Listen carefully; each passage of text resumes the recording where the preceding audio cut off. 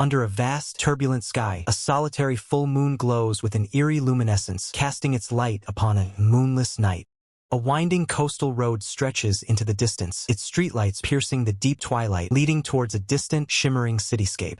A sleek, dark sports car races through the rain-slicked night, its brilliant blue headlights cutting through the oppressive darkness, as if to pierce through the endless darkness of night. An individual's immaculately dressed foot steps out of the high-performance vehicle, splashing into a shallow puddle on the ground. The car's powerful headlights illuminate the distant road, a beacon of light against the dark, forested hills and the crashing waves below. Jane emerges, his long white hair flowing, clad in a dark trench coat, his face partially obscured by shadow and illuminated by the cool, neon glow of the night. Jane stands beside his luxury car, overlooking a sprawling industrial port bathed in the pale moonlight, a solitary figure against the vast, dark landscape.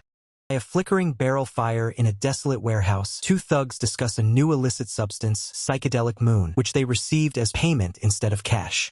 The thug boss, smoking a cigar, lets out a thoughtful grunt, his eyes narrowing as he processes the information. As Jane approaches from the shadows, carrying a long, mysterious case, the thug boss questions if any more guests were scheduled to arrive. One of the thugs steps forward, sternly demanding Jane halt and explain where he thinks he's going. Before the thug can finish his demand for an invitation, a chilling question cuts him off as a gun is pressed against his temple. Jane asks, "This?" The blinding flash of red energy and a powerful swing, Jane delivers a brutal, swift strike, sending blood splattering through the air. The thug collapses violently to the ground, defeated, as the thug boss watches in stunned horror, blood spraying across the scene. Covered in the victim's blood and wide-eyed with terror, the thug boss can only stammer out a single, bewildered question: why? A mysterious, glowing blue orb, reminiscent of a moon, shimmers amidst flying sparks, hinting at the supernatural forces at play. Jane stands menacingly, holding the very gun that initiated the confrontation, and asks with cold precision if this outcome wasn't exactly what they desired. Transitioning to a new scene, a female DJ works her console, bathed in the vibrant, pulsing neon lights of a club. An overhead view reveals a chaotic club scene, a long table strewn with unconscious or lifeless bodies, while a single, sinister figure stands amidst the carnage. A monstrous man's face is illuminated by contrasting red and blue light, his eyes glowing ominously, and his sharp, predatory teeth revealed in a menacing snarl. An extreme close-up highlights the terrifying, razor-sharp fangs of the monstrous man, accompanied by a guttural sound of primal hunger. Female DJ cries out in a desperate, terrified plea, her eyes wide with horror as she clutches her chest. The monstrous man, shirtless and standing over the table of fallen bodies, casually remarks that the current situation is killing the vibe, then demands something more upbeat from the DJ. The sinister older antagonist, cradling a lifeless woman, expresses his frustration, questioning the difficulty of simply finding something exciting to play. A decisive footfall echoes with a heavy thud, adding to the tense atmosphere of the blood-soaked club. Monstrous man walks away, his back turned, under the pulsing neon lights, leaving the scene of chaos behind him.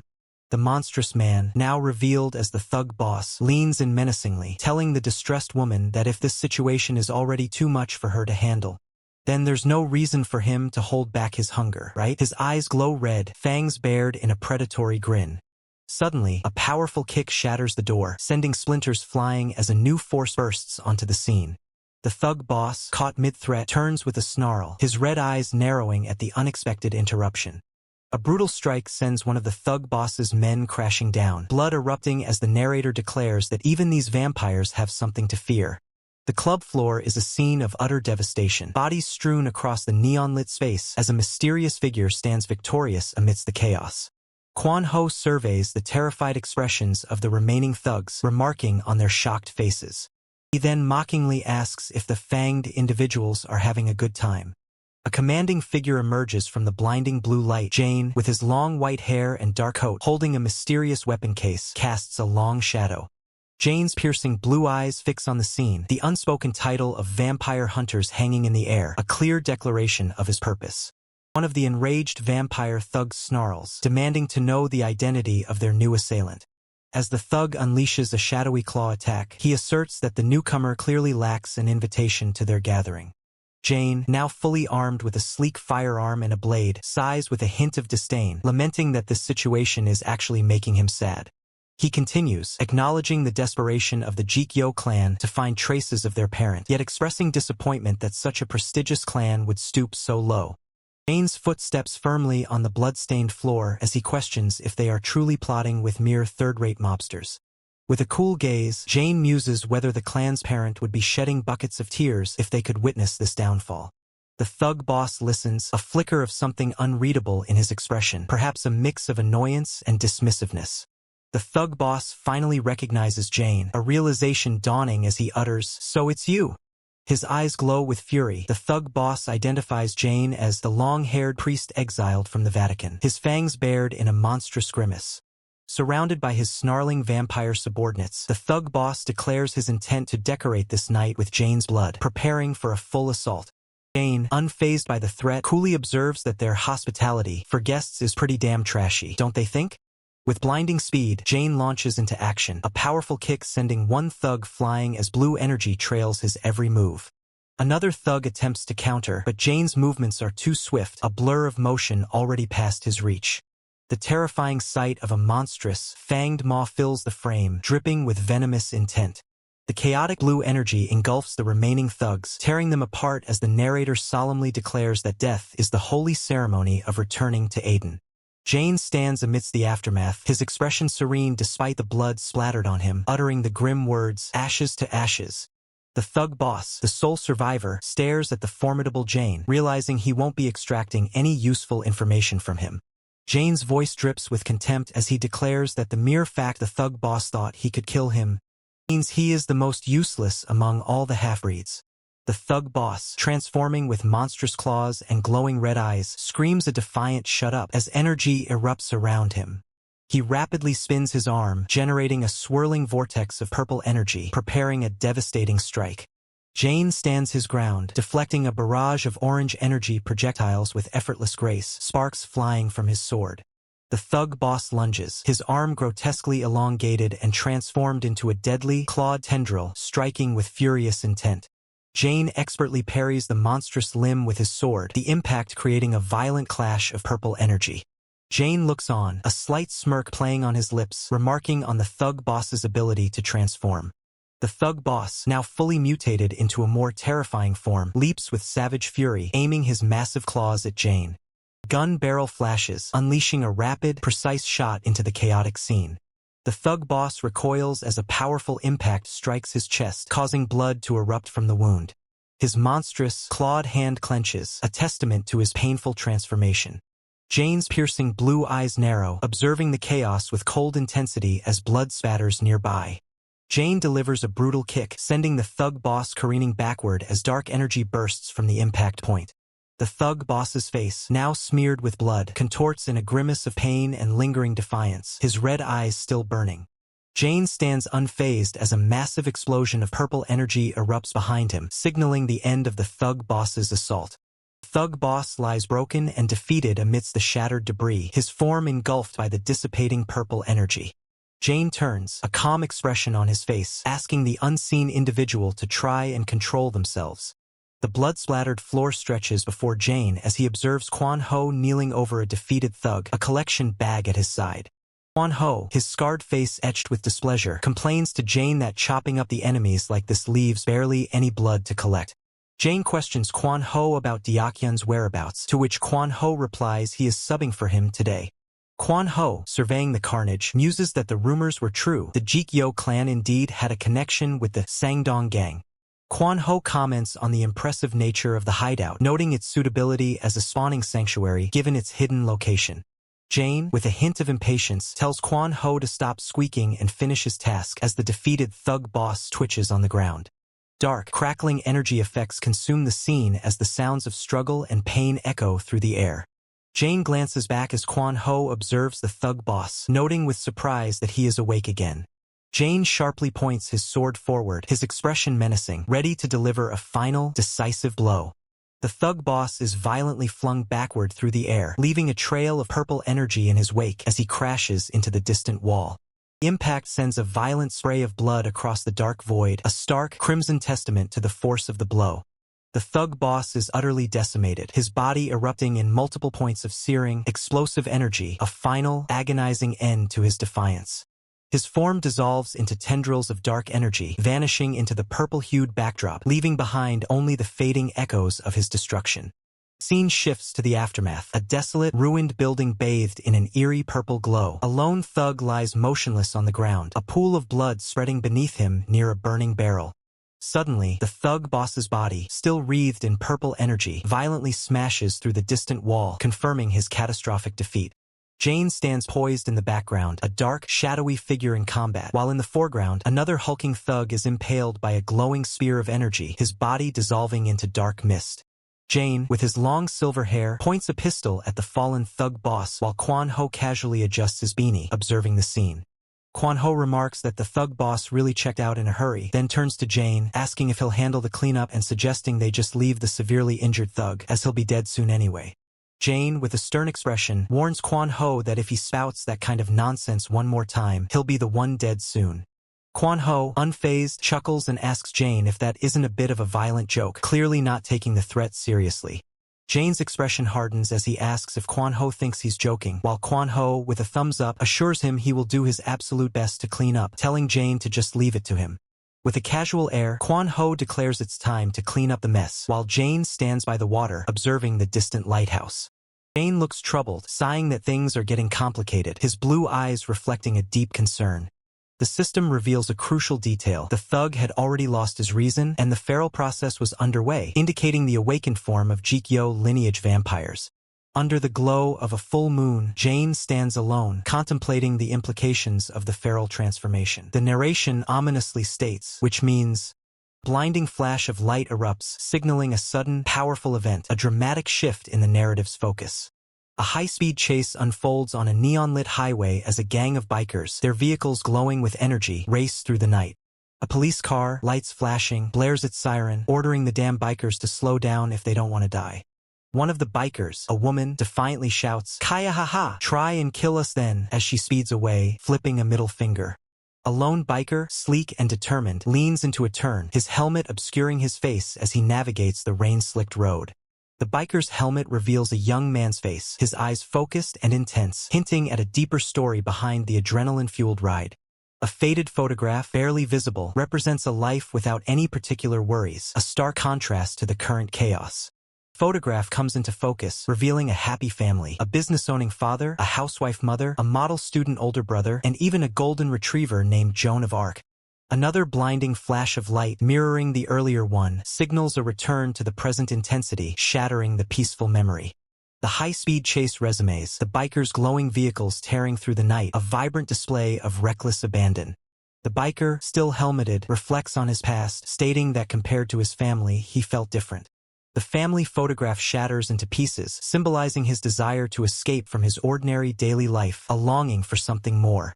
Frantic blonde passenger clings to the red-haired driver, her voice strained over the roar of the engine. She asks, "But honey, that guy keeps chasing us? How do we lose him?"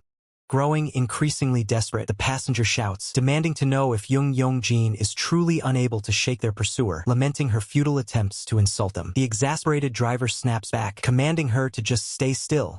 A helmeted rider, now in the lead, maintains a silent focus, his gaze fixed on the road ahead as the high-speed chase intensifies around him. His grip tightens on the throttle, a silent thought echoing his determination. That's because you only stick to the set path. The pack of motorcycles surges forward, the lead rider pushing his machine to its limits, a blur of speed and blue light across the asphalt. The red-haired driver shouts in disbelief, demanding to know where Han Sejeon is going, as the lead rider abruptly veers off, leaving the others behind. Motorcycle's tire grinds against the asphalt, sending a shower of sparks into the night as the lead rider executes a daring turn. Defying gravity, the lead rider launches his bike over a highway barrier, soaring above the astonished faces of the pursuing group. The red-haired driver and blonde passenger stare up in utter shock, the passenger letting out a gasp of "wah" as the driver stammers, The lead rider's motorcycle descends gracefully from its airborne leap, landing smoothly on the road below. Behind the visor, the lead rider's eyes are closed for a fleeting moment, a calm resolve settling over him amidst the high-speed escape.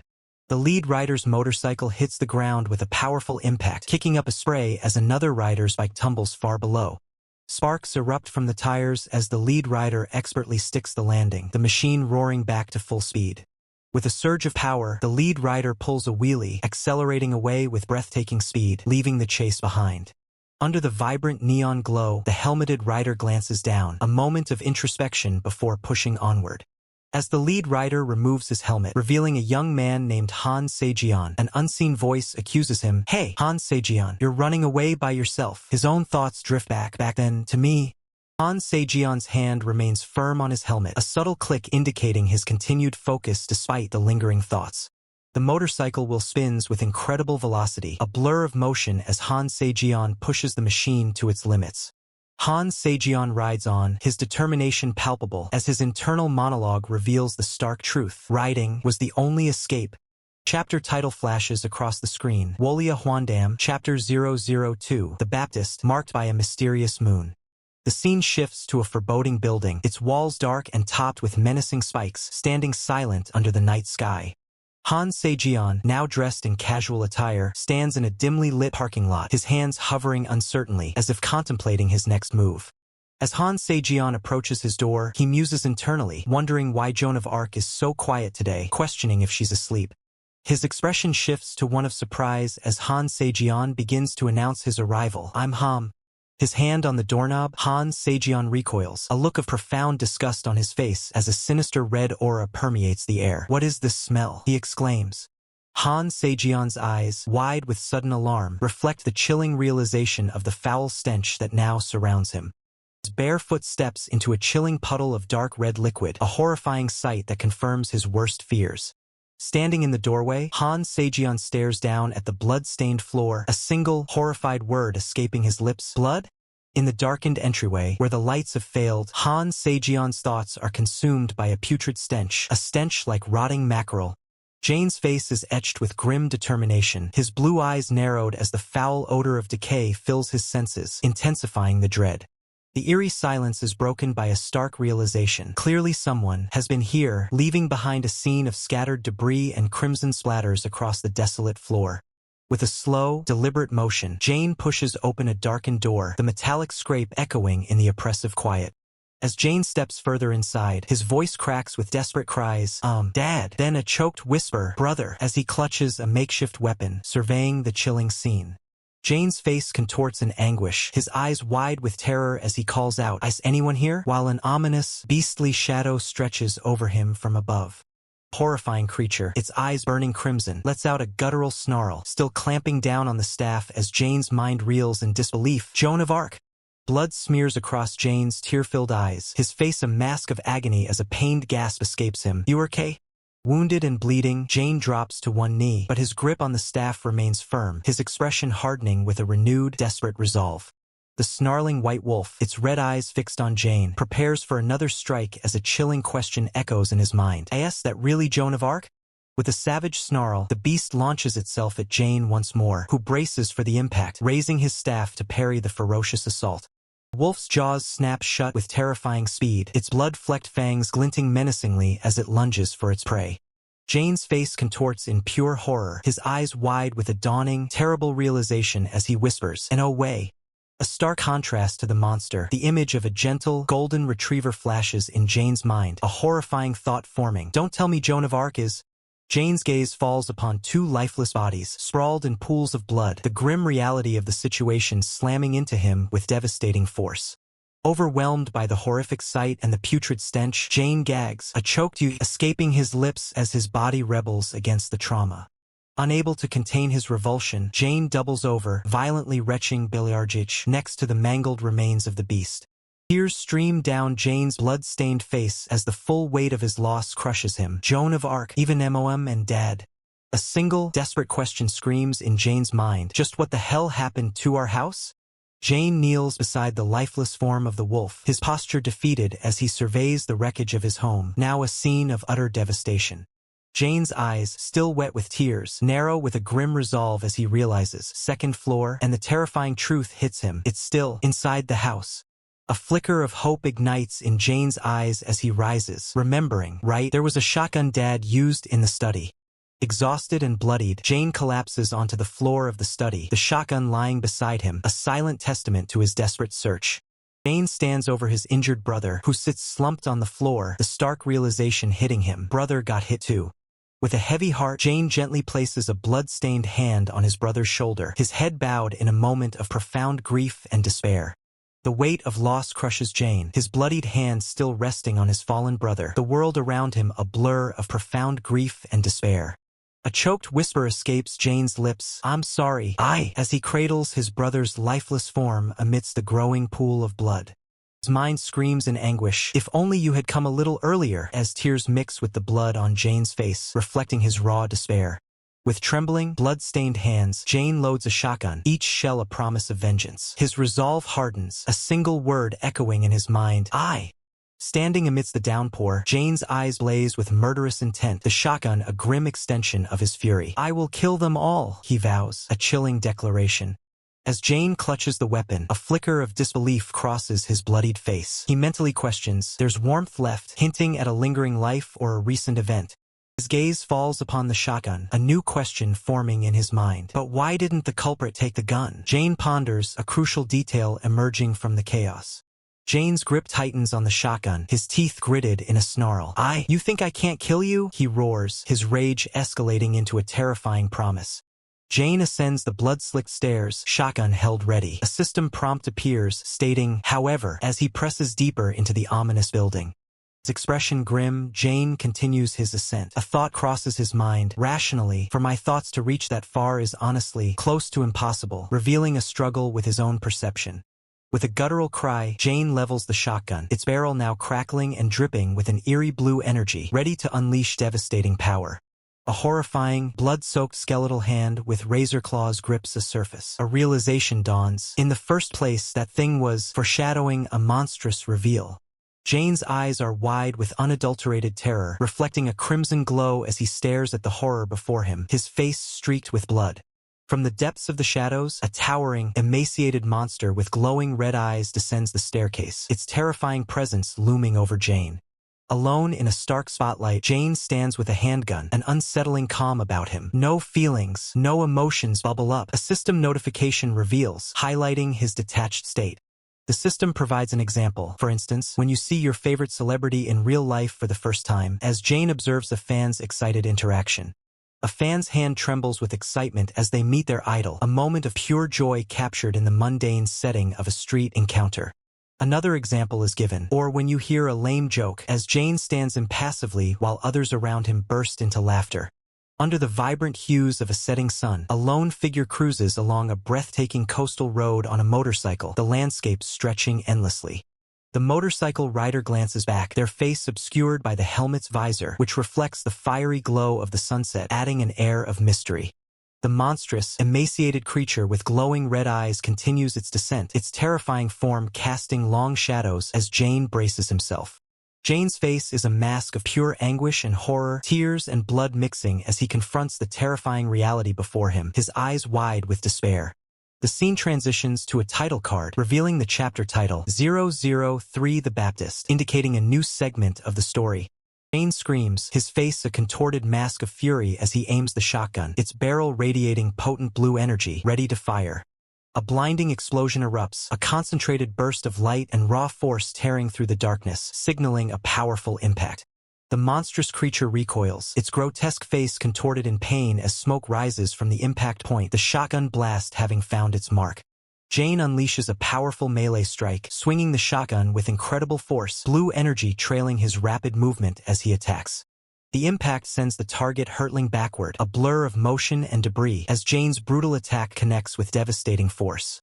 The target lies prone amidst the wreckage, the force of the blow still echoing with a guttural impact, scattering debris around him. A shotgun clatters uselessly on the cold, hard ground, just out of reach of the fallen hooded figure who struggles to rise. A pained groan escapes the hooded figure's lips, his face contorted in agony as he struggles to comprehend the sudden, overwhelming assault. The hooded figure attempts to move, only to be met with searing pain, his mind screaming that his shoulder feels like it's popped out of its socket. His gaze drifts to the distant, imposing figure, a realization dawning on him. He could have simply run away from this confrontation. Propped up against the cold concrete, the hooded figure looks down at his bloodied hands, the weight of his predicament settling in. Towering over him, a monstrous entity reveals its true, horrifying form, its glowing red eyes fixated on the injured hooded figure. He desperately thinks to himself that he could have simply called the police in this dire situation. The hooded figure, still on his knees, glances up at the terrifying creature, regretting that he didn't ask for help from those around him. He reflects on the bitter truth that when the dire situation actually struck, all logical thoughts of seeking assistance vanished from his mind.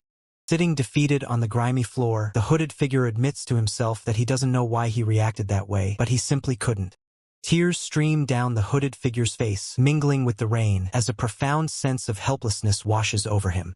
The grotesque monster lets out a guttural roar, its glowing eyes fixed on its prey as it lunges forward with terrifying speed. Paralyzed by fear, the hooded figure remains rooted to the spot, his legs unable to move as the horror approaches. A primal roar erupts as the monster's attack closes in, a whirlwind of destructive force threatening to engulf everything. Suddenly, a devastating blow connects with the monster's head, causing a violent explosion of light and gore as it recoils. The monster's head snaps back from the sheer force, its glowing eyes momentarily dimming as pain registers in its grotesque features. Standing firm amidst the shimmering debris, a pair of bare feet signify the unexpected arrival of a new, formidable presence. The hooded figure looks up, his tear-streaked face now etched with a mixture of shock and dawning hope at the sudden turn of events. Jane descends from above, his tendril-like extensions already striking out, delivering another powerful blow to the reeling monster. The hooded figure winces and shields his face, the sound of renewed combat and fresh blood spatter reminding him of the ongoing danger. Before the hooded figure can react, the monstrous entity seizes him by the head, lifting him effortlessly into the air. Tears and blood mix on the hooded figure's face, his expression one of utter despair as he dangles helplessly in the monster's grasp. A wave of profound regret washes over him as he realizes he couldn't even properly avenge whatever wrongs had been done to him. His thoughts flash to his family, dad, mom, brother, and a mysterious Joan of Arc as the enraged monster glares down at him. A fiery, explosive impact rips into the monster's side, a brutal counterattack from Jane disrupting its hold. The monster stumbles back, blood gushing from its wound, as the hooded figure is released from its grasp and tumbles to the ground. Jane's foot lands with a crisp clink on the fractured ground, his presence solid and unwavering amidst the chaos. The wounded monster snarls, its voice laced with malice, accusing Jane of finally going and committing it, whatever it may be. The barrel of a weapon gleams, wisps of ethereal energy or smoke curling around it, poised for the next decisive strike. The weapon's owner, unseen, grips the pistol with a steady hand, ready to unleash its power, the barrel still gleaming from the previous strike. The scene shifts to a young man, tears streaming down his bloodied face, his expression a mix of despair and profound pain as he lies on the ground. A monstrous, decaying creature with glowing purple eyes snarls, its horrifying visage illuminated by the blurred presence of a weapon in the foreground. A powerful, glowing energy blade pierces through a figure, sending crimson splatters across the scene as the attack connects with devastating force. A man with long, light hair and a cold gaze declares that if one intended to leave, they should have done so quietly. A long-haired man stands amidst the aftermath of a brutal battle, a sword in one hand and a pistol in the other, as dismembered, glowing limbs lie scattered across the blood-stained floor. He looks down at the fallen young man, who lies motionless and bloodied, a victim of the violent encounter. The injured young man's pained face is bathed in a faint blue glow as he whispers that there is no one righteous, not even a single soul. Standing triumphantly over the defeated young man, the long-haired figure commands him to harbor resentment. His piercing blue eyes, framed by long, light hair, stare with an unyielding intensity, reflecting a cold resolve. A shotgun lies abandoned on the blood-splattered floor next to a severed hand, a grim testament to the recent violence. The injured young man, tears still welling, asks for one question to be answered, his voice strained as a blade glints nearby. The long-haired man, looking down with an unreadable expression, questions the young man about the ownership of the gun. He remains silent, his gaze unwavering, as if contemplating the young man's response. The long-haired man stands over the young man, who now lies still and unmoving, eyes open but devoid of life. A faded photograph captures a serene family moment, portraying a life once free from any particular worries. The tranquil image shatters as a voice calls out student, revealing a modern house with its windows violently broken. A hand desperately reaches for a shotgun on the blood-soaked floor as an internal thought reveals a desire to deviate from the ordinary, perhaps explaining the chaos. A police officer leans over, frantically asking if anyone is okay, if they can hear him, amidst the lingering thought of wanting to deviate from the mundane. The officer signals frantically, announcing a survivor and urgently requesting additional personnel to the scene. The young man's bloodied face is streaked with tears as he weakly calls out for his mom and dad. As he lies prone, the young man's thoughts drift to his brother, a police officer standing nearby. An overhead view reveals the grim crime scene, with the young man, an officer, a shotgun, and widespread bloodstains painting a picture of utter devastation. A broken picture frame lies on a dark surface as a chilling thought emerges. My wish came true, followed by the enigmatic phrase, "Good afternoon." A week ago, a male news anchor reports on a world-shaking incident involving family deaths, specifically mentioning the second son, Han. The news anchors discuss the incident, confirming it was the case where a family was reportedly killed by their own dog. The news report questions the dog attack narrative, revealing that the survivor, Mr. Han, was found holding a shotgun at the time of the incident, as evidenced by a crime scene photo. Furthermore, the report highlights the critical statement that Mr. Han had actually fired the gun, adding another layer of mystery to the tragic event. The investigation revealed more unsettling details. A witness pondered the possibility that the older brother's academic success might have fueled a dark jealousy, a motive lurking beneath the surface. Perhaps it was simple jealousy. One could never know for sure. He was also known for his passion for riding bikes, a detail that painted a complex picture, suggesting he wasn't just a common thug. Yet the question lingered, if not a thug, then what? Yet the public's judgment was swift and brutal. Hounded by a relentless press, the aggressive questions cut deep. Why did you want to kill your family so badly? The scrutiny felt suffocating, as if they peered into his very soul, searching for something hidden. Suddenly, the scene shifts to a horrifying vision. A monstrous entity, a grotesque beast with burning red eyes and razor-sharp fangs, bursts into existence, its presence radiating pure terror. A chilling voice echoes, taunting the young man, Han Sejion. It asks, "What's wrong? You were the one who wished for a situation like this, Han Sejion." The voice cuts deeper, accusing him of leisurely riding his bike even as his family was slaughtered, twisting the knife of guilt. The taunts continue, challenging his very right to feel, asking if he's even qualified to feel anger, as a horde of ghastly, blood-soaked figures with glowing red eyes emerge from the darkness, a horrifying testament to the tragedy. Overwhelmed by the accusations and the terrifying visions, the young man, Han Sejion, desperately denies it all, a single, choked no, escaping his lips as he's surrounded by shadowy apparitions. His denial turns into a frantic scream. "No, that's not it." He runs, a desperate flight down a busy street, away from the judging eyes of an unseen crowd, away from the unbearable truth, admitting, "I ran away." He ran from an unknown terror, from something I didn't even know, a silhouette of despair fleeing across a stark, empty landscape. The emotional weight of his ordeal breaks him. Tears stream down his face, his expression contorted in a silent scream of anguish, a raw display of profound grief and despair. He finally regained consciousness. The scene was surreal. Police officers surveyed a dimly lit room, but the monster's corpse had vanished without a trace, leaving behind only the young man's confusion. Even more impossibly, his arm, which had been severed, was now perfectly reattached. He stared at his bloodied hands in disbelief, a police officer's hand resting on his shoulder offering little comfort. His hand, bathed in an ethereal light, appeared completely healed, as if the horrific events had been nothing more than a nightmare, leaving him with a haunting sense of unreality. His mind replays fragmented memories of the night, his family's death, the monstrous entity, all shattered pieces of a terrifying puzzle glimpsed through a fractured lens. Blurry, glitching image of a mysterious, long-haired figure flickers into his memory, a distorted face hinting at another key player in the tragic events. And then, the chilling realization, that person. The memory solidifies, connecting the mysterious figure to the chalk outline on the floor, a stark reminder of the lives lost, as he sits distraught in the corner. The relentless glare of public scrutiny trapped him. Confined by the blinding flashes of cameras and the judging eyes of the crowd, he thought, "I couldn't go outside." He was paralyzed by the knowledge that the world outside was filled with people who wouldn't believe his impossible story, even if he told them. He walks alone, a hooded figure against the neon glow of the city at night. Yet, staying indoors offered no respite. But I couldn't stay cooped up inside the house either, he thought, because it was the place where the most painful memories, the blood-stained room, became a prison of his past. Utterly alone, he had nowhere to lean on, no one to confide in. His only companion, a motorcycle, stood beside him in the darkness, a silent testament to his isolation. With a powerful roar of the engine, he speeds away into the night on his motorcycle, seeking an escape from his torment, finding a fleeting sense of freedom on the open road. Jane pauses, a silent ellipsis hanging in the air as he holds his helmet, his expression pensive as if something has caught his attention or a thought weighs heavily on him.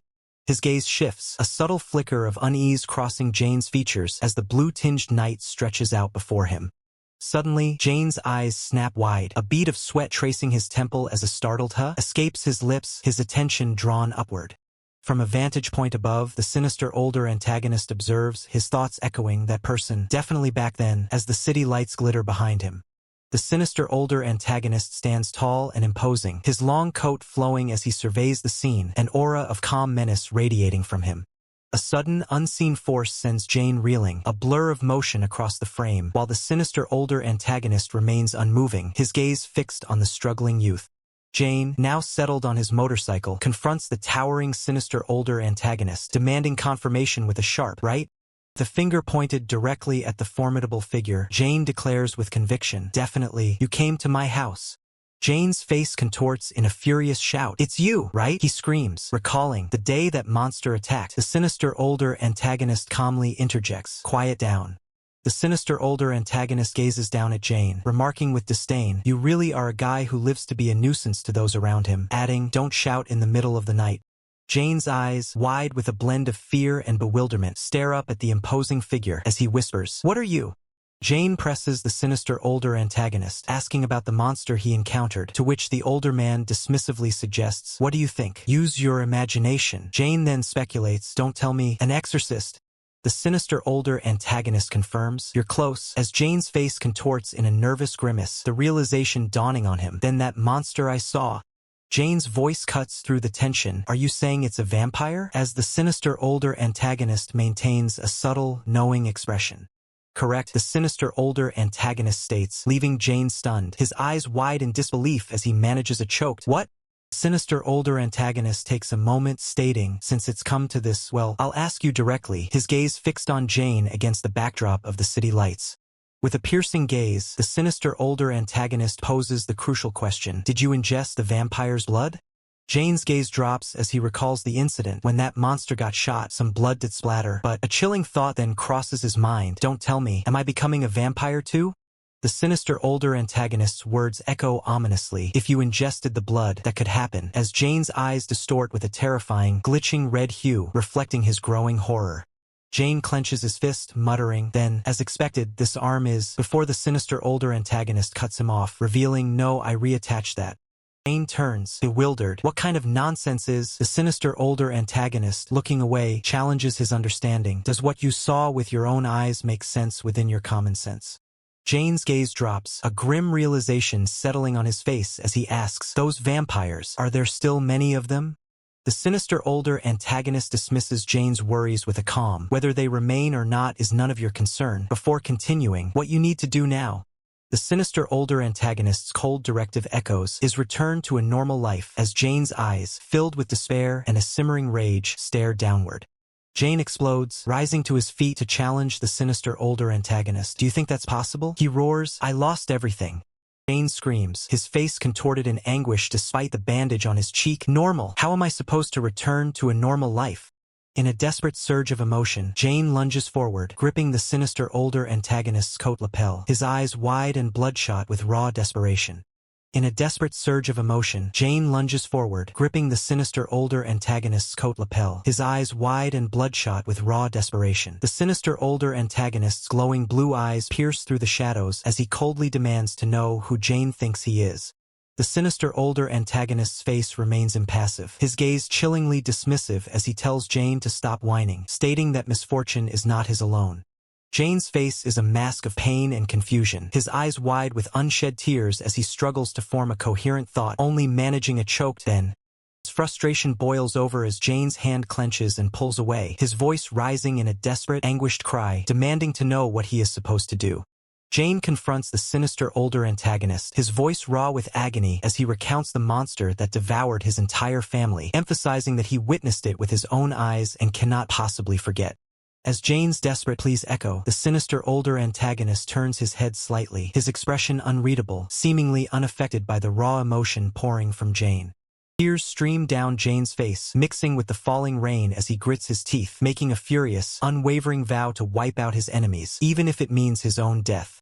The sinister older antagonist's piercing blue eyes narrow, a flicker of something unreadable passing through them as he observes Jane's raw determination. Under the vast, indifferent gaze of the full moon, a thought echoes, labeling Jane as nothing more than a troublesome individual. A gentle chime of a bell signals a shift in the setting, its soft ring echoing through a warmly lit interior. Inside a cozy cafe, Beckon casts a watchful gaze as a woman behind the counter meticulously attends to her work. The sinister older antagonist strides into the cafe, Jane trailing behind him, and greets the woman at the counter, calling her Sylvie. The woman behind the counter, clearly annoyed, reminds the sinister older antagonist not to call her Sylvie, then shifts her attention to Beckon, acknowledging his presence. Beckon scrutinizes Jane, recognizing him as a survivor from a past incident, while the sinister older antagonist casually inquires about a previous discussion. Beckon reports grimly that their target has seemingly fled the country, his face etched with concern, while the sinister older antagonist listens intently. The sinister older antagonist slumps into a chair, exasperated, questioning if their efforts have been in vain, having tracked their target only to lose him once more. Beckon shifts his gaze to the sinister older antagonist, his tone questioning why he brought Jane to this place. Jane stands silently, his expression unreadable, a quiet intensity in his gaze as he observes his new surroundings. The sinister older antagonist's gaze hardens, his voice carrying a weighty truth as he asserts that Jane, through his own experience, understands the harsh realities. From his seated position, the sinister older antagonist declares with conviction that the brutal battle against monsters is not a struggle meant for mere humans. The sinister older antagonist vividly illustrates the brutal reality of combat, describing how a single lapse in vigilance against a vampire can shatter bones and sever muscle, before posing the stark question of how humans can possibly contend with such foes. The sinister older antagonist reveals a shimmering, multicolored capsule, naming it Psychedelic Moon, and explains its vital role. Humans must consume this to stand a chance against vampires. He continues, detailing the pill's incredible effects. It dulls pain and amplifies strength many times over, transforming its user into a formidable force in a surge of teal energy. The sinister older antagonist's glowing blue eyes fixate, challenging Jane directly, asking if he still seeks revenge after understanding the true cost, before issuing a stern warning. Jane stands with his head bowed, seemingly weighed down by the sinister older antagonist's chilling warning. To embrace the darkness means an irreversible departure from reality. Jane's hand clenches, a fierce resolve hardening his stance as he declares with absolute conviction that for him, there is no longer any path back to his old life. Jane, still resolute, finds himself locked in an arm wrestle with a young man who challenges him, demanding to know what he is doing and who authorized him to take action right now. The intensity of the arm wrestle escalates, the young man straining with visible effort, while Jane maintains a calm, collected demeanor, unfazed by the challenge. A powerful, muscular man with a beard observes the scene, remarking on the young man's surprising absurdity and acknowledging the fierce spirit he possesses. Jane, from his seated position, addresses the muscular man, entrusting the young man's training to him with a wry instruction to push him to his limits, but not to the point of death. The muscular man respectfully accepts the charge. The muscular man places a hand on the young man's head, welcoming him into the dangerous and unpredictable world of the Mad Moon. Jane issues a direct command to the woman behind the counter, instructing her to immediately find a boat bound for Mexico, while the young man observes him with a questioning gaze. The young man reacts with a bewildered "huh?" as the implications of Jane's orders begin to sink in. The young man rushes towards Jane, his voice filled with confusion as he asks if Jane is leaving the country and if he won't be the one to train him. Jane turns, a dismissive smirk playing on his lips, and simply states, "That's ridiculous," in response to the young man's questions. Jane, partially obscured, questions the muscular man's ability to truly make the young man useful, to which the muscular man confidently replies that he will simply have to try his hardest. The young man's gaze hardens, a renewed determination in his eyes as he declares, "I'll say it again." Under the ominous glow of a mad blue moon, Jane stands, his own eyes reflecting the ethereal light as he gazes into a foreboding, twisted landscape. 1 year later, the scene shifts to the opulent exterior of the Beania Club, a new chapter about to unfold. A convoy of sleek black luxury cars lines the street outside the club, hinting at the arrival of significant figures. The sharp click of a car door opening signals an arrival as a hand reaches out to step from the vehicle. A man in a sharp suit emerges from the car, his posture composed, hands clasped behind his back, exuding an aura of authority. The imposing figure, the deputy boss of the Sangdong gang, is revealed, his stern expression and heavy build commanding attention. As the imposing man strides forward, a path of bowing subordinates greets him, one exclaiming his arrival with a respectful Hyungnim. The imposing man scoffs at being called Hyungnim, asserting that he should now be addressed as Sunbae, reflecting a shift in their professional dynamic. The imposing man reiterates their new status as legitimate businessmen, a statement the puffer-jacketed subordinate nervously affirms with a quick agreement. The puffer-jacketed subordinate then inquires about the reason for the summons, to which the imposing man responds with a hint of irritation, mentioning his Sunbae's recent busy schedule. The puffer-jacketed subordinate's expression turns sheepish as he stammers, about that. The camera pulls back to reveal the interior of the Beania Club, bathed in an eerie purple light where several men lie incapacitated on the floor, a single figure standing victorious amidst the chaos. The victorious figure stands tall, hands casually in his pockets, his back to the viewer, surveying the aftermath of his decisive action in the purple-lit club. The imposing man's face contorts in a furious grimace, demanding if this destruction is the reason he was summoned, to which the puffer-jacketed subordinate fearfully stutters a "Yes." The imposing man berates his subordinate, demanding to know why he failed to properly manage their territory, as the puffer-jacketed subordinate bows deeply, stammering apologies and correcting his address to Sunbae. The imposing man's thoughts race, wondering if the lone figure is the one responsible for destroying their hideout and musing on the initial report that had identified him as a foreigner.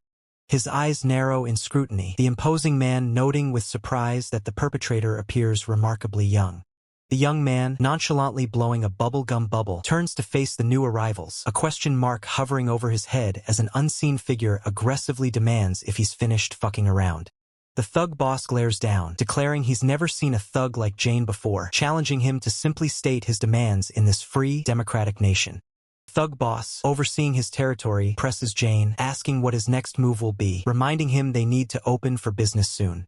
Jane, cool and collected, retorts with a question, then clarifies his presence. He's there because they haven't delivered what he paid a down payment for. The thug boss looks bewildered, questioning the thing, while Jane, with a hint of sarcasm, asks if the boss genuinely didn't know about it. Jane's smirk widens as he reveals the truth. The thug boss's subordinates took 5 million won in cash, mocking the boss for his ignorance and calling his group a truly thuggish organization. The thug boss's face contorts into a furious scowl, the weight of Jane's accusation hitting him hard. The thug boss rounds on his terrified subordinate, demanding to know what Jane is talking about, what thing he means. The subordinate stammers, barely able to confirm the items, a Dragunov, a Tokarev. Jane finishes the list, calmly adding, and an AK-47. Thug boss explodes in disbelief, scoffing at Jane's audacity to expect such a haul for merely 5 million, questioning if Jane understands the true cost of those weapons. Jane challenges the thug boss, asking if he's feigning ignorance while knowing everything. The thug boss, in turn, demands to know what Jane means by knowing what.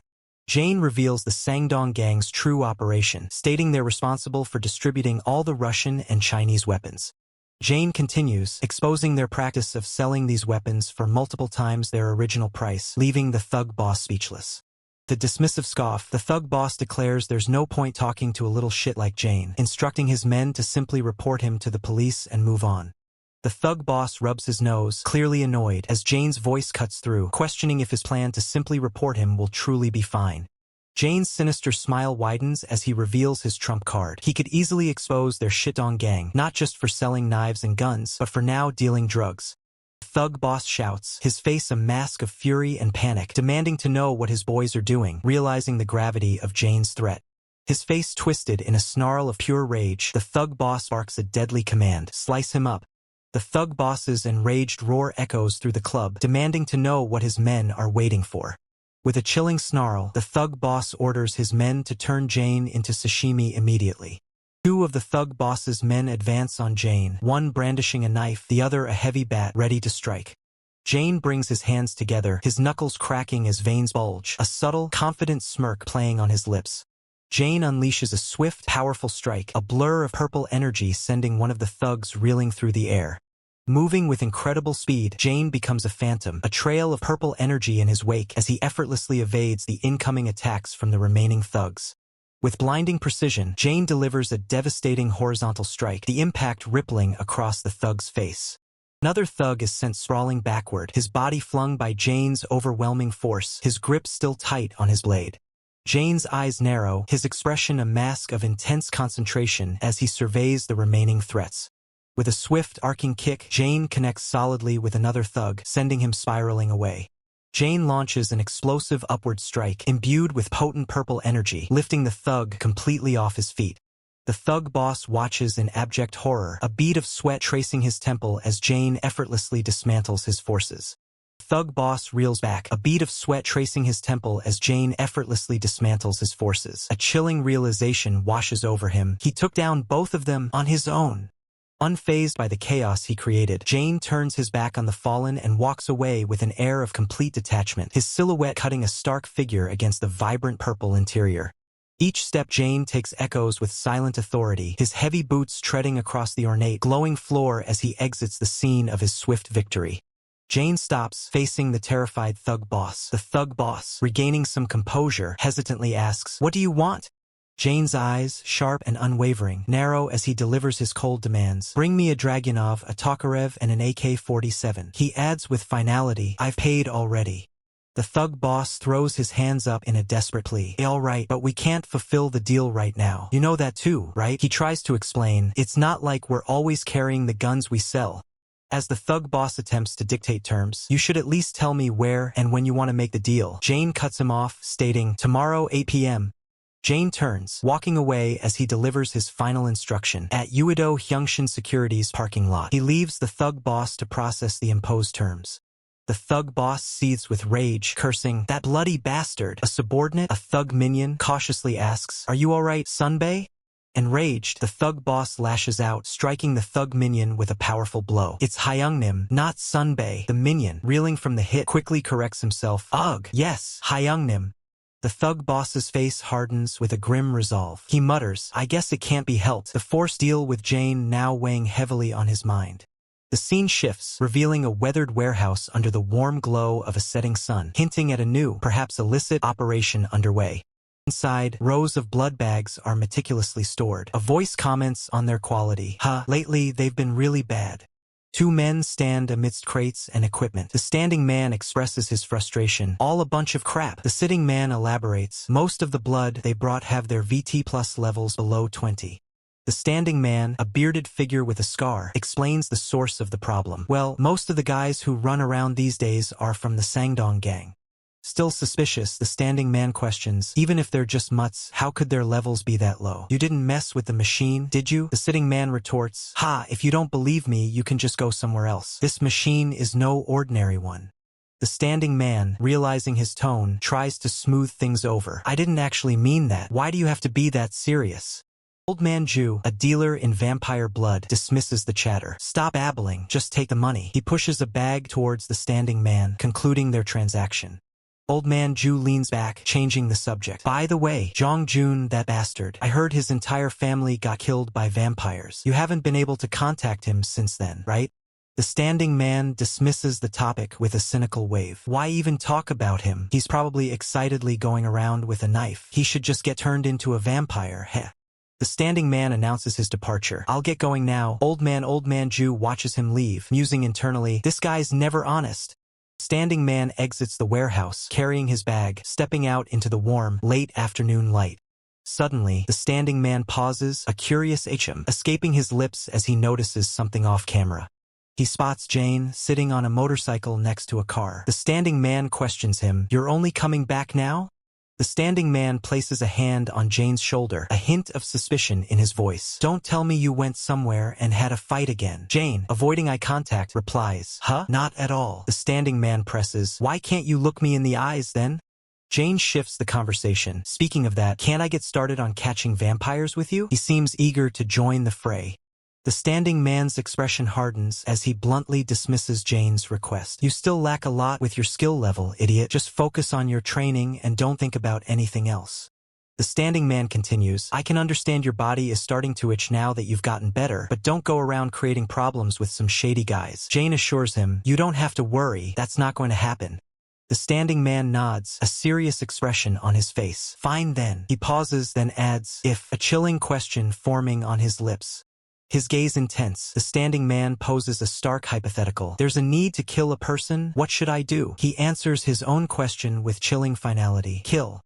Jane continues his chilling monologue, asserting that if the premise is to kill, then the act itself is a simple conclusion, though the circumstances might be debatable. He then quietly reflects, acknowledging his own grim logic. Suddenly, Kwan-ho roughly seizes Jane, his grip firm. He scolds Jane, confirming his suspicion that Jane was lost in his own dangerous thoughts. Kwan-ho, still holding Jane, suggests they head to the training gym, proposing a sparring session to break a sweat. Jane lets out a surprised grunt, clearly not thrilled by the idea. Stark scene of an industrial landscape is punctuated by Jane's emphatic refusal, a single word echoing his strong disagreement. The urban sprawl of a city at night is captured, towering skyscrapers bathed in the soft glow of streetlights and the crescent moon overhead.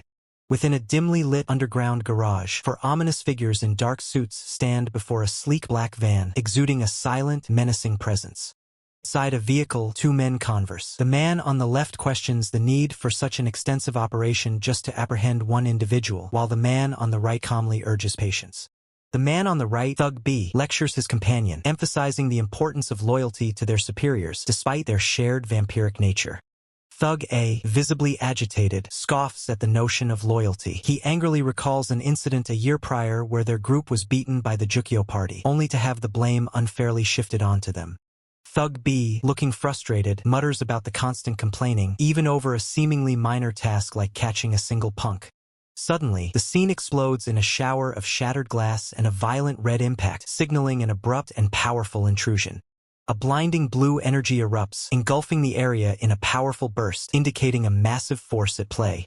Amidst the wreckage of vehicles and fallen bodies, Jane stands tall, his imposing figure silhouetted against the chaos, a testament to his overwhelming power.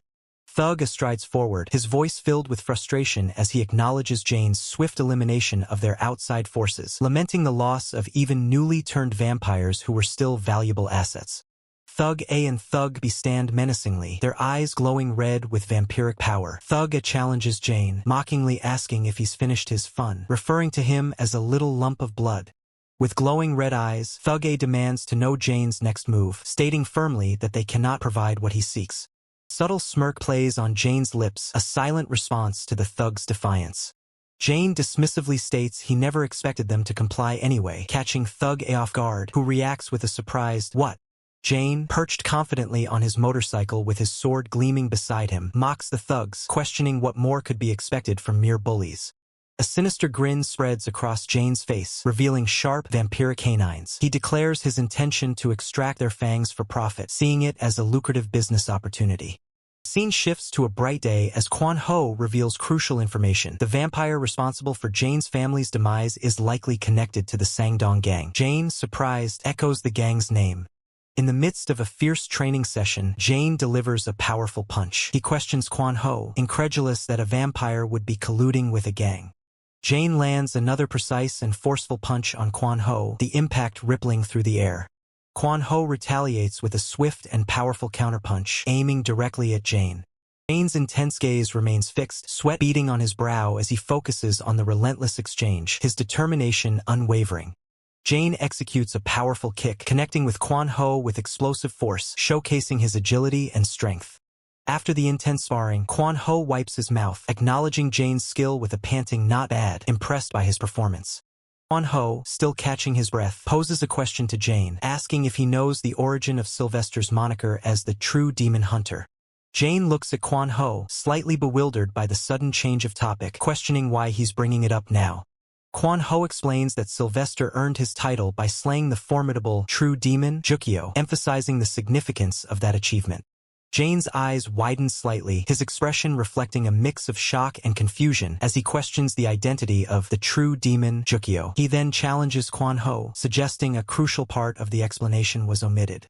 As Jane delivers a powerful strike in the sparring ring, Kwan-ho elaborates, defining a true demon as a formidable vampire possessing a vitality (VT) exceeding tens of thousands. He adds that their rapid regeneration allows them to withstand sunlight and operate even during the day. The sparring partner reels from the blow, his face contorted in pain, as Kwan-ho's voice continues, revealing that among these true demons, the Jukyo party, led by Jukyo himself, was a notorious and powerful clan within the vampire hierarchy. Jane's fist connects with brutal force, sending a shockwave through the sparring partner.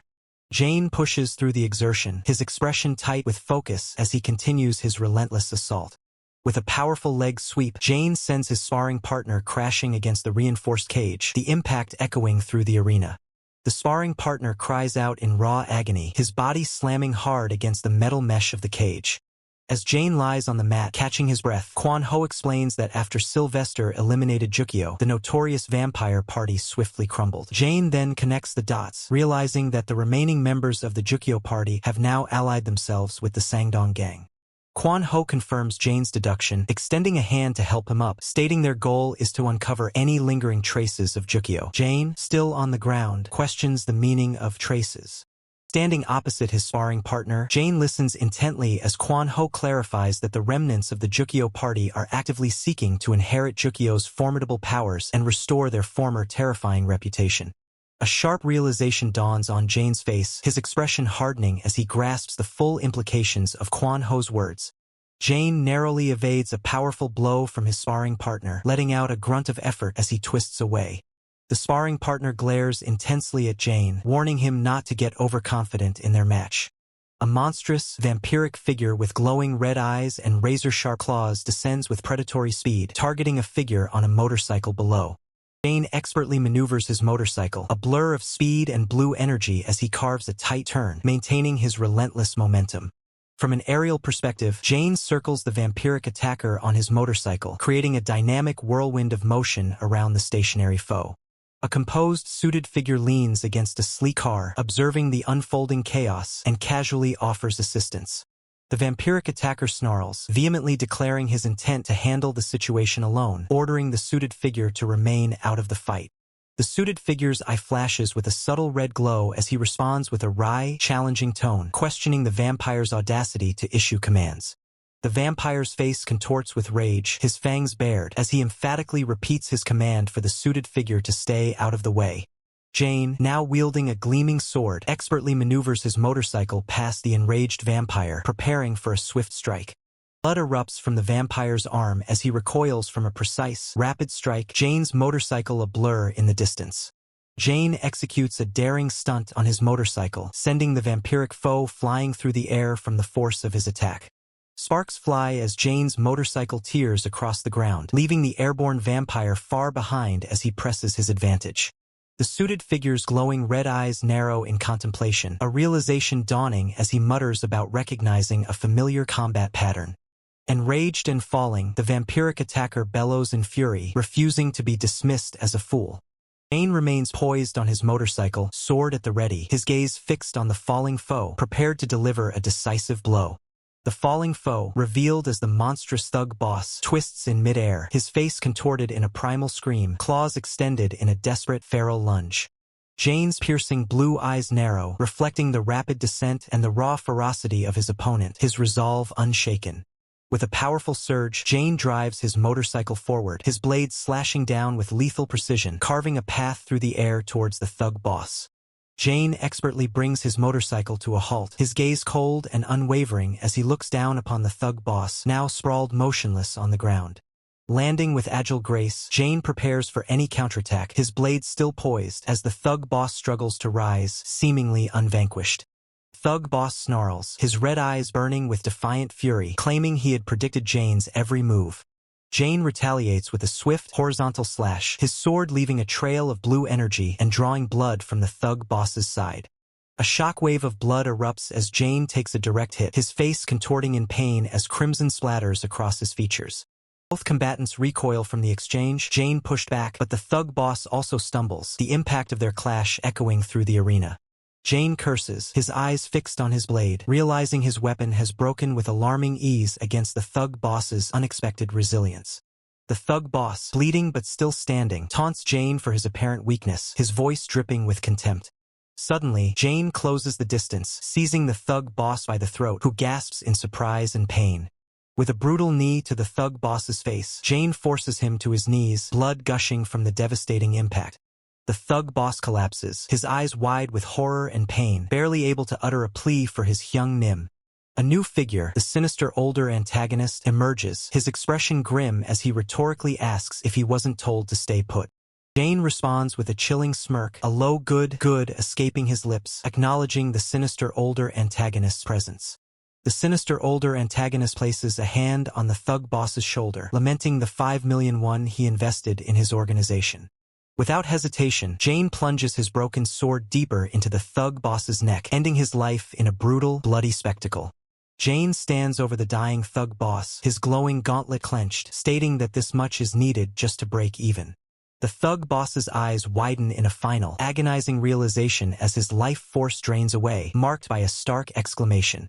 Jane's cold, calculating gaze fixes on the sinister older antagonist, challenging him with a simple, rhetorical question. The thug boss's body is violently torn apart, a gruesome explosion of red and white signifying his absolute annihilation.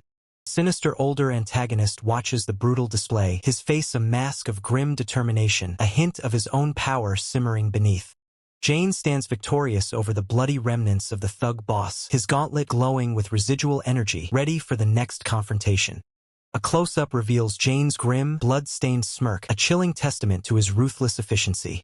The sinister older antagonist, intrigued, questions the advanced nature of Jane's gauntlet, wondering if it's even from their century. The sinister older antagonist deduces that Jane anticipated their appearance, then demands to know the true reason behind his actions.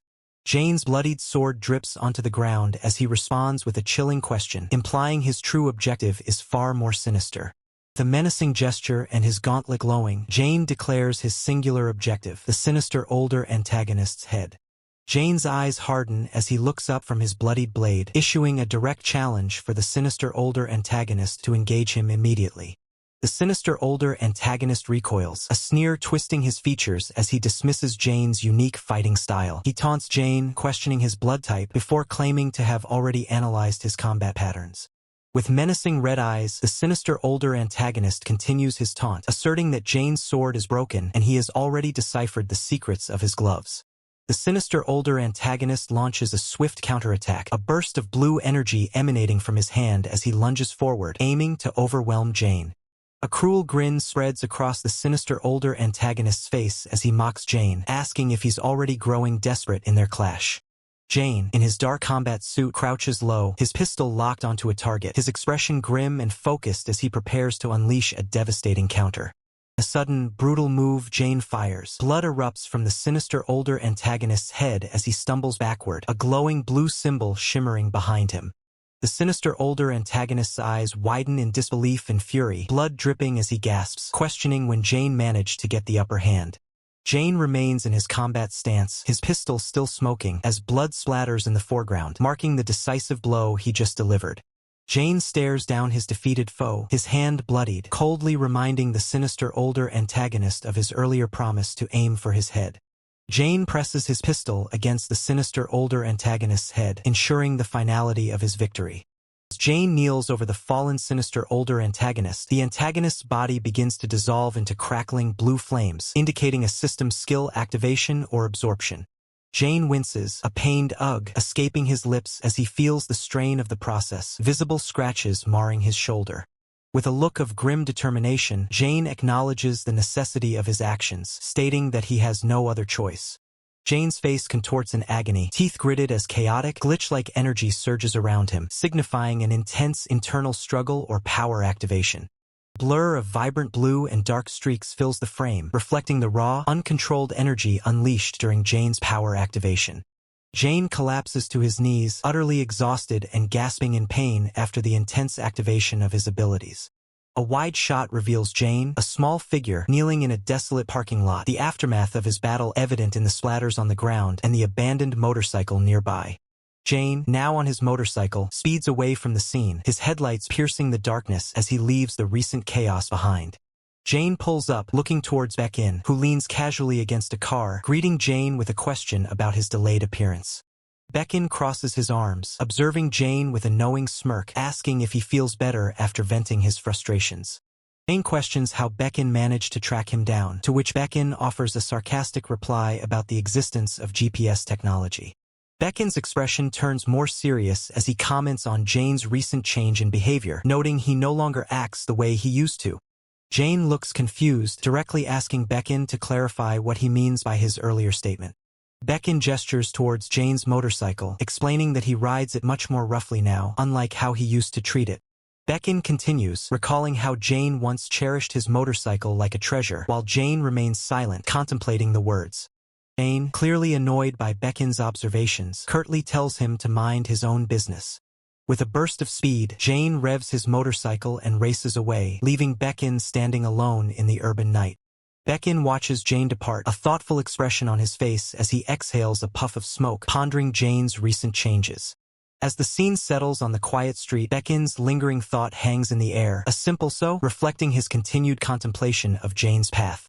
Thug boss, surrounded by his men, demands to know how one person could have possibly beaten down 6 of their guys. A subordinate, looking downcast, offers a meek apology.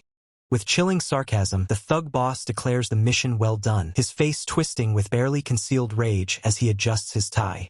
The thug boss surveys the wreckage of the room, littered with his defeated men, scoffing at their ignorance. He reveals the shocking truth: their assailant was a vampire hunter. Settling into a chair, the thug boss reflects on the escalating situation, admitting he previously ignored the quiet disappearances caused by vampire hunters. His voice resonates with fury, lamenting how this latest incident has made the Sangdong gang appear utterly ridiculous. The thug boss, identified as Jung Sangdong, clenches his golf club, his expression hardening into a cold resolve. A subordinate cautiously suggests seeking aid from the formidable Jukyo party, his face reflecting apprehension. Jung Sangdong explodes in a furious outburst, hurling his golf club with a violent spin, demanding if his subordinate wishes to publicly brand him a failure. The golf club connects with brutal force, sending the subordinate flying back in a spray of blood. Jung Sangdong's cold gaze falls upon another cowering subordinate, demanding confirmation that a minor was responsible for the motorbike incident. The injured thug hesitantly confirms their suspicion. Composed once more, Jung Sangdong instructs his men to provide compensation to the injured, but emphasizes that finding the perpetrator is paramount. Jung Sangdong's voice drops to a chilling command: find and eliminate the target at any cost. The subordinate can only stammer in disbelief. Jung Sangdong's face twists with unbridled fury as he reiterates his brutal demand: bring him the target's head. The scene shifts to a quiet city street at night, bathed in the cool glow of streetlights, the urban landscape stretching under a dark sky. Outside a brightly lit convenience store, Baekin emerges, while Jane sits calmly at an outdoor table, seemingly lost in thought. Baekin extends a can towards Jane, who accepts it with a slight nod. Jane confronts Baekin, reminding him of their previous conversation about the Sangdong gang's connection to the Jukyo party, to which Baekin simply confirms. Jane presses further, questioning why Baekin allowed the gang to operate, hinting at fear of organized crime. Baekin dismisses the idea with a firm denial. Jane's gaze sharpens, demanding the true reason behind Baekin's inaction, wondering if it's simply a matter of profit. Baekin takes a deliberate swig from his drink, cryptically stating that the reason is something Jane already understands. Jane rises abruptly, his voice filled with righteous anger, declaring that vampires deserve death regardless of financial gain, seeing them as a spreading infection. Jane's eyes burn with conviction as he completes his thought, arguing that such an infection only grows more dangerous the longer it's allowed to persist. Baekin, with a thoughtful expression, offers a pragmatic perspective, suggesting it's always easier to deal with a problem at its nascent stage than when it's fully developed. Baekin holds his can, his single word hanging in the air, a silent challenge to Jane's fervent conviction. Jane stands firm, his voice laced with challenge, questioning Baekin's right to unilaterally decide who lives and who dies. Baekin, still seated, dismisses Jane's impassioned words with a scoff, finding humor in the accusation. Baekin's hardened gaze reveals his true nature, stating unequivocally that his actions are driven solely by money and profit, not by any ideology. Jane's expression shifts to suspicion as he directly asks Baekin if he has injected himself with vampire blood. Jane reminds Baekin of a crucial detail: the blood of the Jukyo family vampires is known for its volatile mutation. Baekin sighs in frustration, regretting his alliance with the true demon hunter, realizing the complications of their partnership. Despite Baekin's frustration with their partnership, Jane declares his intention to sever ties with the Jukyo party, refusing to be entangled further. Kwan Ho, standing behind him, simply acknowledges Jane's decision with a terse, "Sure, then." As Jane walks away, his thoughts betray his true motivation. Anyone would lose their mind if the murderers of their family were still at large. Kwan Ho reflects on his own words, regretting bringing up Jong Jun, a name that clearly weighs heavily on Jane. Jane turns, his eyes hardening as he utters a single, determined name: Han Se-gun. Kwan Ho reveals a stash of weapons, knives, and a modest 500 rounds of ammunition for Jane's journey. With a grim jest, Kwan Ho warns Jane that he'll likely perish before exhausting the supplies. He then delivers a more serious caution. The Hungarian-made bullets are past their expiry date, making them unreliable. Kwan Ho's final warning is stark. If unlucky, the gun itself could explode, leaving Jane to silently process the grim reality. A profound gesture of gratitude, Jane bows deeply to Kwan Ho, thanking him for everything.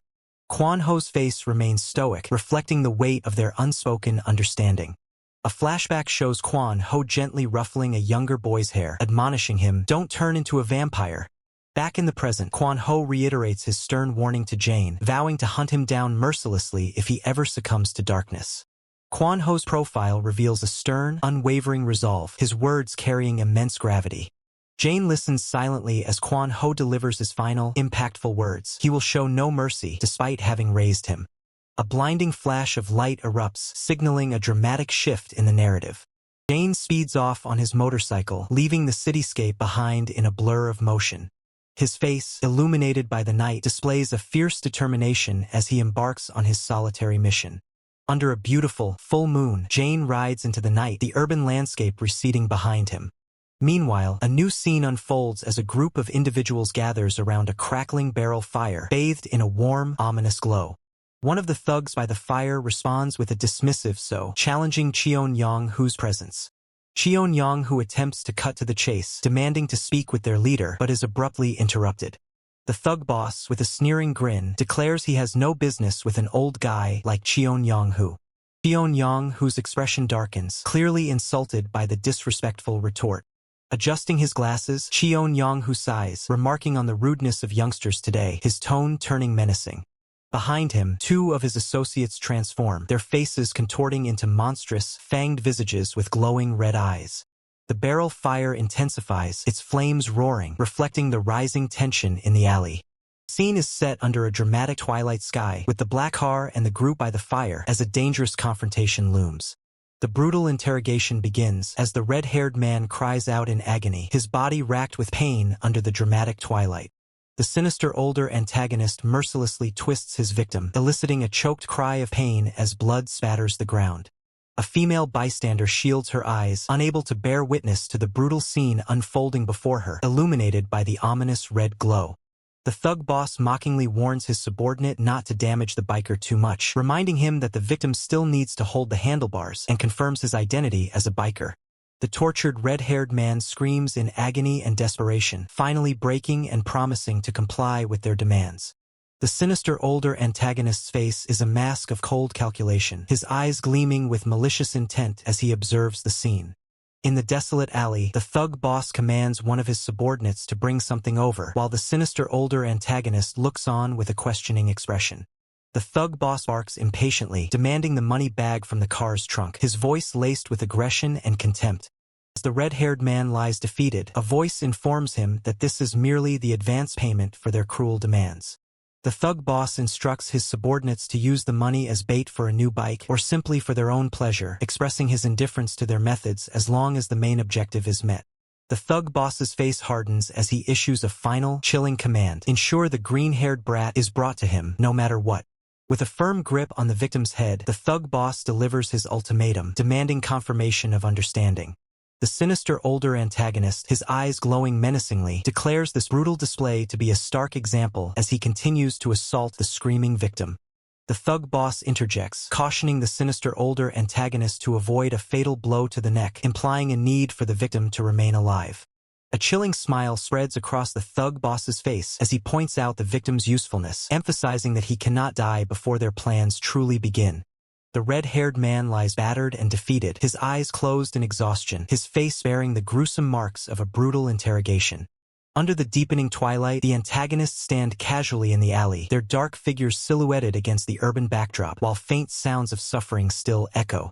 The thug boss takes a drag from his cigarette, commenting with disdain that as night falls, their victim's already poor mental state seems to have deteriorated further. Standing over the defeated victim, the sinister older antagonist muses darkly, wishing that traditional deterrents like crosses or garlic could somehow affect his own monstrous nature. The scene transitions to a title card, revealing the chapter's name, Driver's High, under a mystical moonlit sky, marking a shift in the narrative. The scene shifts dramatically to the bright, sunlit exterior of a charming cafe named Ajuna, a stark contrast to the previous darkness. The gentle chime of a bell echoes through the air, signaling someone's arrival inside the establishment. Black-haired individual, presumably a cafe worker, turns to greet the newcomer, apologetically stating that the establishment is closed for the day. The worker's expression shifts to surprise as they recognize the green-haired young man in the doorway, exclaiming his name, Segan. The worker warmly greets Segan, noting it's been 4 months and remarking on his significant growth, to which Segan casually replies that he took growth hormone shots. The worker smiles, inquiring about Segan's experience living independently, their expression gentle and welcoming. Segan's expression turns thoughtful as he realizes the worker was already aware of his living situation, a hint of melancholy in his eyes. The worker explains their knowledge, revealing their role as Sylvie's representative in Korea, which provides them with regular reports.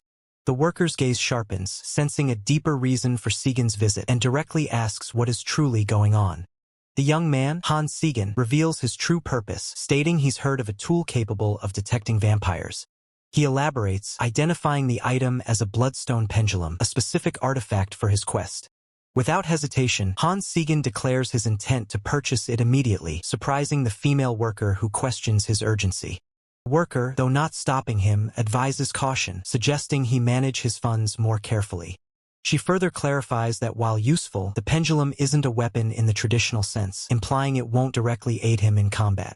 The worker then muses that Old Man Ju likely wouldn't open a psychedelic gate for Han Segan, suggesting a deeper, more mystical service. With a sigh, the worker laments that Old Man Ju is the most trustworthy vampire dealer, explaining his strict adherence to principles. Suddenly, a thought strikes the worker, her eyes widening in realization as she exclaims. Han Segan looks on, puzzled, as the worker rummages beneath the counter, offering him some VT-13 level stuff despite its low value. The worker's voice echoes, asking if he'd at least be interested in what she's found, as Han Segan's eyes remain fixed. The worker presents the bloodstone pendulum, reminding Han Segan that only cash transactions are accepted. Later, under the warm glow of a setting sun, Han Segan leans against a railing, a motorcycle parked nearby, lost in thought. His expression remains pensive, the vibrant light casting long shadows as he gazes out into the distance. A sinister older antagonist with long silver hair appears, coldly dismissing someone's complaints and reminding them that misfortune is not exclusive to them. The full moon hangs ominously in the dark sky, casting an eerie glow over the world. The sinister older antagonist stares upward, his eyes glowing with an unsettling intensity under the otherworldly light. A chilling system message flashes, welcoming Han Segan to the world of the Mad Moon, signaling a new, perilous chapter. Suddenly, Han Segan is interrupted by a shout, someone calling his name from off-panel, causing him to turn his head in surprise. Red-haired thug recognizes Han Segan, expressing surprise at finally finding him after a long search. A blonde woman stands beside Han Segan, commenting on his growth and eagerly asking if he remembers her. Jane's piercing blue eyes narrow, a flicker of confusion crossing his face as he asks the unseen person, "Who are you?" An aggressive red-haired man glares at Young Yong-jin, seething with anger at a brat whose blood hasn't even dried yet, his rage visibly escalating. Red-haired man snarls, addressing the younger individual with a menacing tone, "Young Yong-jin." Jane's eyes glow with a chilling intensity, his expression turning stone cold as he challenges his opponent. "Wanna die?" The aggressive red-haired man and his crew visibly flinch, caught off guard by Jane's sudden, overwhelming presence. Jane ponders the anomaly before him, questioning the very existence of a vampire when the sun's still up. His internal monologue clarifies. Only true demons, the undisputed rulers of vampires, possess the power to move freely under the sun without losing their strength. Jane's gaze sharpens on Young Yong-jin's arm, noticing fresh bloodstains with a questioning expression. "Those bloodstains?" Jane deduces the affiliation, directly asking Young Yong-jin if he belongs to the infamous Sangdong faction. The red-haired man smirks, acknowledging Jane's perception with a nod, stating it saves him the trouble of explaining. A bounty is revealed for Young Yong-jin, 2 million won for his location, escalating to 8 million if he is captured and brought in. The red-haired man asserts their unwavering stance, making it abundantly clear that they don't plan on settling for less. Jane internally acknowledges his murderous intent, wishing he could eliminate the threat immediately but recognizing that too many eyes are watching right now. The red-haired man explodes in anger, while Young Yongjin calmly tells him that if he wants to keep his biker pride, he should fight like one. Young Yongjin continues, challenging the red-haired man to fight like a biker instead of acting like some street punk. The air vibrates with the raw power of engines, their collective roar signaling the imminent start of a high-stakes race. The rules of the cannonball race are declared. A no-rules, long-distance challenge with the finish line at the entrance to the Gyeongjin Expressway.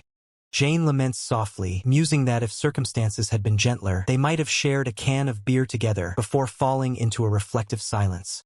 Jane commands the red-haired man to burn that sunset into his eyes, a cryptic warning that elicits a confused what in response. Standing tall between the roaring motorcycles, Jane delivers a chilling prophecy that'll be the last thing you ever see. The red-haired man scoffs, dismissing Jane's ominous threat with a defiant, enraged bullshit. Still seething, the red-haired man violently hurls a crushed soda can, the metallic projectile arcing through the air with furious force.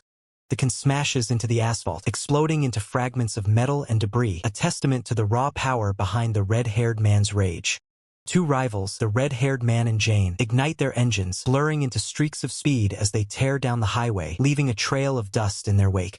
Behind them, a pack of bikers led by Thug Boss surges forward, their engines roaring in a synchronized symphony of power, joining the high-speed chase.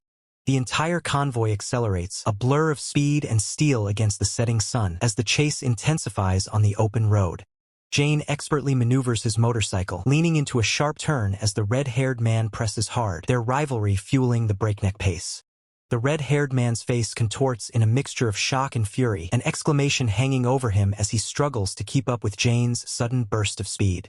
Jane and the red-haired man weave through traffic, their bikes narrowly missing a massive truck as they continue their perilous race. From above, the highway reveals their path, two distinct trails of burnt rubber marking the intense, high-speed maneuvers of Jane and the red-haired man. The red-haired man taunts Jane with a booming laugh, questioning his skills. Haha, you haven't ridden a motorcycle once in a year. Why have you gotten so slow? You've completely lost your touch, Han Sejian. As the red-haired man's voice cuts through the air, demanding, Hey, are you listening? Jane remains focused, his internal thoughts revealing a deeper struggle. Although the vampirization is progressing, I am still human. Ekin, with a grim expression, declares his stark philosophy. Die. If the premise starts with the necessity to kill people, there's nothing else to consider. I don't know in what cases it is necessary to kill people. Jane's eye gleams with grim resolve, his internal monologue continuing. But if there is a need to kill... The red-haired man glances back in confusion and shouts, Hey, where are you going? As Jane sharply veers off the main road. The red-haired man, now alone on the main highway, pushes his bike to its limits, his expression a mix of determination and frustration. Two other bikers exchange bewildered glances, one muttering, Why are they both acting like that all of a sudden? While the other points out the highway entrance is that way. The scene transitions to a title card, marking Chapter 10, Driver's High, set against the ethereal glow of a full moon. Against the backdrop of a vibrant sunset over the city, a voice from off-panel queries, You're saying you are chasing him right now? The man in the white coat, speaking into his phone in a stark industrial setting, clarifies, It's less of a chase and more of a race. His caller's incredulous voice responds, A race? What kind of nonsense is that? Agitated, the man in the white coat tries to explain, Well, should I call it a contest between men? But the voice on the other end explodes in frustration. Arg, you're so laid back, you crazy bastards. What the hell kind of contest is a race right now? The man in the white coat looks down, a profound realization dawning on him as he thinks, That guy is beyond what you guys can imagine. In the background, Jane stands with an imposing presence. Anyway, fine, I'm coming right now, the man in the white coat declares into the phone, giving an urgent command, Just keep him there so he can't go anywhere. The voice on the other end responds with a hesitant, well... The man in the white coat's face twists in disbelief as a voice from the phone delivers shocking news. We lost him. He immediately roars back, What? Crimson glow of sunset bathes a sprawling construction site, silhouetting a towering crane and the skeletal framework of unfinished buildings. Amidst the industrial backdrop, Jane's motorcycle streaks past the construction site, a solitary blur of motion against the fading light. From behind, a voice calls out, Hey, Han Sejian, as Jane continues his rapid escape. Jane glances back, his gaze meeting the determined stare of the red-haired man, who has relentlessly pursued him into the crimson-lit industrial zone.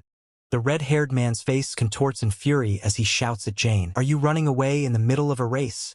From above, the red-haired man's voice echoes, "You call yourself a man, yet you're turning tail. You've become quite the coward in just 1 year, haven't you?" As Jane maintains his distance. Jane's gaze is sharp, his expression unyielding, as he internally questions, "Why didn't you just say you wouldn't do it?" The red-haired man recoils, a spray of blood erupting from his neck as he cries out in shock, "What?" The red-haired man collapses to the ground, his motorcycle falling beside him as a choked cough escapes his lips amidst the spreading blood. Jane steps forward deliberately, a pistol gripped firmly in his hand, his presence radiating an ominous calm. The red-haired man lies bleeding, tears streaming down his face, as he thinks, be it 1 year or 10 years. Standing over the defeated red-haired man, Jane states coldly, "You should have just ignored a guy like me for the rest of your life." Jane's eyes gleam with a chilling intensity as he asks, "It's painful, isn't it?" The red-haired man's face is contorted in agony as Jane's voice echoes, "I'll make you comfortable." Jane's hands work with cold precision, piercing a blood bag with a knife, spilling dark fluid. "Drink," Jane commands, as the red-haired man screams, blood and tears mixing on his face. "You might actually live," Jane adds chillingly. The red-haired man's body convulses violently on the ground, enveloped in a crimson glow, while Jane watches impassively from above. The red-haired man's thoughts race, "What is this? It doesn't hurt," and strangely, power is overflowing, the red-haired man realizes, his eye glowing with a terrifying crimson energy as his body transforms. Jane watches the transformation, a dark satisfaction in his eyes as he notes a delicious smell. The red-haired man completes his horrifying transformation, his eyes blazing, fangs bared, letting out a primal roar. A blinding explosion of vibrant blue energy erupts from the transformed red-haired man, tearing through the air. The transformed red-haired man, now wreathed in roaring blue flames, lets out an agonizing groan and a piercing screech as Jane observes. As blue energy crackles around him, the transformed red-haired man, now identified as Han Sejeon, makes a pained accusation, calling out to his tormentor, "Han Sejeon, you bastard." Jane stands amidst the crackling blue energy as Han Sejeon continues his pained question, "What did you do?" Jane's face remains impassive, bathed in the eerie blue light as Han Sejeon finishes his desperate plea, "To me." Jane stands alone in the desolate, red-lit industrial space, gazing down at Han Sejeon, still burning with an ethereal blue flame. From an elevated position, a new group of figures, led by the thug boss, observes the unfolding events below, their vehicles parked nearby. The faces of the new arrivals show a mix of shock and apprehension, their eyes fixed on the scene beneath them. The thug boss's expression is grim and resolute, his gaze sharp beneath the fiery hues of the sunset. With a furious expression, the thug boss gestures emphatically, while another member of his group points towards the scene below. The vast construction site is bathed in the ominous red glow of the twilight sky, dominated by the skeletal frame of a towering crane. The thug boss and his crew stand ready, now enveloped in a pulsating blue energy aura, prepared to confront the situation. The blue energy aura around the thug boss and his crew intensifies, erupting into a fierce, destructive wave of power. The thug boss, his face etched with grim determination, declares that this confrontation was an unavoidable choice. Cold, calculating thought crosses the mind of the mysterious hooded woman, a necessity to kill. Beckon reflects, pondering the situations that truly necessitate taking a life. He considers a different path where even enemies might have once shared a bond, yet a specific case comes to mind. A moment where the grim necessity to kill became undeniably present. Quan Ho, riding at speed, questions if such a brutal necessity truly existed. The city lights shimmer as pedestrians wait patiently at a bustling crosswalk, unaware of the deeper currents flowing beneath the surface. A waitress nervously addresses a customer, stumbling over her words as she asks for their order. A blond man, seated confidently, reassures the waitress that she can speak in Korean. With a sly wink, the blond man confidently states that he understands everything. The waitress, now more composed, asks for his order, to which the blond man casually inquires if they serve champagne. A sudden shout of "Master" startles the waitress, who repeats the title in confusion, while the blond man maintains a calm smile. The blond man, still off-panel, calmly asks the panicked boy, "Will, what's the matter?" Will explains to the blond man that a girl suddenly came in and collapsed. Will points toward a girl slumped against a red sports car, her unconscious form creating an unexpected scene. The girl, with long dark hair and clad in a hospital gown, lies unconscious, her fate uncertain. Blond man calls out to Will, who responds with a questioning glance. The red sports car speeds along the highway at night, its headlights cutting through the urban darkness. Inside the car, Will gazes out the window, lost in thought as the city lights blur past. Will calls out to his master, who responds with a questioning hum. Will, his eyes wide with concern, asks if the blonde man is truly okay with the situation. Will continues, wondering about the consequences if they simply leave the unconscious girl to the police. The blonde man, revealing a hint of fangs and glowing eyes, tells Will, whom he calls Wilhelm, that he highly values the connections in this world. The blonde man presses, asking Will if he isn't the one who knows the importance of connections best, prompting an exasperated but acknowledging groan from Will. Will admits he sometimes struggles to understand his master's thoughts, to which the blonde man chuckles, remarking that connections aren't always rational.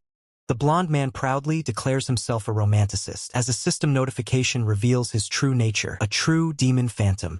The towering skyscraper stands illuminated against the night sky, a beacon of modern architecture in the bustling city. On the opulent heights of a penthouse, the true demon phantom gazes out at the sprawling city, a silent observer of the interconnected world below. As Jane savors a glass of wine, a respectful voice from just out of frame addresses him as master. Wilhelm, a young assistant, reports to Jane that he has successfully returned the woman to Yonsei Medical Center as ordered. Jane acknowledges the task, commending Wilhelm and considering a future visit to the woman. Wilhelm, with a hint of irritation, questions Jane's unusual concern for the Asian girl. Jane, unfazed by the question, reminds Wilhelm that he considers himself a romantic. Wilhelm retorts, pointing out the absurdity of romance when Jane is actively avoiding his responsibilities. From across the luxurious penthouse, Wilhelm firmly advises Jane to complete his duties before pursuing any romantic endeavors, adding that he wouldn't care what Jane does afterward, even if it means buying flowers. Jane considers Wilhelm's suggestion, finding the idea of buying flowers quite appealing. Shifting the topic, Jane inquires if Wilhelm has investigated the matter he requested. Wilhelm confirms he has indeed looked into the matter, his expression grave.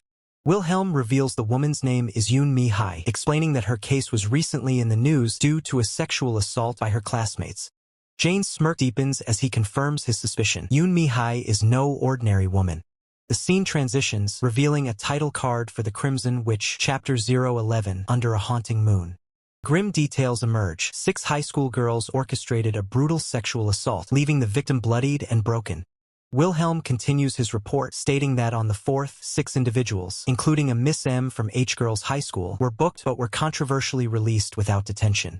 Wilhelm reveals the horrifying motive. The girls perpetrated multiple sexual assaults against the victim, citing her disobedient and cocky demeanor as justification. Wilhelm describes the news article as chilling, its contents capable of igniting fury within the victim. Jane, meanwhile, feels a deep weariness, acknowledging that even his power cannot heal this kind of fatigue.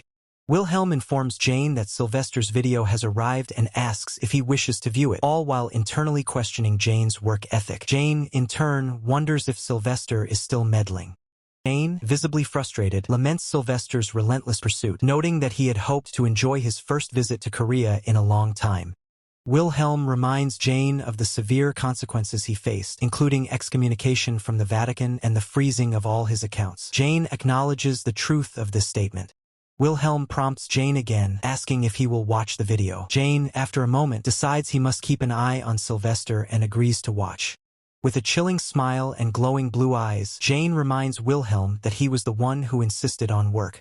The scene shifts abruptly to a dark, grimy alley where a bald man sits slumped against a fence, covered in blood, clearly injured. A tall, shadowy figure with long hair emerges from the darkness, a faint, ominous glow surrounding them.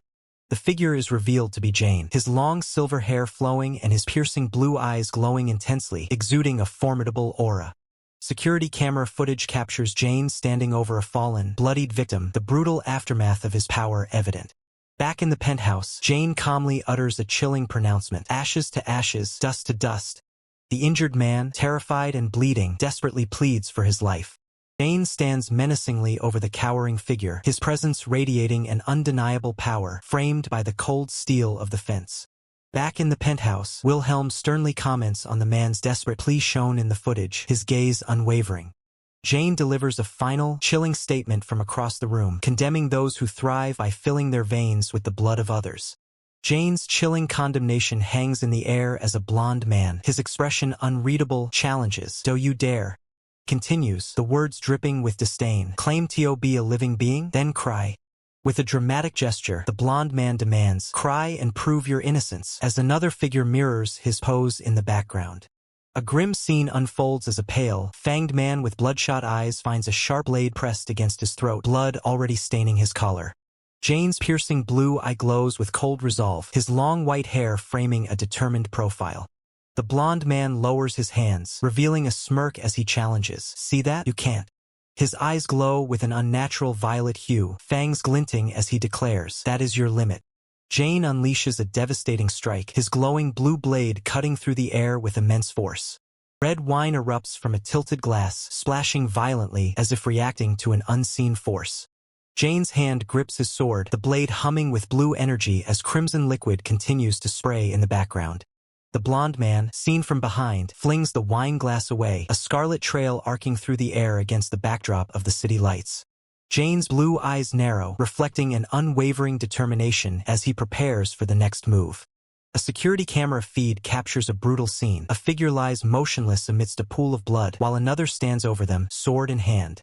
Two silhouettes, one tall and one small, observe the cityscape through a vast window as a large screen flickers with static, filling the room with ambient noise. The blonde man, now clad in a white robe, stands beside a younger boy holding a bottle, remarking, "Same as always." As he pours red wine into a glass, the young boy reflects, since Remy Laurie never changes. Remy Laurie stands with Sylvester, observing the blood-streaked cityscape, and dismisses him, saying, "You're a failure as a poet, Sylvester."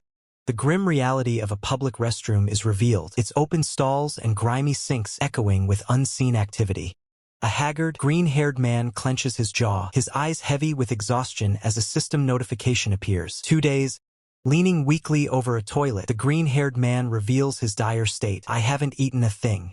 A man's face contorts in a silent scream of pure anguish, tears and sweat streaming down his distorted features. A terrifying, shadowy entity with a monstrous grin materializes, radiating an ominous energy as a system message declares, "IT was an unavoidable choice."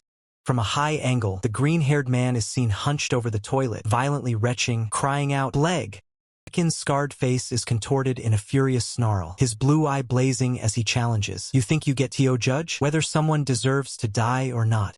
The green-haired man, still reeling from his ordeal, forces out a bitter laugh. "Don't make me laugh." He then ponders, then... The question hangs heavy in the air, echoing through the desolate bathroom. Then what was I supposed to do? A solitary cup of instant ramen sits untouched on a table, a symbol of a life put on hold. The green-haired man sits alone at an outdoor table, lost in thought under the shade of a vibrant purple umbrella. A crowd rushes past, prompting the green-haired man to wonder, where are they all going in such a rush? The green-haired man's gaze drifts, his thoughts trailing off as he contemplates the collective urgency. What's so busy that, Has anyone ever told you that you look like Kurt Cobain? Jane's thoughts register the unusual compliment, musing that while he's often asked about the truth, this particular comparison is a first. "Jean Yumi, stop, I don't like this." "Answer me, don't play dumb, respond properly." "Who the hell is this guy?" Jane rises slowly, his imposing presence causing Thug Boss to recoil with a surprised grunt. With an air of absolute indifference, Jane lifts Jean Yumi over his shoulder and calmly walks away, leaving the bewildered thugs in his wake. "This fucking prick. Where do you think you're going?" Before Thug Boss can finish his sentence, Jane delivers a swift, brutal strike to his face. Thug Boss collapses to the ground, blood splattering from the impact as Jane stands impassively over him. Jean Yumi, still held by Jane, looks back at the fallen thug, her heart pounding with a mix of surprise and perhaps something more. "Sorry. I thought a bug landed on you." "Sorry. I thought there was a bug on you." "You piece of shit. Do you have a death wish?" "Stop him, you crazy bastard. Follow us. You're dead if you don't comply." Jane processes the word kill, his thoughts drifting to the concept of taking a human life. Jane turns, a chilling smirk gracing his lips as he internally questions whether scum like them even count as people worthy of being killed. The scene transitions to the chapter title card, boldly displaying Moonlit Fantasy Tale, Chapter 012, Crimson Witch. A delicate hand holds a single, pristine earbud. Jean Yumi sits, carefully placing the earbud into her ear while gazing at her phone. Her phone screen displays a music player, a guitar graphic accompanying the currently paused track. "Take me." The response was swift and brutal as a powerful, dark boot lashed out with incredible speed, cutting through the air. Jane, with his distinctive teal hair, unleashes a fierce kick, sending one of the thugs reeling as the street fight ignites. Jane's grip tightens on an opponent's arm, his eyes burning with focused intensity, ready to deliver another devastating blow. Jane's elbow crashes into the thug boss's face, sending him stumbling back with a cry of pain. From above, the street scene reveals the chaos, with several thugs already incapacitated. The thug boss, battered but defiant, taunts, "Take me, my friend." Another thug lunges, but Jane deftly blocks the incoming punch, his movements precise and efficient. Jane's fist connects squarely with the thug's jaw, a brutal impact as the thug boss challenges, "Take me again." One more thug collapses, crashing to the ground, leaving Jane standing dominant amidst the fallen. Jane vaults over a metal barrier, showing incredible agility as he continues to press the attack. The thug boss, battered but unyielding, is struck again, his voice echoing, "I'm not the..."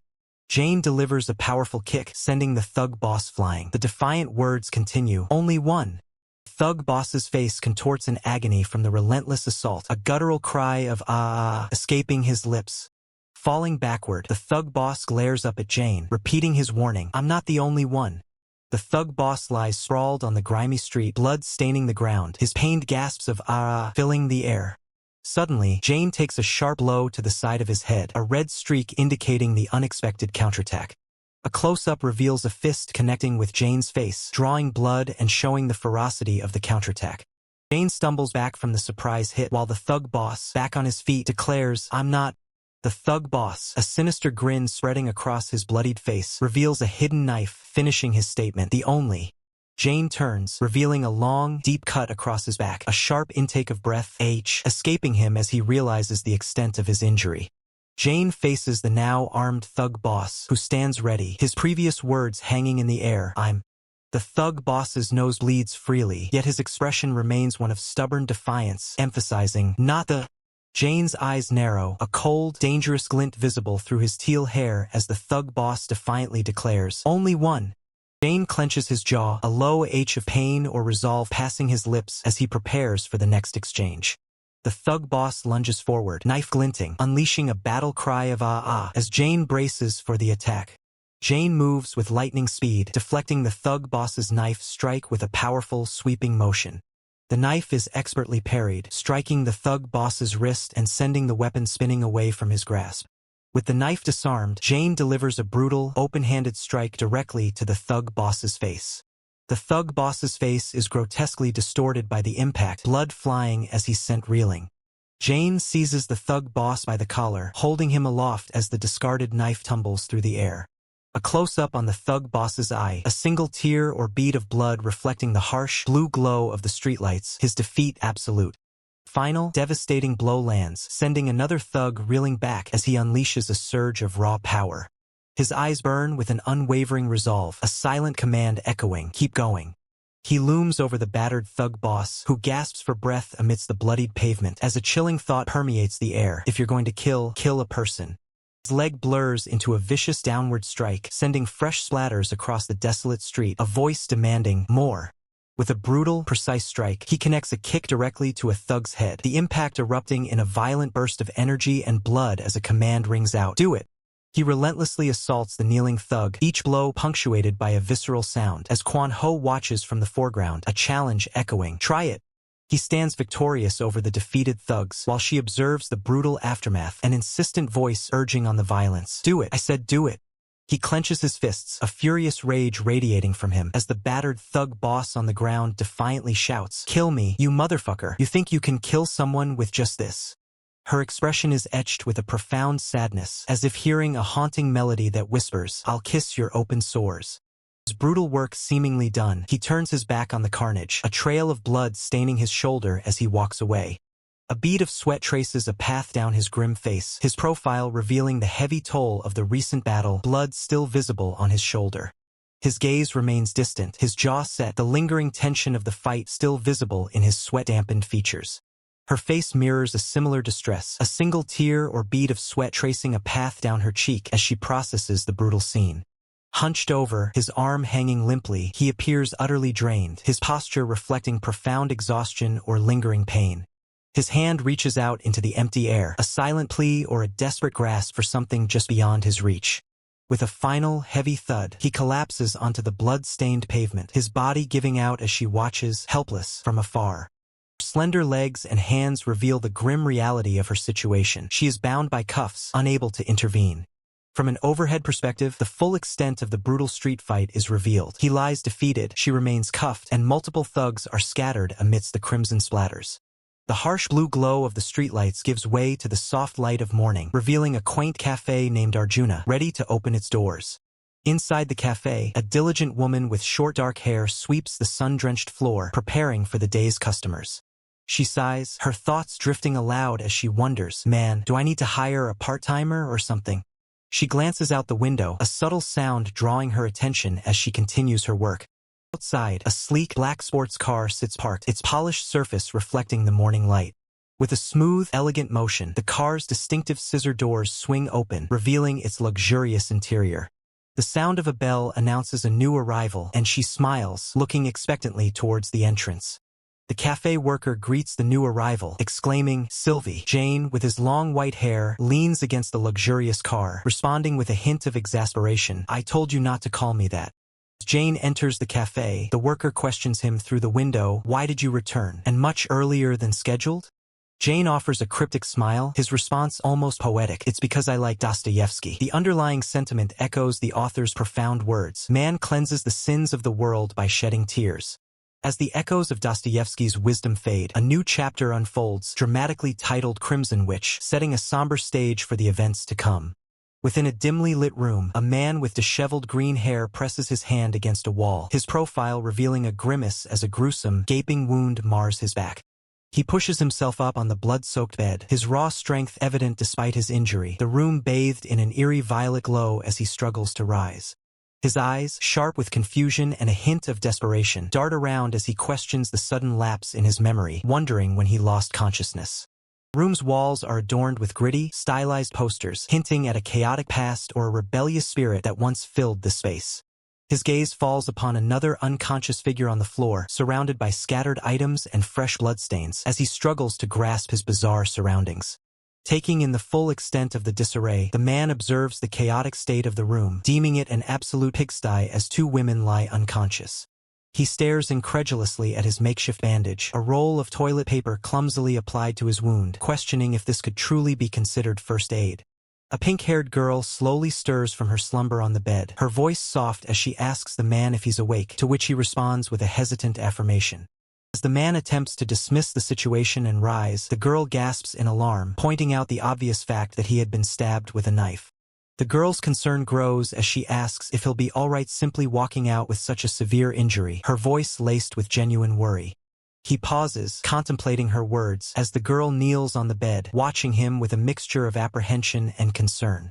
Suddenly, the girl leans in, proposing an unexpected offer, which leaves the man utterly bewildered and questioning her bold intentions. Her voice drops to a whisper, laced with a hint of vulnerability, as she provocatively asks if he has no desire to touch her. With a shy blush creeping across her cheeks, she reassures him, implying that any intimacy with her would be perfectly acceptable.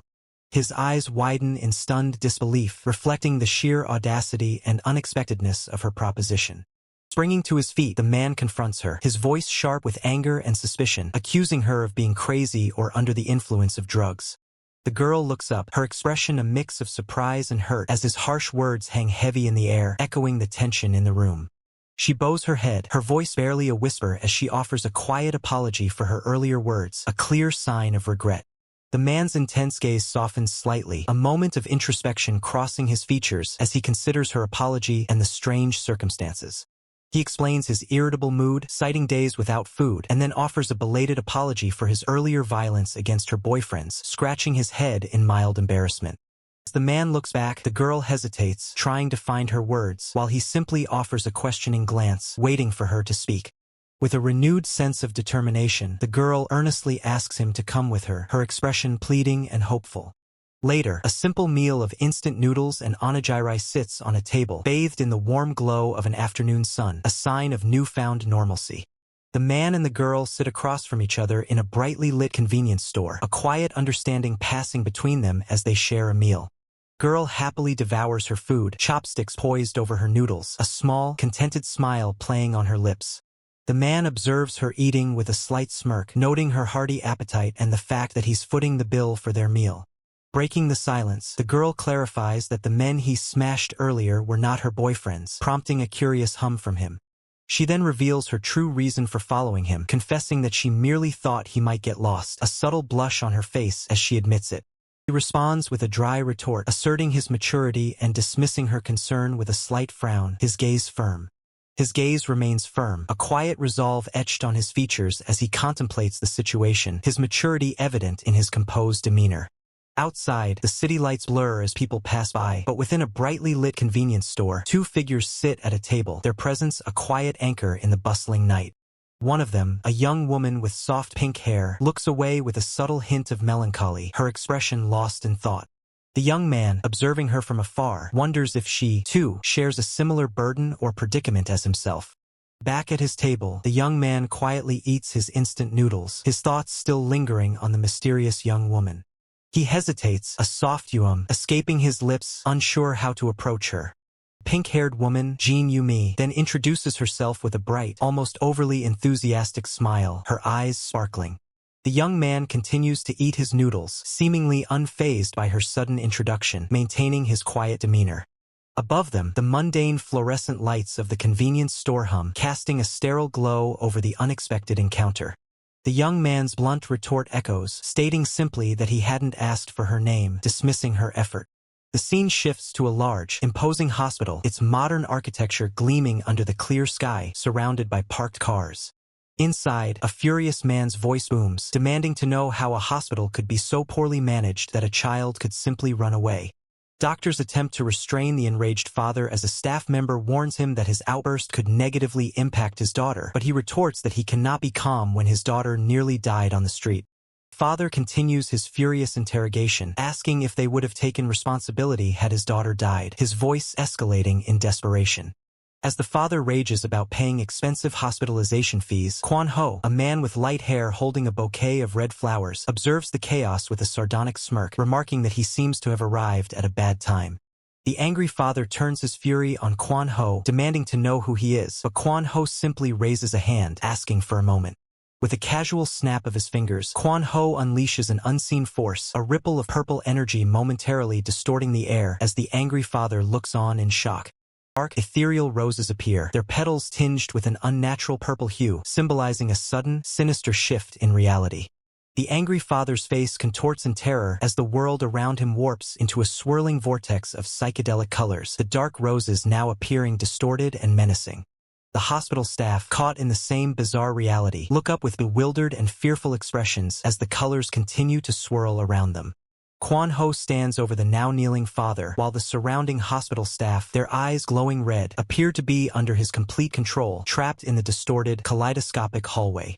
From her hospital room, the black-haired patient stares out blankly, seemingly unaffected by the surreal chaos, her thoughts a silent mystery. Kwan Ho's glowing, multicolored eye reflects his analytical thoughts as he recalls information about the patient, noting her year-long hospitalization. The patient clenches her fist, an internal thought surfacing about the perceived fragility of humans, yet hinting at an underlying resilience. She stands resolute in the hallway, her expression determined, pondering that if her heart were truly dead, she would never have left the hospital, implying a deeper will to live. Standing before the patient, Kwan Ho speaks with a deceptive tone, expressing that he hadn't realized the extent of her efforts to escape and regretting placing her back in such a situation. He extends an offer, asking the patient if she will come with him, as she looks at him with a slight frown, clutching the bouquet. Kwan Ho's smile turns menacing, his blue eye glowing as he reveals her lack of choice, declaring his intentions with chilling clarity. This is a kidnapping. Target of the kidnapping, a woman with long dark hair, clutches a bouquet of red roses, her gaze cast downwards in a moment of quiet despair. The bustling city highway stretches across the water, its bridge a network of movement under the clear sky. An unseen subordinate confirms the orders of Mr. Ro Gibson, revealed to be the human alias of the true ancestor, Phantom. Ro Gibson then instructs them to prepare women's clothing in all sizes.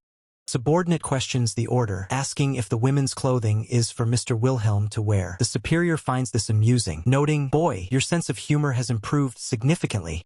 Ro Gibson, driving the red sports car, continues his playful jab, telling his subordinate that if he were ever fired, he could probably make it as a stand-up comedian. Ro Gibson's smirk deepens as he muses. Well, as long as Wilhelm doesn't resist, it might not be bad. Suddenly, a figure slumps forward within a vehicle, the motion lines hinting at a violent, abrupt impact. A blinding flash of light erupts inside the car, momentarily obscuring the slumped figure and the woman still holding her roses. Amidst the chaos, Ro Gibson is seen in close proximity to the woman, a bright light washing over their forms as he appears to shield her. Ro Gibson's face fills the frame, his blue eyes glowing with a sinister intensity, a menacing smirk playing on his lips. Ro Gibson slumps, his white jacket bearing multiple impact marks, surrounded by a cascade of shattered glass and shimmering energy. His blue eyes still glow, defying the apparent injury. The red car's rear window is completely shattered, revealing Ro Gibson still slumped inside, his injured form visible through the spiderweb of broken glass. From a distance, the red car is seen halted amidst traffic on the bridge, a faint crosshair overlay suggesting a precision attack. The red sports car is perfectly centered in a sniper scope, the digital overlay highlighting the target amidst the gridlocked bridge traffic. The lens of a high-powered rifle gleams, reflecting the distant light poised for its next strike. A person with long, flowing white hair, clad in a dark coat, stands poised on a towering rooftop, a formidable rifle clutched in their hands as they survey the distant bridge. Their hand firmly grips the rifle, their profile revealing a calm, focused expression, eyes fixed on the target. Person looks up, their piercing blue eyes gleaming with cold confidence, a subtle smirk playing on their lips beneath the imposing barrel of their weapon. Indoors now, Ro Gibson stands beside the woman, who still clutches her roses, as an unseen greeter announces, "You've arrived, Ro Gibson." A subordinate reports to Ro Gibson, stating, "I've prepared everything as you requested," but Ro Gibson, with a satisfied air, simply replies, "Good job." Ro Gibson explains the necessity, stating, "They can't keep wearing hospital gowns forever." A subordinate promptly acknowledges, "Yes, sir." Ro Gibson, accompanied by the woman and his subordinates, moves through the opulent building, the woman still clutching her bouquet. Ro Gibson pours small, golden, bullet-like objects into a subordinate's cupped hands, simply stating, "And this?" The subordinate reacts with surprise, questioning, "This is?" The subordinate, holding the golden bullets, recounts the sniper attack to Ro Gibson, whose back reveals the 6 impact marks. He explains, "He fired 6 shots in the blink of an eye, all directed at her." He adds with relief, "It's a relief they were just standard bullets." The subordinate's face is etched with worry as he speculates, "If they had been silver bullets." Ro Gibson's lips curve into a slight smile as he begins, "Well..." Red, ominous glow envelopes the woman as the chilling truth is revealed. Even a single particle of leaked blood would have turned her into a vampire.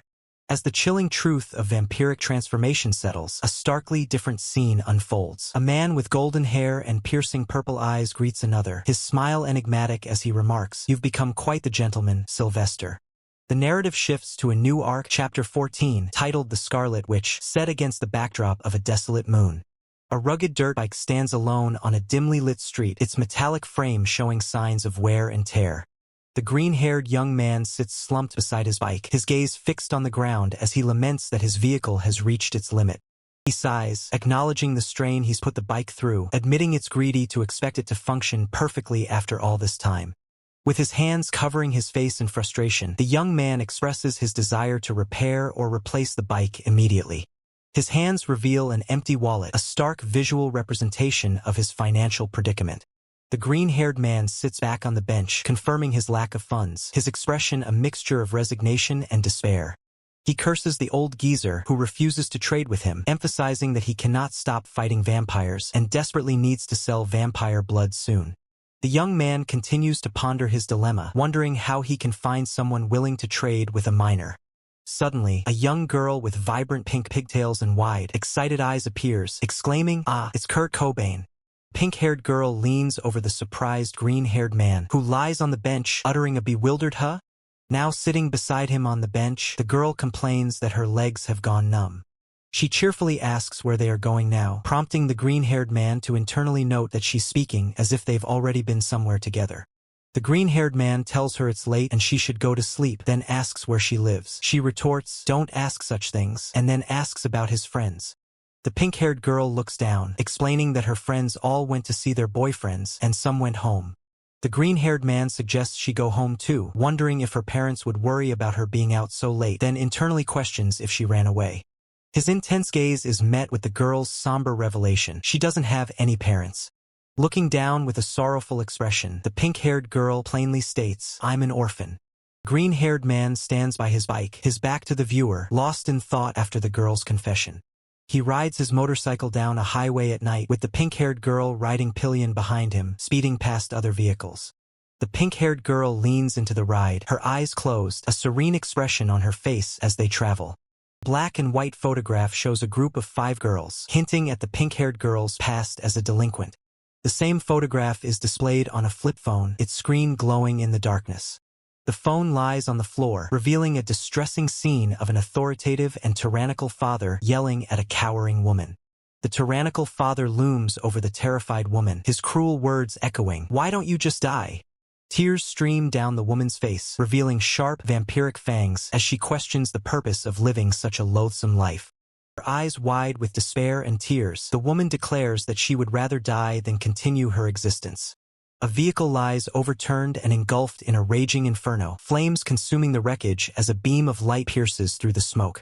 The lingering smoke of the inferno gives way to a somber scene where 2 framed portraits stand as silent testaments to lives lost, illuminated by a faint, ethereal glow. Before them, a lone figure kneels in silent vigil, their silhouette swallowed by the profound grief that permeates the air, surrounded by the quiet offerings of remembrance. Since that day, her outstretched hand has yearned for something lost, a silent plea hanging in the void. The pink-haired girl, lost in a whirlwind of self-destruction, clings to the green-haired male as they speed through the night on a motorcycle, repeating days of self-destruction. The green-haired male drives on, his thoughts heavy with the burden of his companion's pain, acknowledging his inability to truly mend her shattered spirit or take responsibility for her path.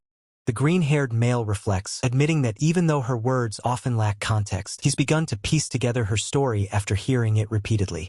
He ponders the connection, questioning if his understanding stems from empathy, shared experiences, or something deeper. In a sudden, intimate moment, the pink-haired girl turns to the visibly uncomfortable green-haired male, directly asking him if he wants to be with her. A silent, furious thought crosses the green-haired male's mind, labeling her with a harsh, dismissive epithet. Suddenly, the pink-haired girl lets out a piercing scream, her face contorted in alarm as the motorcycle seemingly accelerates wildly. The motorcycle races dangerously fast along the highway, triggering system warnings to slow down as it becomes a speeding vehicle, the engine roaring. The reckless ride momentarily gives way to the serene, silent streets of the city, bathed in the soft glow of a solitary street lamp. The motorcycle's front wheel skids, splashing through a wet patch on the pavement, bringing the high-speed chase to an abrupt halt. The green-haired male brings the motorcycle to a stop, gesturing towards a nearby building as he instructs the pink-haired girl to go inside. The pink-haired girl hesitates, asking the green-haired male where he's headed, to which he simply states he's also going home. As the green-haired male prepares to leave, the pink-haired girl urgently calls out to him, trying to get his attention. Her face etched with longing, the pink-haired girl pleads, asking when she might be able to see him again. The green-haired male, still looking away, offers a casual suggestion. If she's fine with a convenience store, he suggests they could perhaps share breakfast together again, a subtle hint of a future meeting. With a final rumble of his engine, the green-haired male rides off into the night, leaving the pink-haired girl behind. Frustration boils within the green-haired male as he curses his motorcycle, realizing that clinging to this painful memento might lead him to the same fiery fate. Steely resolve settles on the green-haired male's face. He acknowledges the urgent need to find a way to earn money. His eye narrows, reflecting a sharp, unwavering focus on the challenges ahead. The green-haired male continues his journey, the motorcycle's headlight cutting a path through the urban night. His gaze then shifts, landing on a sleek, high-tech vehicle, hinting at a new direction or a different world. The sigh of relief, the green-haired male finally enters a building, the day's events seemingly weighing on him. His expression suddenly shifts to one of surprise, his eyes widening at an unexpected sight. The green-haired male's surprise turns to recognition as he sees a figure with striking white hair and blue eyes, while an unseen voice exclaims.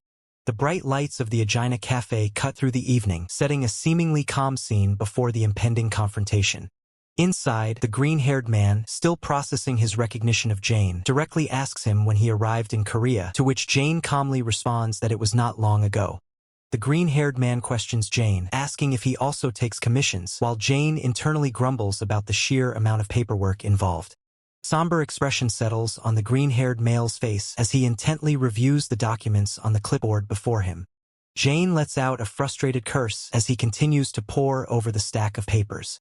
Jane's piercing blue eyes narrow, and he remarks that someone has gotten quite bold in his absence. Jane's gaze remains fixed on the green-haired male, his voice laced with a chilling question, asking if he has a death wish. The green-haired male's profile reveals a tense jawline as he absorbs Jane's menacing words. Jane shifts his gaze, posing a new question to the green-haired man, asking if he knows anyone else in this place. As the green-haired male's fist slams onto the table, Jane remains silent, a thoughtful expression on his face. The third individual at the table sips their coffee, a single word escaping their lips, hinting at an unspoken observation. Outside, a group of women observe the scene, one remarking that their new partner appears to be an incorrigible rookie. Scene transitions to a title card displaying Arahandam and 015 Jinonge Manhwa, marking a new segment or chapter. Heavy rain lashes down on the city streets at night, creating a somber and reflective atmosphere. A character with striking red and blue eyes remarks with surprise, never expecting to encounter a member of the Phantasmagoria vampire clan in this location. Three stern-faced men in sharp suits stand together, their presence exuding an air of quiet menace. A man with sunglasses and a tribal necklace, whose eyes glow with a sinister red light, is identified as Jikyo Dang Jiang. A young individual in a crisp white suit, holding a briefcase, comments to an unseen party that they look surprisingly human. In a tense gathering, one of the men in the room scathingly refers to them as lapdogs who have forgotten their place, including their master. The blonde-haired individual retorts that they, who cozy up to mere street gangs, are in no position to speak so boldly. Blonde-haired individual's eyes glow with cold intensity as they directly challenge an opponent, stating they no longer possess the luxury to swagger. A pale, fanged man angrily explains that their master was fighting Chang'un when a cowardly true demon hunter interfered, but the man with sunglasses sharply cuts him off, declaring enough. The man with sunglasses, his eyes burning red beneath the tinted lenses, states that the conversation has strayed and curtly tells his interlocutor to state their purpose and then leave. The blonde-haired individual plants a foot firmly on their briefcase, a defiant posture adopted amidst the tense atmosphere. The briefcase slides with a resounding thud across the floor, pushed towards the assembled men, its contents unknown. One of the men, gripping the briefcase, angrily questions if they are being told to simply take the money and leave. He then reveals that a true demon hunter was responsible for their master's death, even if it was a sneak attack. The man with sunglasses dismisses the contents of the briefcase, stating that such an amount of money is laughably insufficient to challenge someone of that caliber.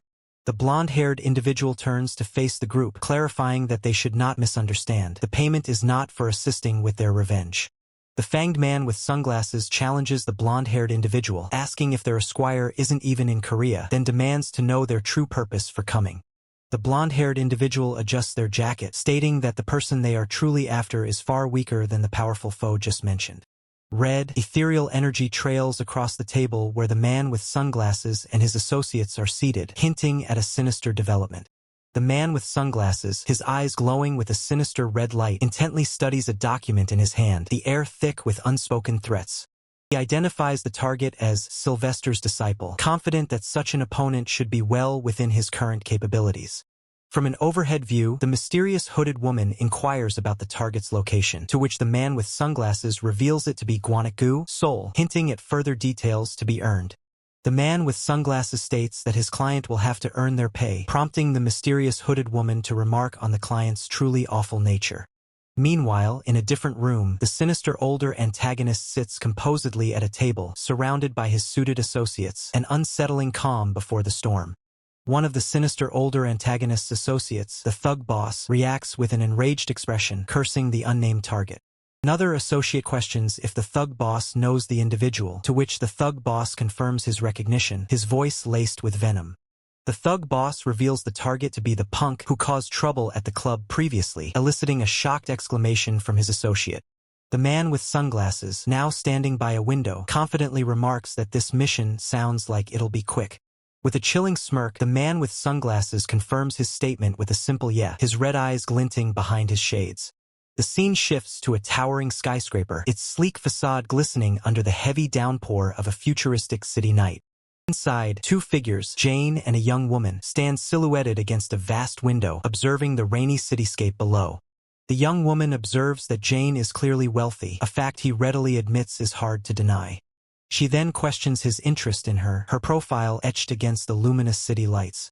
Jane ponders her question, suggesting his interest stems from a sentiment of bloodkin, prompting her to ask if he would grant her any request.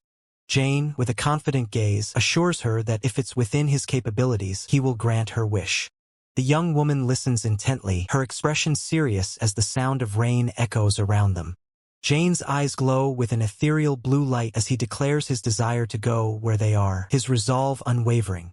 Two figures remain by the window, the heavy rain outside reflecting the gravity of their conversation. Jane, with a distant look, utters the word haunt, hinting at a profound and perhaps unsettling concept. A narrative box explains that those who survive beyond their allotted lifespan and continue living endlessly eventually begin to hear a distinct sound, depicted as a spectral figure resonating with blue energy. This sound, a voice clear and vivid, unheard by the living, relentlessly urges destruction and death, its sinister essence visually represented by red energy. Jane explains that this haunting voice is like a chronic condition he developed from living in his unique body. He asserts his personal philosophy, stating that he values endurance more than pleasure. The young woman, intrigued, questions his definition of endurance. Jane clarifies that endurance is the strength to bear pain and continue living, adding that if something is worth protecting through it, even the flames of hell would taste sweet. The young woman, looking up at him, asks if he truly believes in such a profound statement. Jane affirms his belief, stating he won't force his values onto her, but assures her that good days will surely come as she lives on. The young woman's poignant question, "Have there ever been?" leaves Jane in a moment of thoughtful silence, his blue eyes reflecting a deep past. Jane's inner turmoil surfaces, labeling a profound truth from his past as a lie. The rain-streaked reflection distorts his visage, hinting at hidden truths. He acknowledges the insidious power of that deception, admitting there were indeed moments when the lie felt believable enough. The distant city lights outside the rain-kissed window frame two silhouettes, lost in a shared, silent moment. A younger, mysterious hooded woman, her gaze distant, reveals her own internal resolve. Despite whatever hardships she faced, she declares, "Even so, I don't mind." Jane's reflection, sharp and troubled, condemns the situation as the worst. His thoughts echo the young woman's detached perspective, observing that she has no attachment to life. A chilling thought emerges from the darkness, contemplating the destiny of the child who will become the youngest of my bloodline, as a sinister voice begins.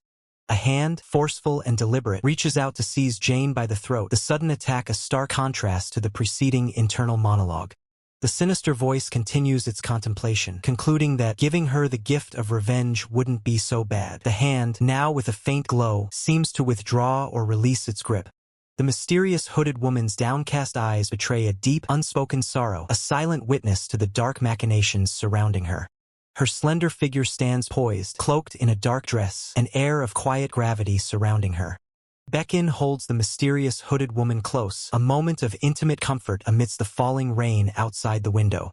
A young attendant, standing before a slumped figure, addresses his superior, reporting, "Master, as you said, Teo Jikwao Dang."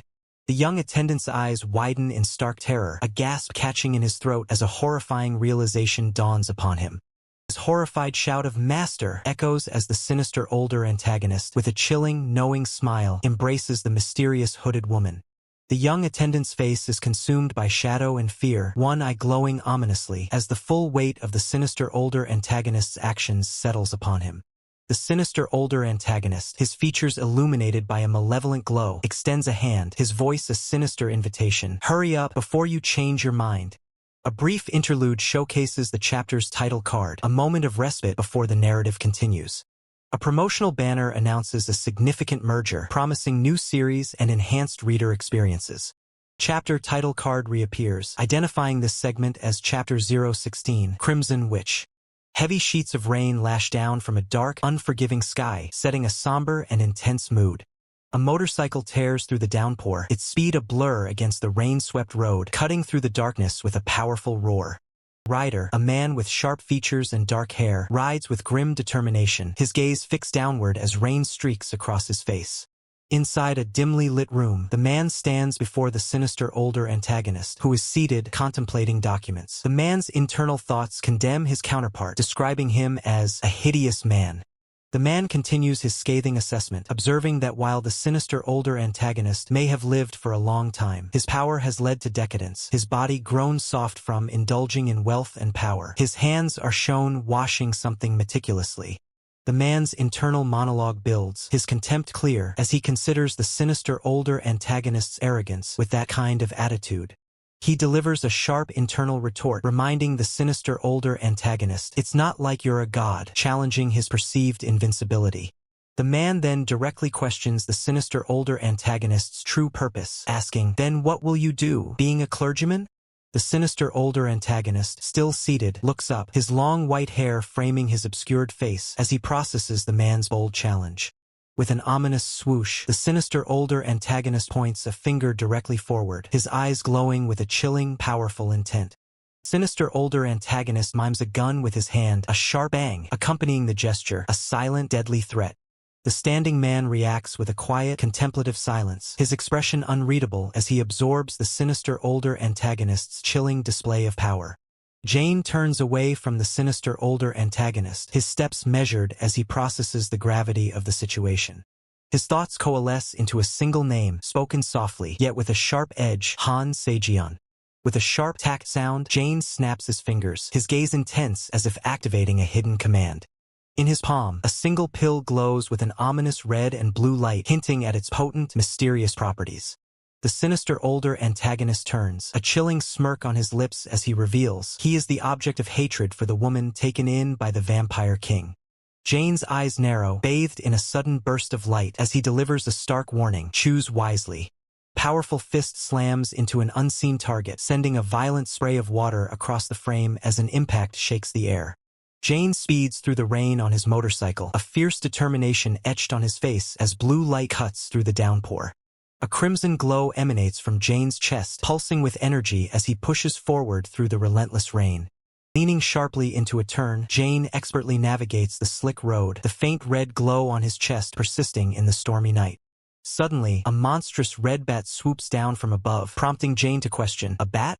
Jane glances upwards, his eyes fixed on the distant, smaller form of the creature as it circles above.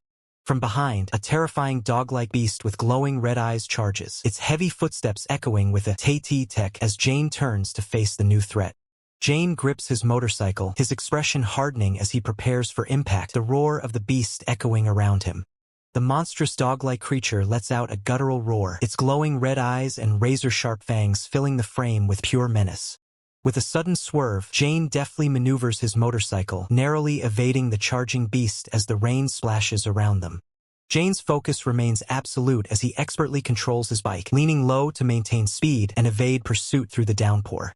With a powerful surge, Jane launches his motorcycle into the air, soaring over an obstacle as rain streaks past the glowing wheels. Jane's gaze is cast downwards, his expression unreadable, as a shadowy female figure emerges in the background, her voice calling out, "Hey!" Fanged woman grins, her red eyes gleaming as she asks, "I think this is the kid Sir was talking about, right?" The mysterious hooded woman stands with her arms crossed, her dark attire blending with the heavy rain, observing Jane with keen interest. Beside her, another menacing figure appears, a man with sharp features, blue-tinged skin, and piercing red eyes, his presence radiating danger. From an aerial view, Jane on his motorcycle is now flanked by the two mysterious figures, the rain-slicked road setting the stage for a tense standoff. Jane's eyes ignite with a fierce blue glow, his expression resolute as he prepares to face the new threats head-on. Jane positions his motorcycle, directly confronting the mysterious hooded woman and her male companion, both standing defiantly in the pouring rain. Mysterious hooded woman exclaims, surprised, "Whoa, is that a real gun? How did you get it? Isn't gun possession illegal in South Korea?" A violent vortex of water and energy erupts, twisting with immense power, signaling the activation of a potent ability. Jane's motorcycle will spins with furious speed, kicking up a torrent of water as he prepares his next move in the escalating battle. Jane's motorcycle will spins with furious speed, kicking up a torrent of water as he prepares his next move in the escalating battle, the rain-soaked environment intensifying the chaotic energy. The spinning will becomes a blur of destructive force, churning through the water and sending violent sprays outward, a clear indication of the raw power Jane is about to unleash. A shocking display of strength, Jane, still mounted on his motorcycle, has ripped a wheel from another vehicle, wielding it as a formidable weapon against the encroaching thug boss. The thug boss, his eyes burning with a menacing red glow, aims a pistol directly at Jane, a desperate counterattack in the face of Jane's overwhelming assault. Jane retaliates with explosive force, striking the thug boss with the detached wheel, sending a shockwave of impact and light across the rainy battlefield. Jane's red eyes flare as he exclaims his annoyance, declaring that the thug boss had startled him, a clear sign of his volatile power. Jane leaps into the air with his motorcycle, a blue energy beam emanating from the front, while the detached wheel spins dangerously below, a testament to his acrobatic combat style. The thug boss looks up, his expression grim, as Jane and his motorcycle soar through the rainy night sky, leaving a trail of destruction in their wake. Detached wheel crashes down, creating a massive splash and sending water high into the air, underscoring the raw power behind Jane's improvised projectile. Kwan Ho lands with a powerful impact, his stance radiating readiness as water explodes around him, signaling his entry into the chaotic fray. A close-up on Kwan Ho's face reveals an intense focus, his glowing blue eye hinting at the activated powers within him, ready to engage. Kwan Ho's gaze sharpens, a silent resolve hardening his features as he prepares for the next phase of the battle, his presence a beacon of determination. The thug boss clutches his bleeding face, his fangs bared in a snarl as he curses the turn of events, clearly injured by Jane's unexpected attack. The sinister older antagonist, observing the scene with a cold gaze, acknowledges Jane's surprising combat prowess, commenting on his impressive moves. The sinister older antagonist dismisses the thug boss's performance as mere incompetence, provoking an angry retort from the thug boss. Kwan Ho stands ready, his silhouette framed by the rain, while the shadowy figures of the thug boss and the sinister older antagonist loom in the background, their conflict intensifying. Kwan Ho holds 2 pistols, mentally calculating his remaining ammunition, 3 rounds for the Tokarev and 5 for the Type 54, a critical assessment in the ongoing firefight. Kwan Ho grips his pistol, contemplating the limited ammunition he has left, a crucial detail in the escalating battle. The thug boss, recovering from the previous attack, mutters a resigned "well, anyway," as he prepares for his own countermove, his expression still furious. Thug boss undergoes a horrifying transformation, dark, monstrous tendrils erupting from his back, signaling the activation of a dangerous new ability. With his new monstrous form, the thug boss questions if his lost blood will be replenished by this transformation, his red eyes fixed on the sinister older antagonist. Kwan Ho, mid-leap, unleashes a barrage of bullets from both pistols, shouting for his enemies to get out of the way, his resolve unwavering.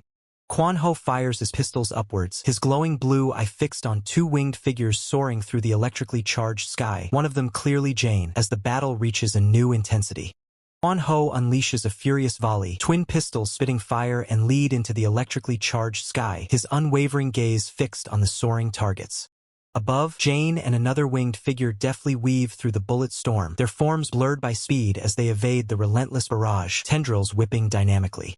Jane's face contorts into a sneer, his red eyes burning with contempt as he dismisses the attack, believing that even silver-processed bullets from a Tokarev could never truly harm him. In his powerful, winged form, Jane defiantly declares that Kwan Ho's attacks stand absolutely no chance in hell against him, his tendrils flaring with dark energy. One of the figures plummets with devastating force, shattering the ground beneath in a maelstrom of debris and dark energy, indicating a powerful impact or maneuver. Kwan Ho's intense blue eyes pierce through the driving rain, his grip firm on his weapon as he maintains an unyielding focus amidst the downpour. Kwan Ho charges forward, a determined silhouette against the stormy sky, his gun ready as he pushes through the heavy rain, engaging unseen threats. 2 ominous, red-eyed figures stand motionless in the pouring rain, their shadowy forms exuding a palpable sense of menace under the dim streetlights. The chase intensifies as Kwan Ho and Seo Jihei race across the wet ground, pursued by or pursuing a third figure, all moving with urgent speed through the rain. A menacing antagonist with glowing red eyes abruptly seizes Jane, halting his movement and demanding to know where he thinks he's going. A heavy boot slams down, sending a violent splash of water into the air, signaling a powerful landing or a decisive step in the escalating conflict. Jane executes a swift, powerful sweeping maneuver, his body a blur of motion as he evades or counters the antagonist's attack amidst the relentless downpour. Kwan Ho's eyes narrow with intense focus as he reloads or cocks his pistol, preparing for his next shot with grim determination in the driving rain. The cold steel of Kwan Ho's pistol gleams, rain droplets clinging to its surface, a testament to the ongoing, brutal battle. Kwan Ho, Seo Jihei, and an antagonist clash violently in close-quarters combat, their movements creating explosive splashes as they fight through the torrential rain. The antagonist's face, partially obscured by shadow and rain, reveals glowing red eyes and a sinister expression, hinting at their dark power and intent. The antagonist, now armed with a pistol, fixes a cold, red-eyed stare at their target, the rain streaking past their menacing gaze. Jane is flung through the air, his body twisted by an unseen force, tendrils whipping around him as he desperately holds onto his pistol. Jane lets out a pained grunt, his face contorted in a fierce grimace as he endures the brutal assault, pushing through the pain. Jane is violently sent flying across the scene, his form a streak against the rainy backdrop, while the two antagonists watch from below. Jane crashes hard onto the rain-slicked ground, the impact shattering the surface as the two red-eyed antagonists stand observing his fall. A close-up reveals the cold, calculating red eye of one of the antagonists, observing Jane's struggle with an unfeeling gaze through the rain. The antagonist taunts Jane, who lies battered on the ground, struggling to rise, questioning how long he intends to keep acting tough. With arms raised, an antagonist unleashes dark tendrils or energy into the stormy sky, a menacing display of their formidable power. The antagonist, with a chilling smirk and glowing red eyes, triumphantly declares that they had warned Jane his efforts would be futile. Jane collapses under the relentless assault, dark tendrils pulling him deeper into the rain-soaked ground. Utterly defeated, Jane lies motionless on the cold, wet ground, his eyes staring blankly at the relentless downpour. The mysterious hooded woman, with her menacing red eyes and sharp fangs revealed, lets out a dismissive tee at Jane's pathetic state. A stark contrast to the grim reality, a young girl with pink pigtails smiles innocently, her eyes sparkling with youthful charm. Yet, a moment later, she sits alone on a park bench, her joyful demeanor replaced by a somber, thoughtful expression. But her smile returns, bright and genuine, as if lost in a pleasant memory or a fleeting moment of happiness. Harsh reality crashes back as Jane remains face down in the pouring rain, his spirit seemingly broken. As Jane struggles to rise, two menacing figures with glowing red eyes emerge from the rain, their presence a chilling declaration of his utter defeat. His leg is viciously ensnared by thorny, dark tendrils, binding him tightly and preventing any escape. The mysterious hooded woman, now fully revealing her sinister form, tightens her grip on the tendrils, calmly stating, "All right then." Her predatory grin widens, fangs gleaming as her red eyes burn with hunger, declaring, "Time to eat."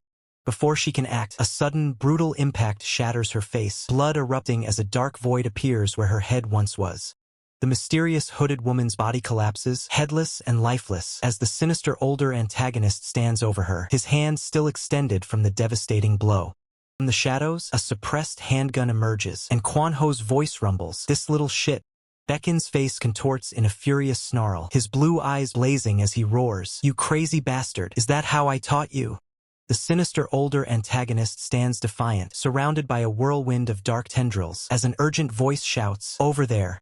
Ji-hye lunges forward, a blur of motion, her glowing blade cutting through the air, ready to intercept the encroaching tendrils.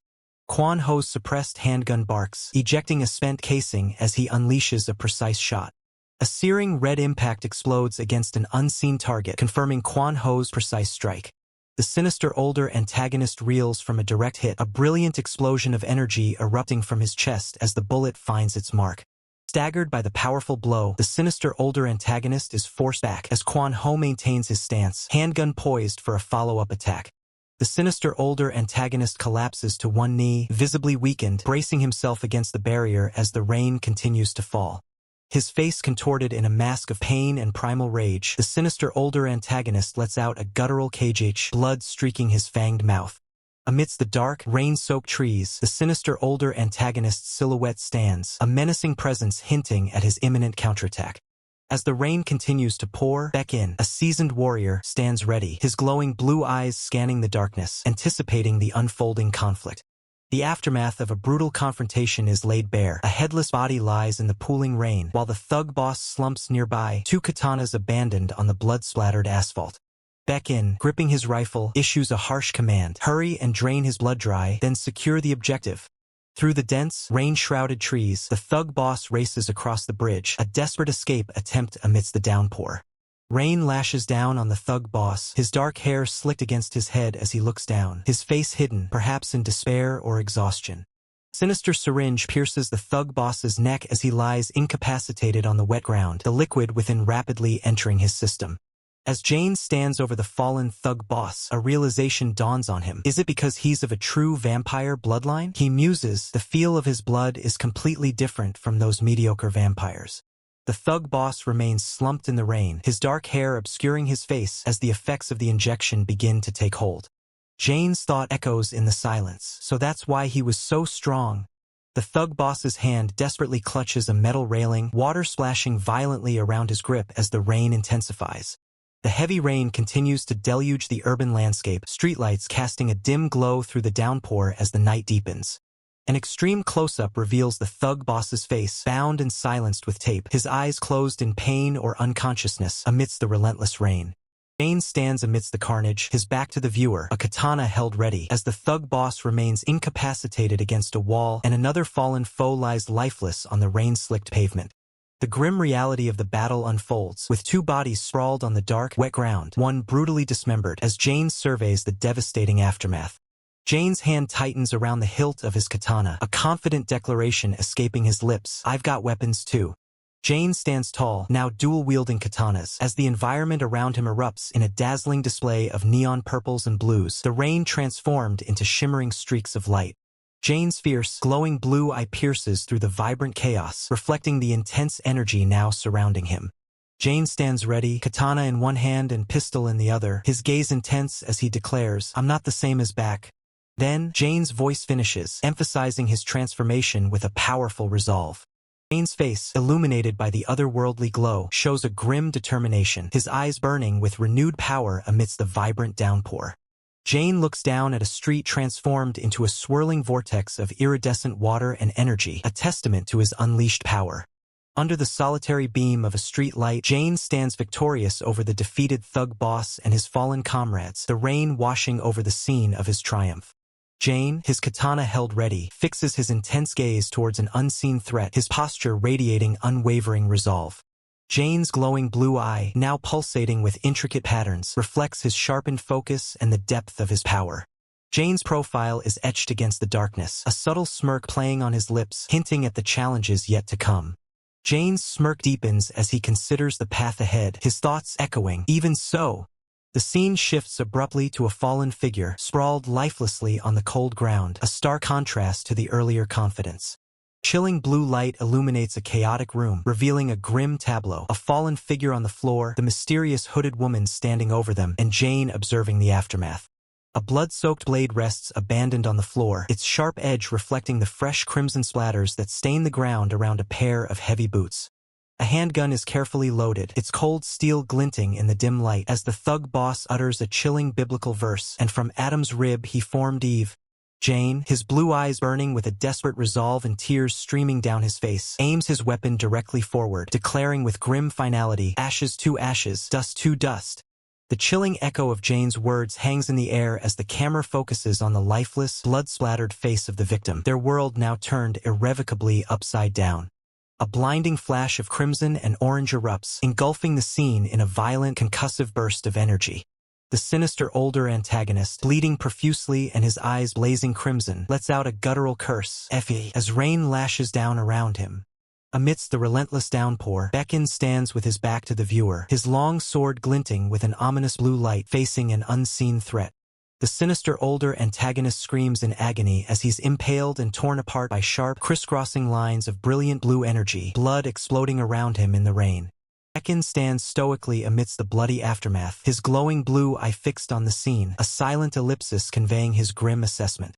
Quan Ho surveys the devastating blue energy field, complaining to Beckon, how could you rip them all apart like this again? I gotta have something left for me to draw blood from. Sheesh. Beckon, unfazed, responds curtly, I don't have time for detailed explanations. Beckon instructs Quan Ho to go and bring the kid back, to which Quan Ho, looking surprised, questions, you're not coming? Beckon's gaze is sharp as he explains his reasoning to Quan Ho. There are too many eyes watching. Sudden realization dawns on Quan Ho's face as he utters a name. Wait, Tetra Anax. Beckon and Quan Ho stand side by side, their figures silhouetted against a growing inferno that bathes the rainy streets in an apocalyptic orange glow. Building burns fiercely, its structure consumed by raging orange flames and thick black smoke, even as the relentless rain attempts to douse the inferno. Quan Ho emerges from a white car, his gaze fixed on the burning structure as rain streaks down, reflecting the orange glow of the raging fire. Quan Ho stands resolute by his vehicle, his face illuminated by the intense orange light of the distant blaze, a grim determination set in his features. Quan Ho remains poised by his car, its headlights cutting through the rain, as a mysterious, blood-stained bag sits ominously in the foreground, hinting at the true cost of the night's events. Jane, his face obscured by a dark mask and the pouring rain, holds the blood-soaked bag, his voice cutting through the downpour as he asks, "You all right?" Jane, his green hair slicked by the rain and his striking blue eyes piercing, looks intently at the viewer, his voice cutting through the downpour as he asks, "Could you give me a ride?" The city is plunged into chaos as a red emergency light flashes intensely, its piercing siren wailing through the night, signaling a major incident. From an aerial perspective, 2 fire trucks, their sirens blaring race through the rain-slicked streets, heading towards the heart of the fiery disaster.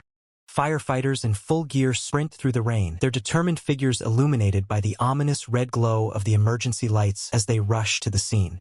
An overhead view reveals the devastating aftermath. A massive explosion has ripped through a section of the city, leaving a colossal inferno in its wake, rain still pouring down. From a high vantage point, Jane, now with long white hair, stands silhouetted against the cityscape, his gaze fixed on the distant, burning district, rain streaking down.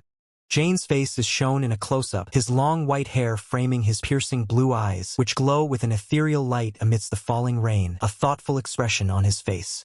Standing on a balcony overlooking the rainy night, Jane is surrounded by various cats and birds, all seemingly drawn to his presence as the rain continues to fall.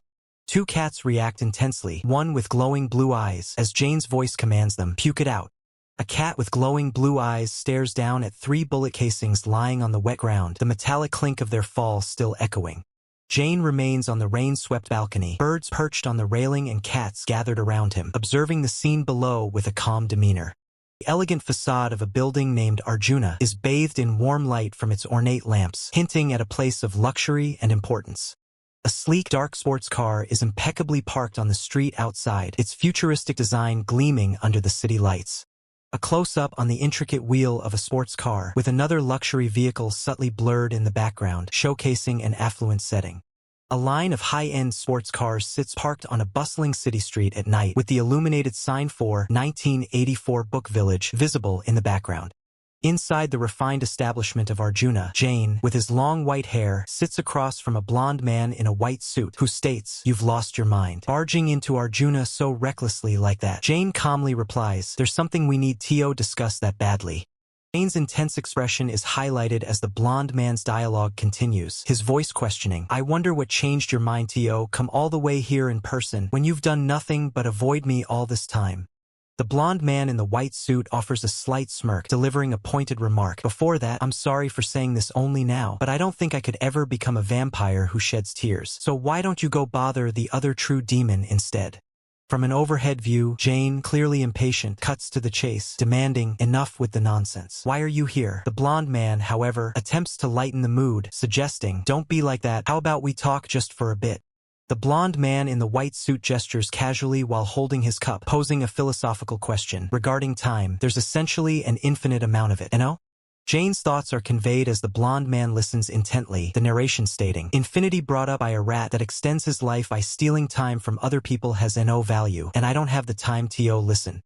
Jane's glowing blue eyes fix on the blonde man as he leans forward, his voice firm and direct. "So, tell me, what's your true purpose of coming here?" Blonde man in the white suit maintains a composed silence, his profile sharp against the patterned wall. Taking a slow sip from his cup, the blonde man addresses Jane by name, "Sylvester, don't try so hard to get on Tetra Anax's bad side." Jane's intense blue eyes are highlighted as the blonde man's voice overlays the scene, dripping with sarcasm. "A vampire worrying about a vampire hunter? Thank you so much." The blonde man in the white suit offers a subtle, knowing smile, clarifying his previous statement. "It's not a worry, but a warning." Jane's expression hardens, his blue eyes gleaming as he challenges the blonde man, asking, "What if I don't want to behave myself?" A hand rests casually on a pistol, the metallic gleam stark against the background, as Jane's voice echoes, "Are we gonna settle this with force?" Jane's face is illuminated by a subtle smirk, his eyes glinting with resolve as he declares, "You see, I don't mind doing that here."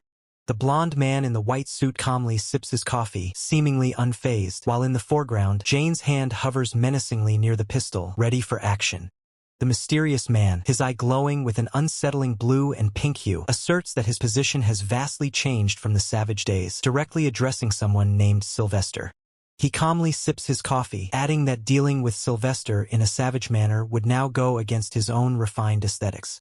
With an air of supreme confidence, the man in the white suit declares himself the king of both vampires and humans, regardless of any opposition. Meanwhile, Jane, seated across a table with a pistol resting before him, reveals that today is a special day to bestow the gift of revenge upon the youngest of his kin. As Jane observes, Sylvester's hand reaches out across the table, the subtle scrape of movement indicating he is about to make a crucial point. Sylvester stands, his expression a mix of condescension and warning, telling Jane he would truly appreciate it if he didn't make him too angry, referring to him as Mr. Stalker. With his back to the viewer, Jane remains still as Sylvester announces his departure, having made all his points, and walks away into the background. Jane's blue eyes glow with intense focus as he delivers a final, terse remark, thanking Sylvester for the coffee. Now outside in the pouring rain, Jane holds a bullet, reflecting on having sent Diakyun out of concern, but finding the outcome truly pathetic. As Baekhyun and a blue-haired man walk ahead in the rain, Jane clenches his fist, wondering what he is supposed to do if others are left to collect empty cartridges. The blue-haired man's eyes glow with a piercing blue, his silence speaking volumes about his internal struggle. The blue-haired man slumps onto a bench in the rain, looking dejected, as Baekhyun comments that he didn't accomplish what he wanted in the end. Jane glances to the side, his eyes still glowing, as he utters the name Sylvester, likely connecting the earlier encounter to the current situation. The blue-haired man looks up, his eyes glowing intensely, and asks a peculiar question, whether he resembles Kurt Cobain. Baekhyun, exasperated, tells the blue-haired man he must have a headache to be spouting such nonsense, as the man laughs hysterically while clutching his head. The blue-haired man continues to hold his head, his laughter fading into a somber silence under the relentless downpour. A low-angle shot captures the silhouettes of the three men, their forms obscured by the heavy rain, a moment of quiet despair hanging in the air. Completely dejected, the blue-haired man remains hunched over on the bench, covering his face with his hands, lost in his sorrow amidst the falling rain. A wide shot reveals the rainy cityscape at night, with distant lights and a glowing fire, marking the conclusion of the Crimson Witch chapter. The scene shifts to a vibrant night street, illuminated by towering buildings and neon signs, signaling a new narrative arc. A man in a suit, his tie askew and face etched with terror, reaches out desperately, his eyes wide with fear as he looks upward. Towering over the terrified man is a monstrous, horned, shadowy figure with a gaping maw and sharp claws, ominously titled Mad Dog. Three thugs stand outside a building, complaining about their boss's demands despite the lack of customers, with one muttering expletives. Two of the thugs continue their grievances, noting the impossibility of reporting their boss to the MEL, despite one's sarcastic remark about him seeming like a nice person who pays salaries. A close-up on one of the thugs reveals a look of concern as he hears a distinct crunch sound, prompting him to question what it is. The thugs peer down a dark alley, a shadowy, monstrous figure barely visible in the distance, accompanied by more unsettling crunch sounds. As the crunching intensifies, the thugs question if it's a homeless person, then ponder what the large, shadowy figure could be eating in the alley. An extreme close-up reveals the monstrous figure's gaping maw, sharp teeth, and what appears to be a skull or bone fragment as a sickening snap echoes. Three thugs recoil in terror, their faces contorted in fear as they question what to do now and whether they can even hope to fight the monster 3-on-1. The monstrous figure stands fully revealed, its red eyes glowing menacingly over a bloodied, fallen victim, confirming the thug's worst fears.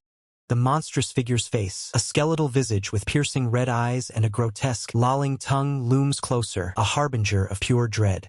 Thugs recoil in sheer terror, their minds screaming, "A monster?" as a blur of motion tears through the air, too fast to comprehend. A devastating impact rips through the ground, sending blood and fragments exploding outwards as the creature's immense power unleashes utter destruction.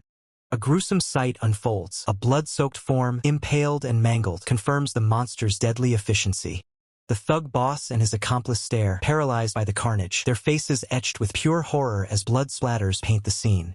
Another victim lies broken and bloodied, the monstrous shadow of its attacker still lingering, a testament to its brutal power. The remaining thugs gaze up, dwarfed by the towering, antlered monstrosity that now stands fully revealed, its sheer scale overwhelming.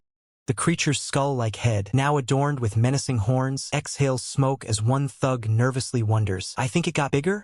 The scene shifts, marking the beginning of a new chapter, Reveries of the Moonlight, titled Mad Dog. Under the soft glow of a crescent moon, a ladder ascends towards the starry sky, hinting at a journey or a dreamlike sequence. An introspective thought emerges, pondering, "I wonder when it happened." One day, without even knowing why, the internal monologue continues as a gaunt figure clutches itself, overwhelmed by a terribly cruel thirst and hunger. "After that day, even who I was became muddy," the voice reveals, as the figure stands amidst a gruesome field of bones. "The hunger crawled up like a hand tearing through my neck. My consciousness was cut without even a moment to resist," the narration explains, as the monstrous form feasts savagely. "And when I opened my eyes again, I had already scarfed down numerous corpses." The monster's glowing red eyes fixate, a chilling thought echoing, "Were people always this tasty?" The tranquil night sky watches over a city park where the crescent moon casts long shadows over strolling figures and distant buildings. A chubby man in glasses, bundled in a red jacket, exhales a puff of vapor, his expression a mix of surprise and growing unease. The man stumbles backward in shock as blue energy erupts from the ground, shouting, "WH?" His face contorts in pure terror, the monstrous reflection in his glasses revealing the horror he now witnesses. Against the backdrop of the crescent moon, the skeletal monster leaps with terrifying agility, its red eyes fixed on the man below. The monster lands with a powerful thud, blue energy radiating outwards as the man remains sprawled on the ground in the distance. Creature lunges forward on all fours, a primal roar echoing as its red eyes glow with predatory intent, leaving the terrified man scrambling in its wake. A grainy security feed captures the horrific scene as the monster relentlessly attacks its victim, blood staining the pavement. From the safety of a room, a man lifts his phone, a bright flash illuminating his concerned face as he captures the unfolding events. A distant window glows, revealing the silhouette of a figure observing the chaos from above. Monster's skull-like face fills the frame, its red eyes burning with an unholy light as steam billows from its maw. The monster unleashes its fury, sending bodies flying amidst a spray of blood as one thug in the foreground collapses in sheer terror. A thug falls backward, his hand outstretched in a desperate plea, his face contorted in a final scream of terror. The creature, now more defined in its terrifying form, lets out a guttural roar, its hunger echoing with the chilling declaration, "I'm hungry." Golden light of dawn bathes a secluded warehouse and a distant power tower, a stark contrast to the night's horrors. The golden light of dawn bathes a secluded warehouse and a distant power tower, a stark contrast to the night's horrors. As two men approach the building, the white-haired man in red glasses questions his companion, asking if he was scared of arrest and why all the lights were off, remarking that he thought he had quit. The white-haired man continues, explaining his inability to work without someone bringing in the necessary items, noting that there's still no sign of anyone, including Jong-jun. The bearded man, his expression unreadable, simply remains silent, looking up at the warehouse interior. With a quick flick, the white-haired man activates a switch, a soft whoop sound accompanying the action. Instantly, the warehouse is bathed in a sudden, intense light, illuminating the vast interior and revealing the two men standing amidst the crates.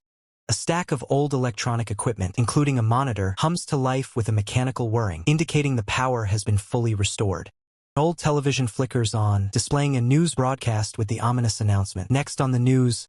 As a news report details an unidentified being's indiscriminate murders in a Seoul park, the white-haired man urgently demands, "Give me the bag," from the bearded man, who holds a large duffel. The news report continues, showing a pixelated image of a terrified resident who claimed a monster emerged from a manhole and attacked people. A police correspondent on screen downplays the incident as random killings by a drunkard or disgruntled assailant, but the broadcast quickly adds that eyewitnesses at the scene vehemently disagree.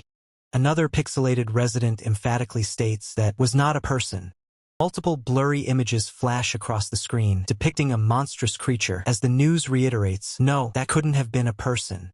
The blurry, bloody images continue with a resident's voice questioning, what kind of alcohol do you need to drink?" The bearded man's eyes widen in shock, a single word escaping his lips, "Corrupted?" The scene shifts to a desolate, rain-slicked alleyway where a brutal struggle unfolds between two figures as a grave truth is revealed. If there is one rule vampire hunters and vampires silently agree on, it is living in the darkness. The bearded man's face is etched with grim realization as he laments that their actions can never be exposed, declaring, "The rule has been completely smashed." The white-haired man, looking out, warns that the vampires, attempting to handle the situation from their side, will now be forced to emerge from the shadows. He continues, predicting that vampire hunters, seeing an opportunity to capitalize on the chaos, will inevitably come rushing in. The table behind him is littered with bags of blood. With a frustrated TSK, the bearded man grimly concludes that a shitshow is about to erupt. Under the pale crescent moon, a quiet city park lies bathed in the cool blue light of night, a stark contrast to the unfolding drama. The eerie silence of the night is broken only by faint rustling sounds near dimly lit vending machines. Grotesque, antlered creature hunches over a bloodied body, the chilling rustling sounds emanating from its gruesome feast. Suddenly, a powerful blue energy blast pierces the creature, tearing through its form with a sickening slice and splattering blood across the ground. The attack continues with brutal force, each impact accompanied by a visceral decay as more blood erupts from the monster. The monstrous entity collapses, its body mangled and bleeding profusely from the relentless assault, its form barely holding together. Two new figures emerge from the shadows of the park, one remarking to the other, "Man, you're loud." Despite the grievous wounds, the antlered creature stirs, its shadow looming large as it attempts to pull itself back up. The red-haired man, wearing sunglasses, admonishes his companion, "You're gonna wake everyone up," his tone suggesting annoyance at the disturbance. Under the pale crescent moon, the quiet campus grounds lay shrouded in the deep blues of night, streetlights casting long, solitary glows across the paths. Below, two figures moved stealthily across the darkened lawn, their shadows stretching long as they approached a grotesque, multi-limbed creature sprawled near a glowing vending machine. The creature, a monstrosity of bone and sinew with glowing red eyes and a bloodied maw, let out a guttural, terrifying shriek that pierced the night. Sinister older antagonist, his face etched with grim determination, commanded the creature to step aside, while Thug Boss, ever nonchalant, offered a casual yoo-hoo greeting. With a surge of dark power, sinister older antagonist's hands elongated, razor-sharp claws erupting from his fingertips, ready for combat. He flexed his newly formed claws, a sinister smirk playing on his lips, anticipating the impending confrontation. His red eyes gleaming with predatory intent, sinister older antagonist challenged the monster, daring it to bring it on. Then, with blinding speed, sinister older antagonist lunged, a blur of motion as he closed the distance to the screaming beast. His claws tore into the monster's flesh with brutal efficiency, crimson blood erupting from the impact points. The monster recoiled, its red eyes wide with pain and fury, letting out another desperate, echoing shriek. Sinister older antagonist pressed his assault, slamming his foot down onto the creature's head, driving it further into the ground. He followed up with a devastating punch, the force of the blow sending shockwaves through the monster's already battered form. Sinister older antagonist's profile remained grim and unyielding, his red eyes burning with a cold, murderous intent as he continued his relentless attack.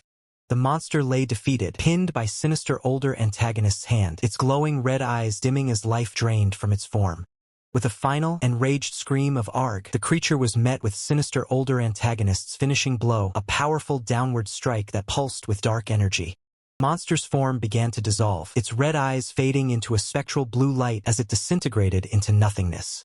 Thug Boss watched from below as the monster's essence violently dissipated in a burst of energy. Suddenly, Thug Boss's own hand began to morph, sharp, glowing red claws extending from his fingers, mirroring his companion's transformation. A massive, crimson explosion erupted, engulfing the area where the monster once stood, leaving a trail of vibrant, destructive energy. Amidst the smoldering ruins, several figures lay defeated and bloodied, their forms illuminated by the flickering flames of destruction. In a separate, fiery scene, a red-haired fighter declared his self-sufficiency, stating he could handle the situation alone, while his companion warned him that this isn't a game, don't let your guard down. Back in the present, Thug Boss, his transformed hand still visible, playfully remarked that this was exactly where people slip up in manhwas, only for sinister older antagonist to quickly retort, "Don't jinx it!" Before sinister older antagonist could finish his sentence, a sudden, brutal impact struck him, blood splattering from his head as he was caught off guard. Thug Boss stared in stunned disbelief, his sunglasses reflecting the sudden violence, uttering a shocked "You?" The monstrous creature, thought to be defeated, reappeared, now wielding a powerful firearm and unleashing a barrage of bullets. Thug Boss was caught in the relentless gunfire, his body recoiling from the impacts as he was thrown backward.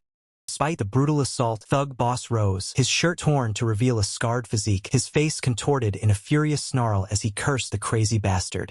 His eyes, glowing ominously red behind his sunglasses, narrowed with intense, barely contained rage. The night sky above the city pulsed with an unnatural, vibrant energy, a silent testament to the escalating conflict below. Thug Boss's face filled the frame, his red, glowing eyes burning with an infernal fury, his jaw clenched in a primal roar of defiance. Continuing his furious roar, Thug Boss unleashed a guttural ARJHH as chaotic red and blue energy surged around his enraged form. His voice a low, venomous snarl, Thug Boss vowed, "You bastard, I'm gonna make sure to kill you with my hands." His red eyes burned behind his sunglasses. A defeated figure in a dark suit lay sprawled on the ground, dark wisps of smoke rising from their form, signaling their complete incapacitation. Towering over a fallen opponent, Thug Boss had transformed into a monstrous, horned entity, his red eyes glowing ominously in the vibrant, chaotic light. The scene was a chaotic tableau of violence, with blood splattered across the ground and a body lying amidst the debris, bathed in the eerie glow of neon lights. The screen faded to black, revealing the title card, Reveries of the Moonlight, Chapter 20, titled Mad Dog. Behind the coffee counter, a smiling barista greeted, "You're here, Seigun?" The barista noticed a sleek new motorbike parked outside, asking if it was new. A voice confirmed, "Yes." Seigun, the green-haired man, explained with a slight sigh of relief that he had thankfully found a dealer willing to trade with a minor. The barista nodded understandingly, commenting on Seigun's new outfit and saying, "I see. No wonder, nice outfit too." The barista then added, observing Seigun's new demeanor, that he was finally starting to look like a true hunter. Seigun turned to the barista, asking about Sylvester's whereabouts, to which she cheerfully replied that he was sleeping upstairs. As a hand gripping a handgun was shown, long white hair cascading around it, Seigun wondered aloud if Sylvester was awake by now. Sylvester, still in his pajamas, was indeed awake, holding a gun with a wary expression as he looked over his shoulder. Seigun's expression remained serious, his gaze sharp and focused. From the perspective of the gun-wielding Sylvester, Seigun stood in the doorway, prompting Sylvester to offer a sarcastic, "Yes, nice to see you too." Sylvester, still seated on the bed, warned Seigun about barging into a sleeping person's room, adding a grim reminder that he could get shot and killed. Seigun retorted, pointing out that Sylvester's pajamas weren't exactly making him persuasive. Seigun, cutting to the chase, asked Sylvester what was on his mind. Sylvester revealed he was talking about the recent incident that had the media buzzing. Seigun clarified, asking if Sylvester meant the monster that openly killed people in the park. Sylvester confirmed, "Yes. What do you think?" Sylvester, deep in thought, mused that this country hadn't yet reached a point where vampire clans properly controlled the backside of society, which was likely why such incidents ran rampant. Sylvester dismissively claimed it was just a corrupted creature that would die on its own. Seigun countered, "What are you talking about? People are dying." Sylvester's eyes glowed blue as he sternly told Seigun not to seek answers from him, declaring he wasn't his private tutor. Sylvester then challenged Seigun, asking what value that thing held for him, whatever it might be. Seigun, undeterred, pressed on, stating that despite Sylvester's words, he sensed something significant was truly going on. Sylvester turned his gaze away, a subtle frown etching his features as he considered Seigun's persistence. With a sigh, Sylvester explained that a corrupted creature's blood was inherently worthless. However, Sylvester continued, the corrupted were notorious for attracting executioners. He elaborated that a corrupted creature, undergoing a wrong mutation, was completely consumed by thirst and hunger, losing its mind and making no effort to hide its existence.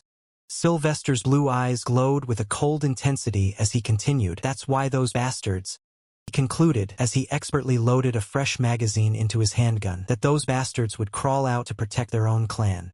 He had concluded, as he expertly loaded a fresh magazine into his handgun, that those bastards would crawl out to protect their own clan. And here they are, executioners, high-level vampires normally impossible to track down.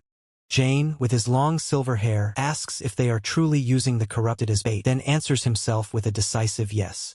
He elaborates that such a tactic is a good deal for hunters who are primarily driven by money.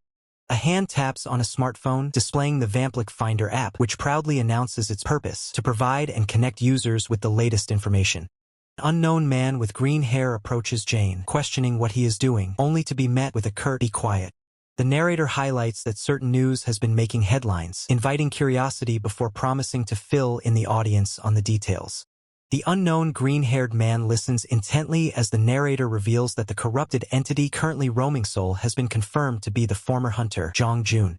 Jane's striking blue eye glows with intensity as he contemplatively states, "It seems." A white car speeds down a sunny highway, the bright light reflecting off its hood as it rushes towards an unknown destination. Inside the car, Beckon, with his scarred face and glowing blue eye, grimly remarks that this matter will be a pretty rough one for him.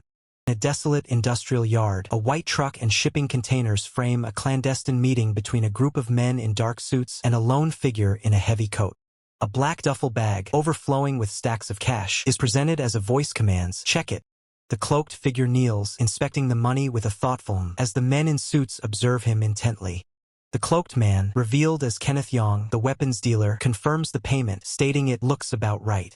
Kenneth Yong, with arms outstretched, leads the group of men into the dark interior of a shipping container, the metallic sound of a latch clicking shut. Inside, a formidable array of rifles and assault weapons hangs neatly on racks, showcasing the dealer's impressive inventory. Further along, tables are covered with handguns and rows of gleaming combat knives, ready for selection. Close-up reveals crates overflowing with ammunition magazines, ensuring the buyers are fully equipped. An unknown armed man, now holding a rifle, expresses his satisfaction, finding it excellent to acquire such weapons in Korea. As Kenneth Yong closes the truck's rear door, he advises the armed men, "I'd like you not to kill people out in the open, if possible." The unknown armed man's red eyes glow menacingly as he trails off, hinting at the true purpose of the firearms they just acquired. Kenneth Yong settles into the driver's seat of the truck, glancing back at the armed men before preparing to depart. The armed man glares, calling Kenneth Yong an idiot, and aggressively questions, "Why would we buy guns if we're not going to kill?"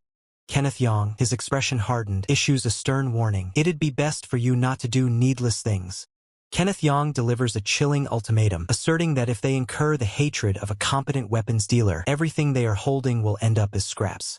With a sly smirk, Kenneth Yong challenges them, asking, "Well then, shall we check if our Mosquito brothers have a long-term vision?" The armed man snaps, pointing his loaded rifle at Kenneth Yong and demanding to know if he thinks this is the time for nonchalance. Without even looking back, Kenneth Yong unleashes a furious and vulgar insult at the armed man, calling him a dumb, head full of shit blood fucker. The armed man, his red eyes burning with fury and fangs bared, snarls back at Kenneth Yong, demanding to know where he'd find more bullets if a hole were put in his head. He then dismissively claims he was merely messing around a little, his hands casually gripping a rifle, belying the tension in the air. Observing Kenneth Yong, one of the armed men remarks that a truly competent weapons dealer operates on a different level entirely. From behind, Kenneth Yong remains utterly unfazed, even with a barrel pointed directly at his head, prompting another observation from the antagonists about his unsettling calm. Kenneth Yong, leaning against the truck with a confident smirk, retorts that a human trading with a vampire is far more intriguing than their petty threats. Turning slightly, Kenneth Yong addresses the armed group, stating plainly that pointing a gun at a weapons dealer is a very unpleasant business. With a dramatic yawn and stretch, Kenneth Yong signals his next move, a casual gesture that belies the impending action. His hand snaps into a finger gun, and a sharp, almost invisible energy projectile streaks forth from his fingertips. Kenneth Yong, now fully facing them, delivers his ultimatum. A 10% surcharge will be added to every subsequent transaction, a warning he expects them to heed. One of the armed men, eyes wide with disbelief, questions Kenneth Yong's audacity, repeating from the next one in utter shock. Kenneth Yong throws his head back in uproarious laughter, clearly enjoying their stunned reactions to his bold declaration. The armed man, still reeling, begrudgingly acknowledges Kenneth Yong's terms, promising to remember them. Kenneth Yong casually closes the truck door, his demeanor unchanged as he prepares to depart, leaving the stunned thugs behind. He leans against the truck, letting out a weary sigh, reflecting on the encounter. Kenneth Yong mutters to himself, remarking on the thug's utter lack of manners, an experience he claims took 10 years off his life. Meanwhile, an unseen narrator speculates that a corrupted individual transformed while hunting Jukyo family vampires, or perhaps it was a side effect of the psychedelic moon. The narrative voice continues, revealing that there's a significant bounty placed on this corrupted entity. As hands grip a steering wheel, the narrator acknowledges the audience's potential skepticism regarding the bounty's value, but suggests the hunters believe their lives are at stake. The driver of the car, looking up in surprise, announces the staggering reward, a full 1 billion won. With a shocked expression, the driver exclaims about the audacity of vampires placing a bounty on a vampire hunter. His face grim, the driver reveals that even more urgent news has just come in. A horrific scene unfolds. A bloodied face screams in silent agony, surrounded by splatters of crimson. News details a gruesome discovery. 2 bodies lie lifeless near a police car, south of Yanghua Bridge, towards Hangang Residence Park, amidst a scene of carnage. The narrator clarifies that they are merely relaying the news, as a terrifying, monstrous creature with glowing red eyes and sharp limbs is revealed. The driver observes the monstrous vampire, remarking that it truly does whatever it pleases, a chilling assessment of its destructive power. He then questions if such a formidable creature is truly manageable. 2 figures silhouetted against the distant city lights, staring at the monster. One of the passengers warns that even a seemingly insignificant policeman from a smaller country should not be underestimated. The monster lies defeated on the blood-soaked ground, its grotesque form surrounded by splatters of crimson, a testament to a brutal struggle. The long-haired passenger, turning his head, poses a question to an unseen party, asking, "Where are you going?" Crimson tendrils erupt from outstretched hands, bathed in an ominous red light. A lone figure stands on a bridge amidst a swarm of monstrous, spider-like creatures, their forms outlined by the city lights below. A brutal assault unfolds, the air thick with the spray of blood and the sound of violent impact. A figure is violently thrown back. A monstrous entity, its form shattered and bleeding, reveals a horrifying visage with sharp horns. The monstrous entity unleashes a terrifying roar, its body contorting and expanding, surrounded by a web of crimson energy. 2 figures stand, one with a sinister grin, the other with glowing red eyes. The first asks, "Echelon, how about you finish up for me here?" A hand reaches out, its veins pulsing with power, as a desperate voice cries, "No, move!" A blinding flash of light erupts as a fatal blow connects, showering the scene with blood. With a guttural scream, a figure is sent flying through the air, crashing into debris. A downed figure lies in a pool of blood. A man with striking red eyes and sharp features looms over him, asking, "Who are you?" Close-up on a man's unsettling grin. He remarks, "Whoa, looky here. Seems like in Korea, the parentless Jukyo family vampires run amok." The aftermath of a battle, overturned vehicles, scattered bodies, and a monstrous creature on the ground. Police forces cautiously approach. A group of heavily armed individuals, led by a man in a beanie, prepare for action. One states, "We'll get vampires and the corrupted too. 2 birds with 1 stone. Another adds, "Boss is gonna love this." A man with glowing red eyes and a scarred face glares, his voice laced with fury, "You bastards crazy for money." A man wearing a beanie grins, his eyes glowing blue, bearing fangs. He retorts, "Better than being crazy for blood, isn't it?" A close-up of a man's face, a sly smile playing on his lips. He muses, I guess we're not so different." A chaotic firefight erupts as bullets and energy blasts crisscross the scene. A man is caught in the crossfire, firing back. Brutal onslaught of energy beams tears through a figure. Simultaneously, a monstrous form is being torn apart by similar attacks. A figure plummets from the sky, surrounded by dark, demonic energy and the sound of intense impact. A man with glowing blue eyes grits his teeth, caught in a brutal close-quarters confrontation.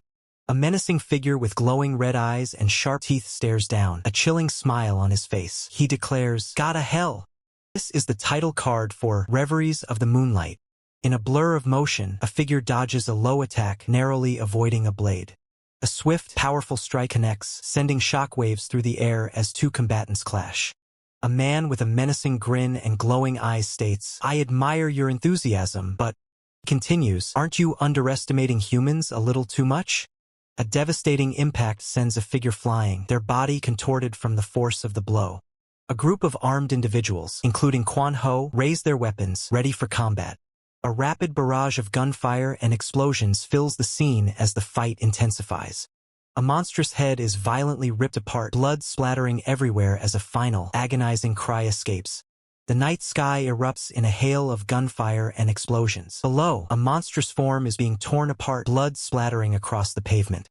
The chaos continues, flashes of light and energy engulfing the scene. A man with a distinctive glowing blue eye and an orange beanie surveys the scene with a predatory grin. The title card appears, Mad Dog, Chapter 022.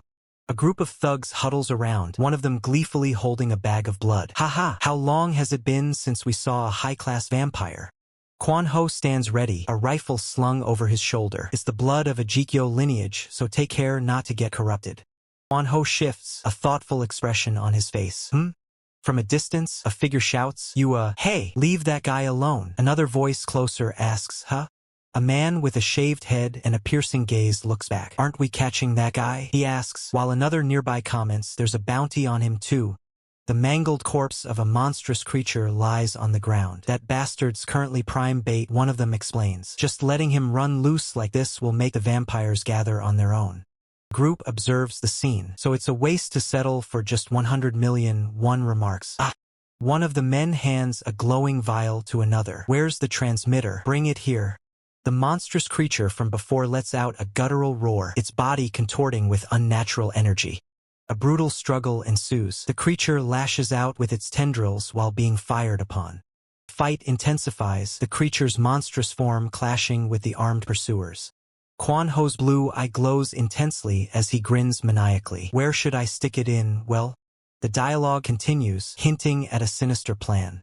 The creature, now seemingly in control of Quan Ho's abilities, lunges forward, its form a terrifying blend of human and monster.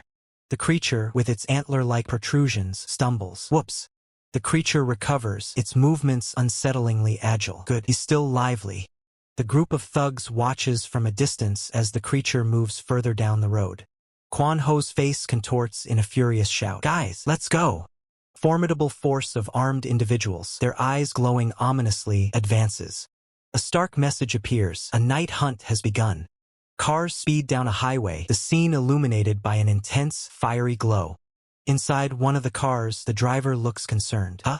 The road ahead is blocked by a massive truck, creating a sudden obstacle.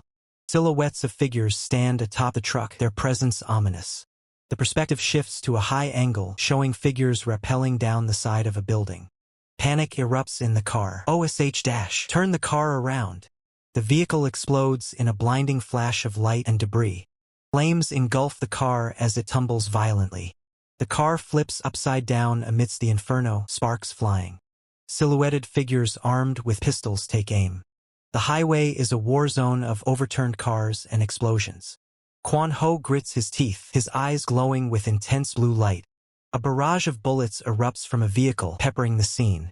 A sinister man with glowing red eyes grins manically as he advances, while another man coughs violently. Crouched amidst the wreckage, Quan Ho clutches his rifle, bewildered. Bleeding and injured, Quan Ho asks if the man is the alchemist's lackey. He questions why he hadn't seen the man in the States, implying he was in Korea. A figure in a long, dark coat stands, a pistol held steady. Quan Ho's face contorts in anger, his blue eyes blazing as he curses children of Hecate. From his car, Quan Ho questions the necessity of heavy armament for vampires. The sinister man dismisses the idea of weakness, calling it preparedness. He mentions the true vampire hunter who killed Jikyo and Chang'un in Korea, implying that arriving unarmed would be laughable. Quan Ho, now holding a pistol, glares defiantly, asking if his opponent agrees. The sinister man's face contorts into a predatory, vampiric grin. An intense burst of energy emanates from the figure. Amidst the chaos, two figures search a car, looking for a tracking device. A hand holds a radio displaying a GPS map pinpointing a location. One man identifies the device as an FM type, to which the other responds, "Good." The sinister man's eyes glow red as he menacingly asks if they should have a brief midnight snack. A laser-like beam shoots from the sinister man's eyes, striking a nearby opponent. A grotesque transformation occurs as a being's head explodes in dark energy. The figure gasps in shock. Someone exclaims in disbelief, "A cellular bullet?"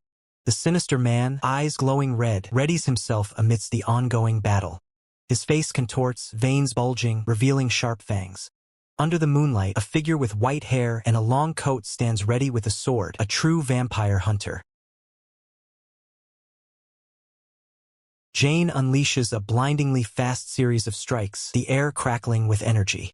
His attack carves through the darkness, leaving trails of blue energy in its wake. Against this many vampires, Jane moves like a phantom, his cape billowing as he cleaves through multiple foes. The battlefield erupts in a crimson spray. I can't help but be impressed. The aftermath of Jane's assault leaves the ground stained with blood. Kuhahaha, that's right. For beings like us, who've grown so used to death that our daily lives have gone dry. A monstrous figure, radiating dark energy, lunges at Jane, its claws extended. The monstrous creature's face contorts, revealing sharpened fangs and glowing red eyes. Don't go looking for meaning.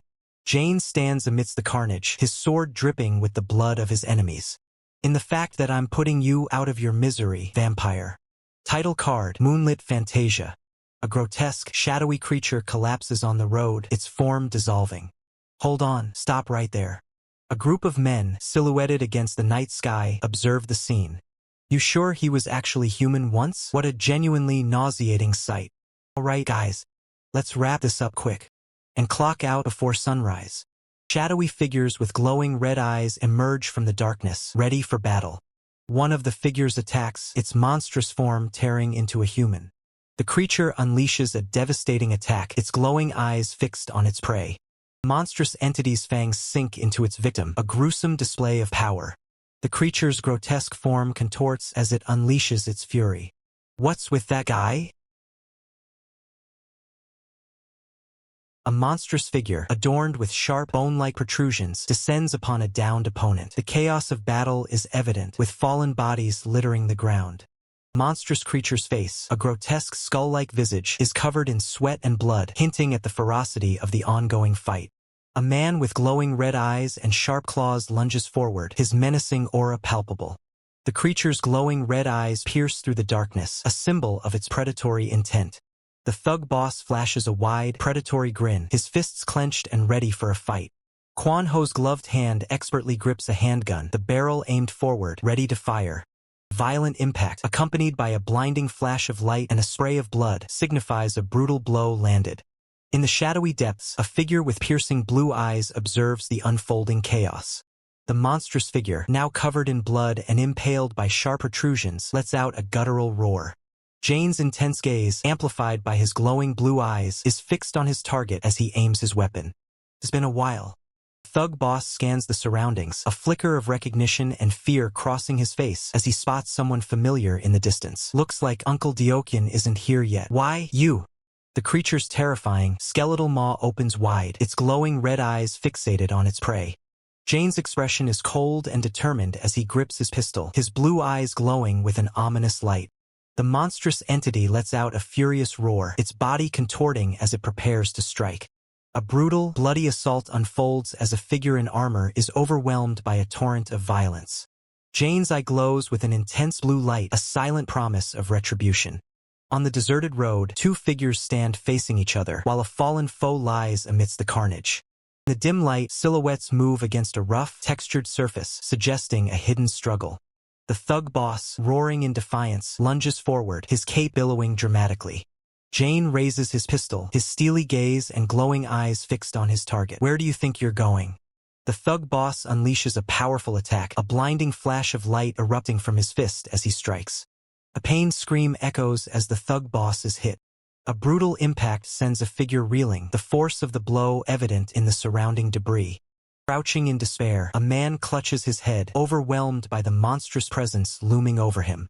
A zombified figure shambles forward, its grotesque form casting a menacing shadow. The man recoils in shock, muttering, "Huh!" Jane stands his ground, pistol in hand, facing a towering, undead monstrosity on the desolate road. The creature's horrifying visage, with its sharp teeth and glowing red eyes, fills the frame, promising a brutal encounter. Jane's intense, blue-eyed gaze pierces through the darkness, a predator surveying its domain. The man clutches his head in agony. What? Why are you just walking past? His face contorts in disbelief and pain. A shadowy figure looms over the fallen man. You're Cheon Young-hoo, right? The figure's eyes glow with an unnerving blue light, a chilling intensity that promises retribution. Young woman's face appears, a faint, unsettling smile on her lips. I wonder if you even know what your Songdong faction did to me. A monstrous, spectral form erupts, crackling with chaotic energy. Jane's face is obscured, his gaze cast downwards, lost in thought. There's no point saying any more. The aftermath of a brutal conflict is evident, bodies strewn across the floor. A man, severely wounded and missing an arm, sits amidst the carnage, his expression grim. A stark contrast emerges, a group of people enjoying a day at the beach, oblivious to the darkness unfolding elsewhere. There's no going back. Thug boss, bleeding and disoriented, pleads, Wait, hold on, stop. A close-up of the thug boss's terrified face as the barrel of a gun is pressed against him. Jane's eyes, now glowing with a fierce blue light, stare directly ahead. You shouldn't have stuck your nose where it didn't belong.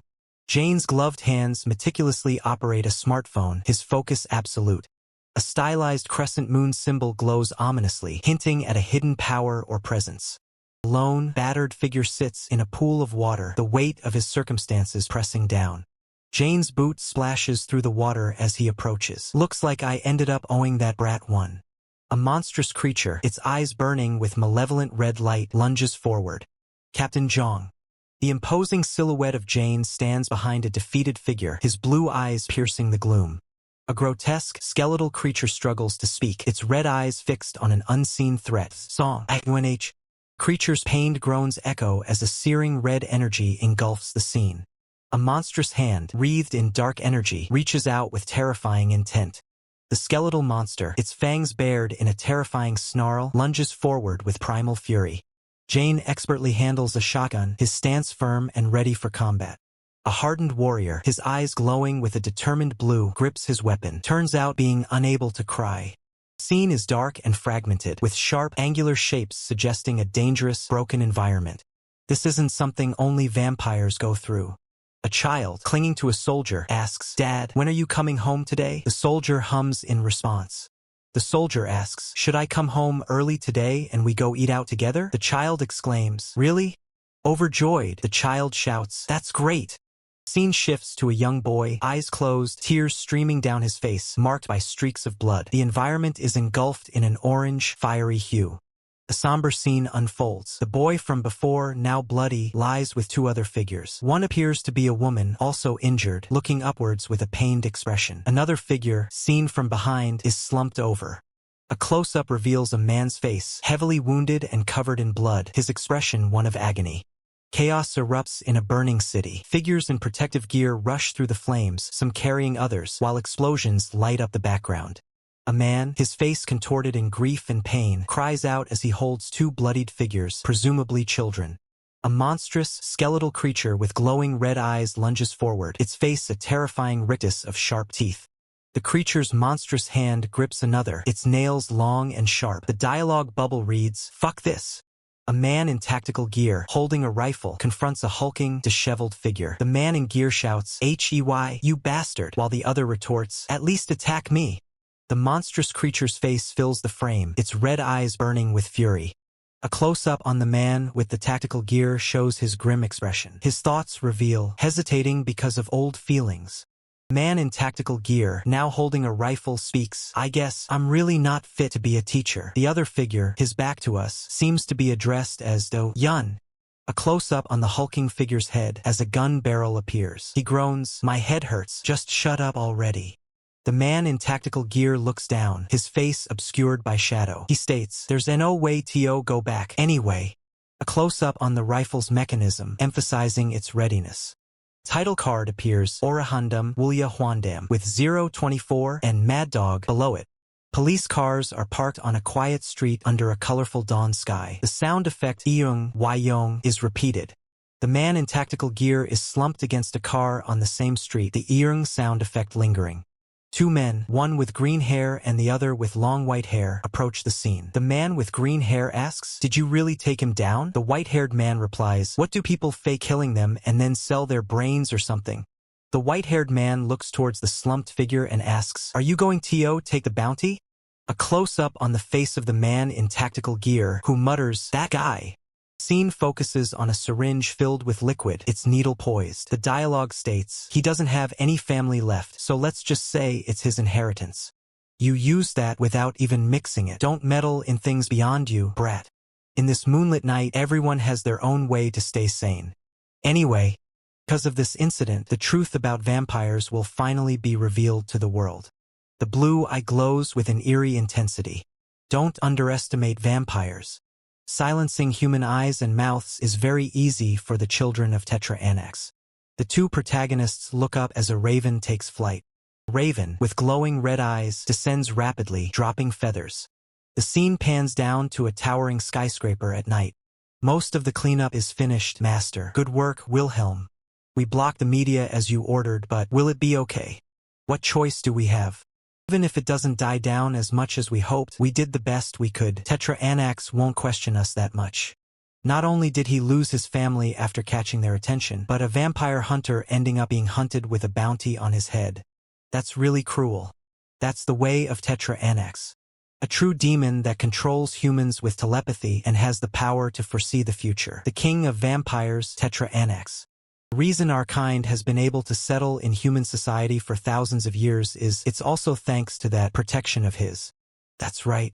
It's better if we at least pretend to be obedient like this. If we didn't, we might have ended up like Gyokyo Hall.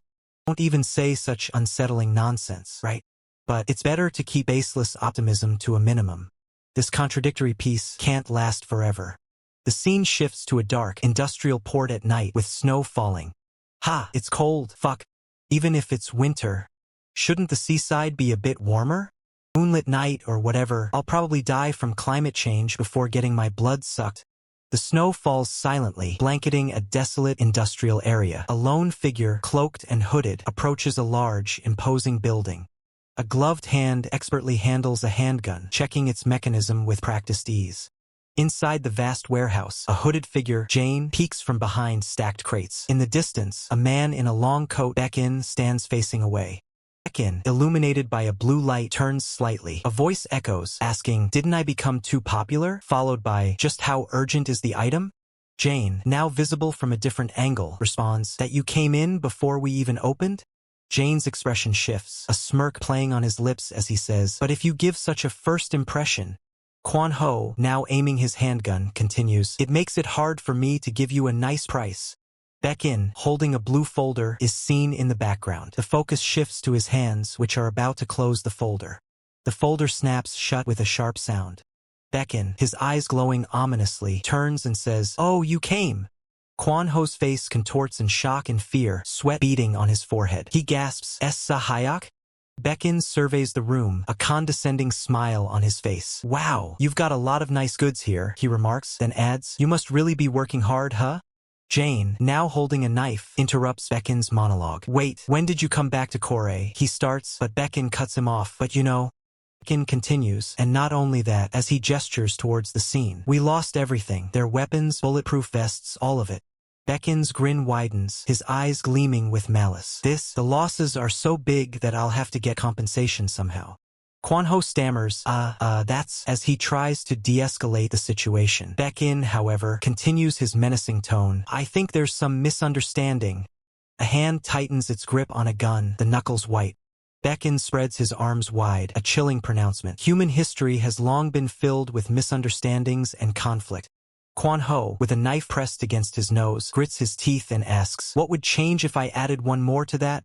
Beck-in leans in menacingly, the knife still at Quan Ho's face. "I want to keep misunderstanding," he sneers. "So could you shut your mouth?"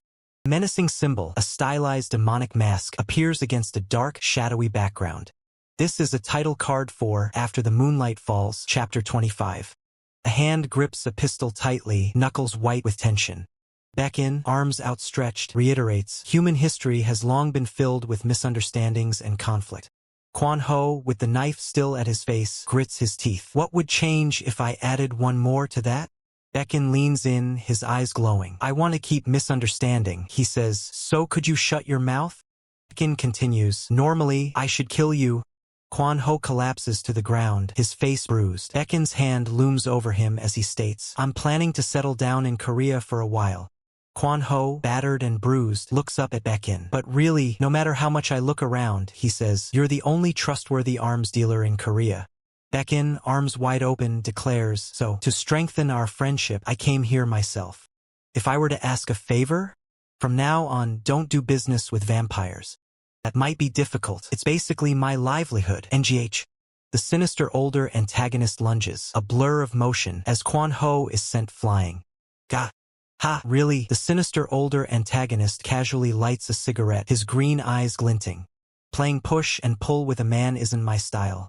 Quan Ho lies defeated, his breath coming in ragged gasps. As expected, Lucky Strike cigarettes taste special, don't you think? For me, nothing beats mass. Yeah, nothing beats mass for me. Anyway, my friends got hurt quite badly because of you, so I'm looking to recruit some comrades. Know any good hunters? For example? They say the true demon hunter, Father Sylvester, is in Korea, right? Why don't you introduce me to him? Are you crazy? Are you in your right mind? Are you saying that because you don't know what kind of guy he is? Oh my, calling me crazy. You see, I follow public morals very well. Look, I even prevent fires like this, right? Aya. Burns from cigarettes. If you're a struggling student, everyone has a few, so what's the big deal? Endure it. Anyway, just tell me where he is, my friend. I'll take care of the rest. GRRGH. Instead of this, maybe it'd be faster to check your notebook or phone. Alright, I get it. Stop. Oh, did you suddenly change your mind?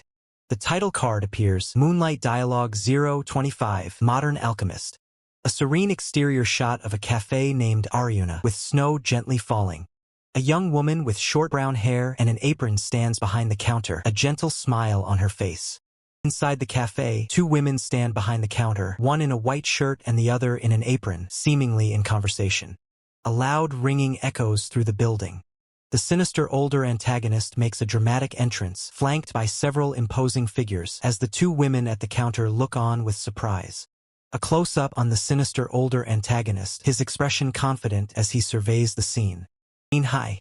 A young woman with short brown hair nervously peeks from behind a door, her hand gripping the doorknob. The door is shut, but the sound of a handle turning and a faint creak can be heard. Inside a coffee shop, a person in a long, dark coat with a red sash leans over the counter, speaking to the barista. A speech bubble reads, "Welcome." A close-up reveals a man with long, dark hair and striking green eyes, a smirk playing on his lips. He speaks directly to the camera. "Nice to meet you, miss." A blank white panel displays a single speech bubble. "This is who I am." Hands present a business card that reads Illegal Blood Distribution Association with Director Sa-hyuk and an email address. The barista, smiling, addresses someone off-panel, MR-SAHYUK. Below, another bubble states, "What brings you here?" Two men sit at a table in the coffee shop. One, with a bald head and intense gaze, speaks from a bubble. "I came to have some good coffee." Man with long dark hair from before is shown again, his expression unreadable. A bubble asks, "Did you come looking for Sylvester?" He replies, "I guess it was obvious." The barista looks at the person in the long coat, a question in her eyes. A bubble asks, "Are you a vampire hunter?" The person in the coat simply responds, "HM." Two men are in conversation. One, with a stern face, asks, "If you come in groups carrying weapons in broad daylight, won't that disturb the business?" For men are gathered around a table, their expressions grim and serious. A hand is raised, palm outward, in a gesture that could be a warning or a command. Looking upwards, the man with long dark hair speaks with a hint of disdain. "Seems like it's a problem in this polite country of the East."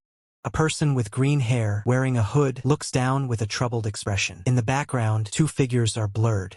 A close-up of a glowing green eye suggests intense focus or power. A bubble says, "Anyway, young friend, I've been worried lately because there aren't any good people."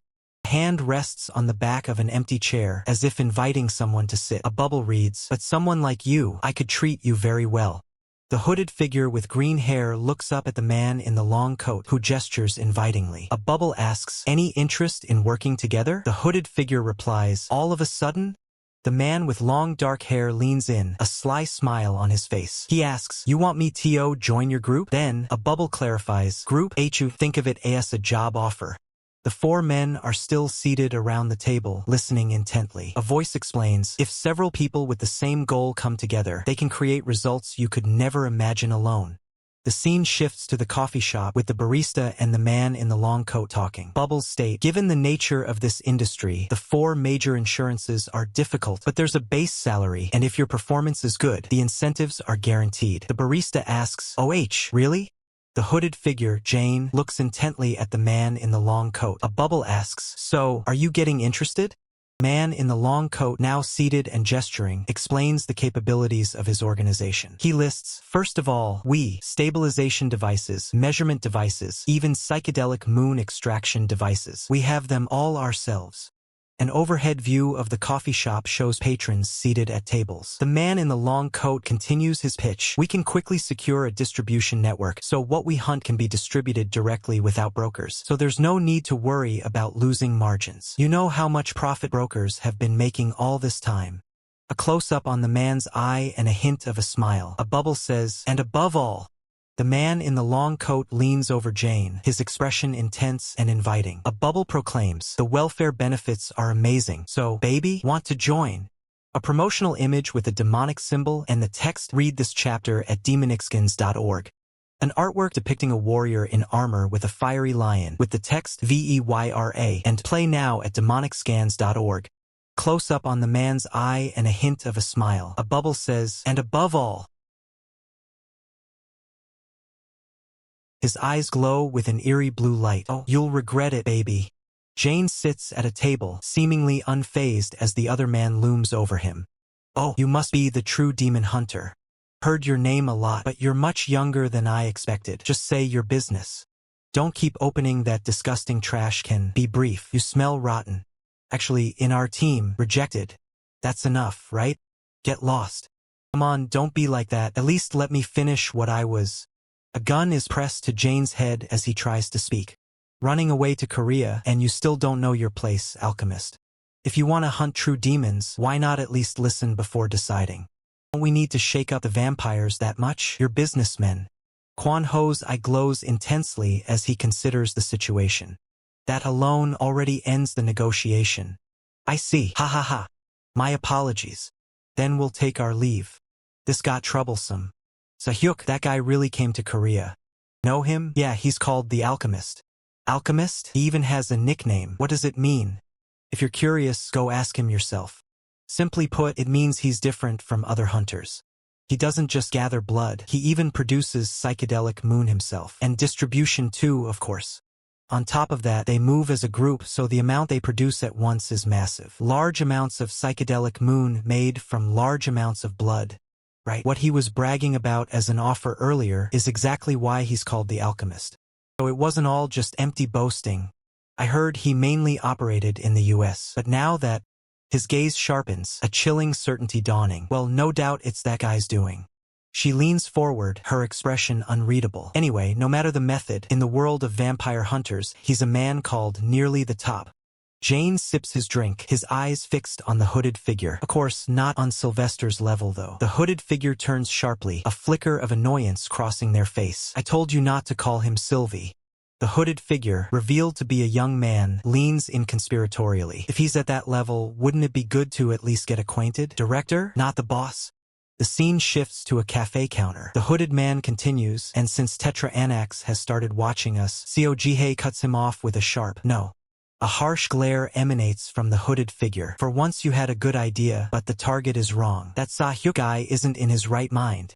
From the shadows, a voice retorts, "Who in this field is in their right mind?" As Jane walks away from the counter, Seo Jihei calls out, "Where are you going?" Jane pauses, his intense blue eyes catching the light. His internal monologue echoes, "Am I sane either?" Back at the counter, Baekhin looks towards Jane, his expression thoughtful. "Segan, shouldn't we have caught him?" The scene abruptly cuts to a high-speed chase. Pink energy beams slice through the night as a motorcycle weaves through obstacles. A large, black SUV speeds forward, its headlights blindingly bright, cutting through the darkness. Camera pans to reveal 3 identical black SUVs in pursuit, their headlights cutting sharp beams across the wet asphalt.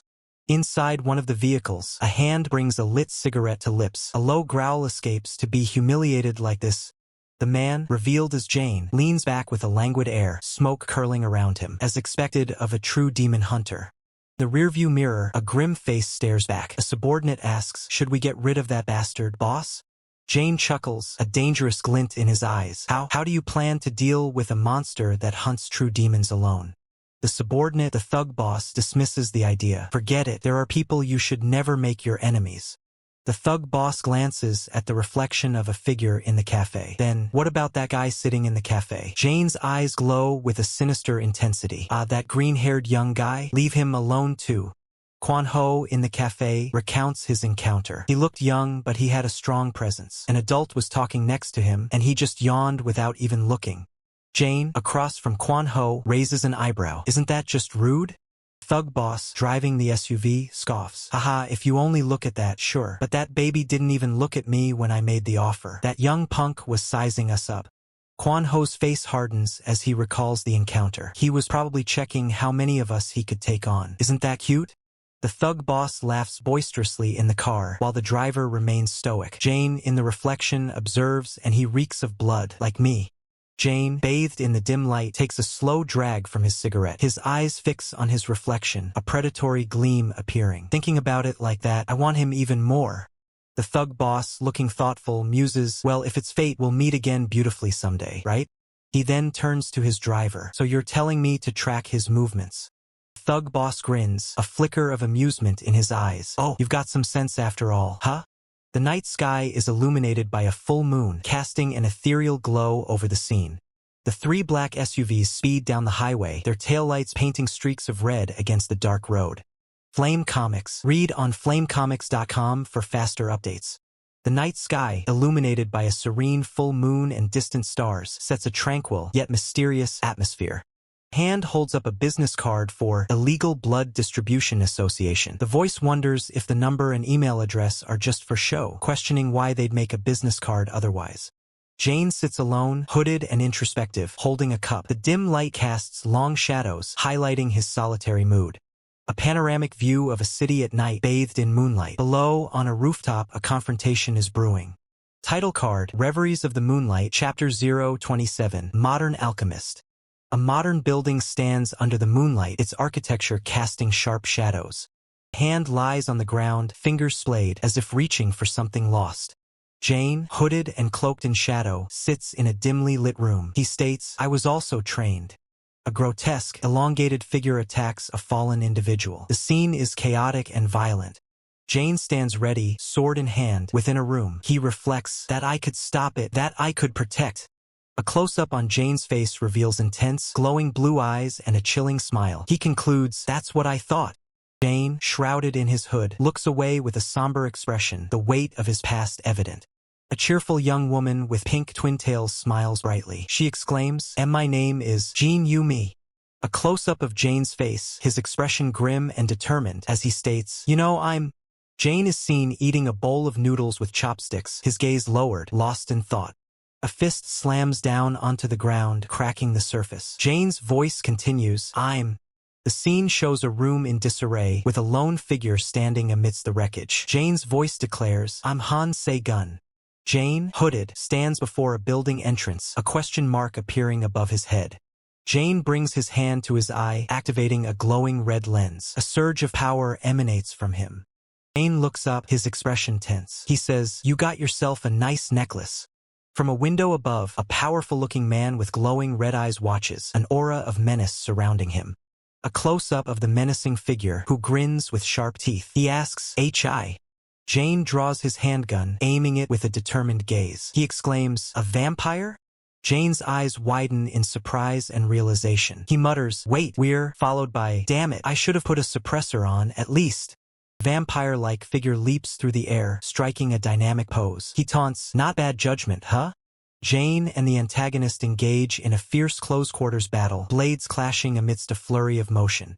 The fight intensifies as Jane and the antagonist trade powerful blows. The antagonist observes, you've got a sense for combat, too. A close-up on the antagonist's sinister grin and sharp fangs. He adds, for a human, that is. The battle rages on, a blur of motion and impact as Jane and the antagonist clash with incredible force. The sinister older antagonist unleashes a powerful kick, his body a coiled spring of raw energy. His eyes widen in desperation. I won't be able to block this. A hooded figure, the mysterious hooded woman, intercepts the blow, shielding someone from the impact. The sinister older antagonist's attack is deflected, the force creating a shockwave. The sinister older antagonist sneers, his voice echoing, just like how you humans hunt us. He continues, you should have figured we could hunt you guys as well. Jane, recovering from the blow, is seen in the foreground. The sinister older antagonist looms over a downed figure, his expression triumphant. Too complacent, no?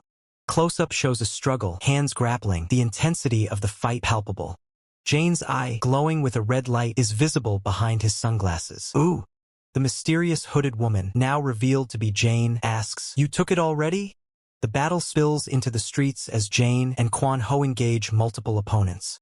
Jane, in a defensive stance, lets out a defiant humph. Quan Ho charges forward, creating distance from his attackers. The sinister older antagonist acknowledges Jane's resilience. Right, it won't feel like a hunt if you make it too easy.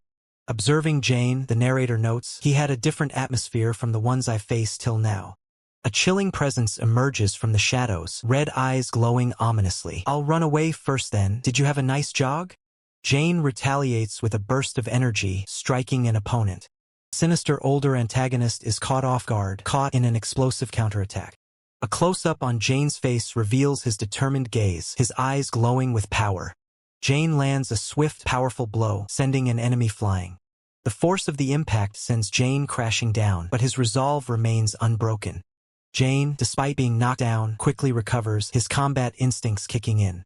Jane grips his blade, his eyes burning with intensity. Steam rises from his breath, showcasing his fierce determination.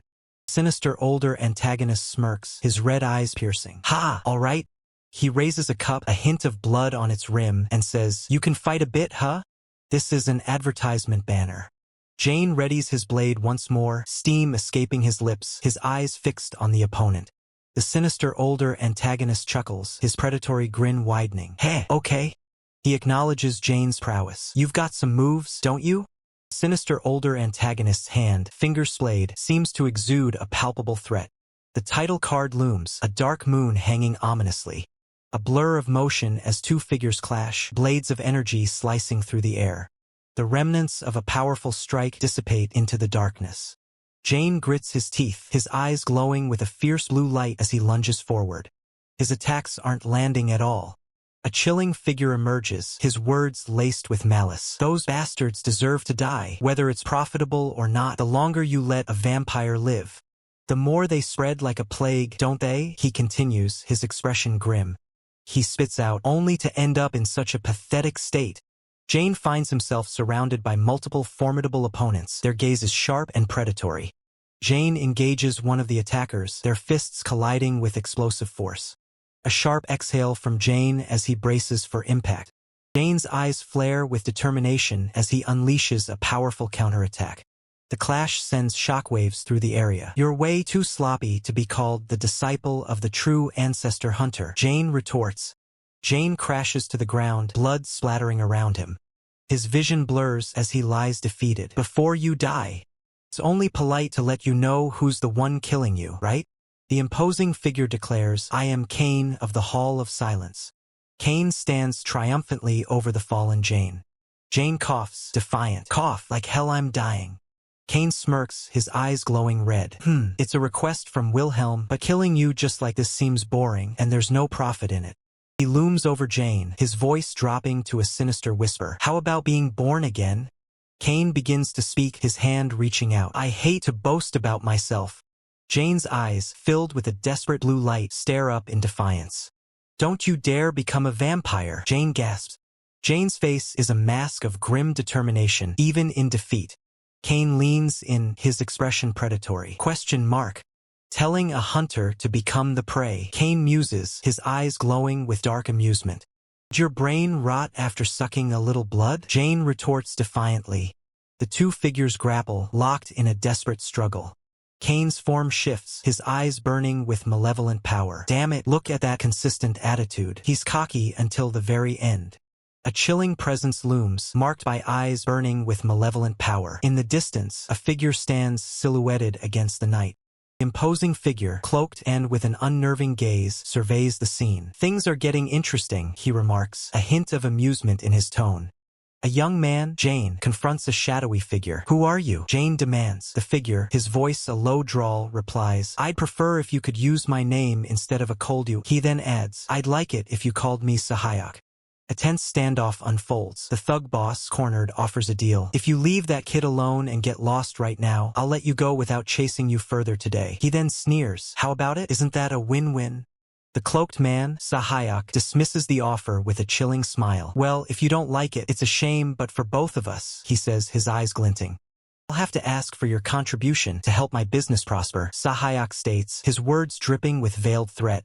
A monstrous transformation begins. The man's skin contorts, his hand glowing with ominous red energy. "So you're that alchemist," he growls, his voice laced with menace. A flurry of red energy strikes, forcing Jane to dodge. Amidst the chaos, a voice echoes, "You sure talk a lot for someone who fled from America." Jagged lines of red energy slash through the darkness, signifying a brutal attack. The alchemist unleashes a torrent of crimson energy, his movements a blur of raw power.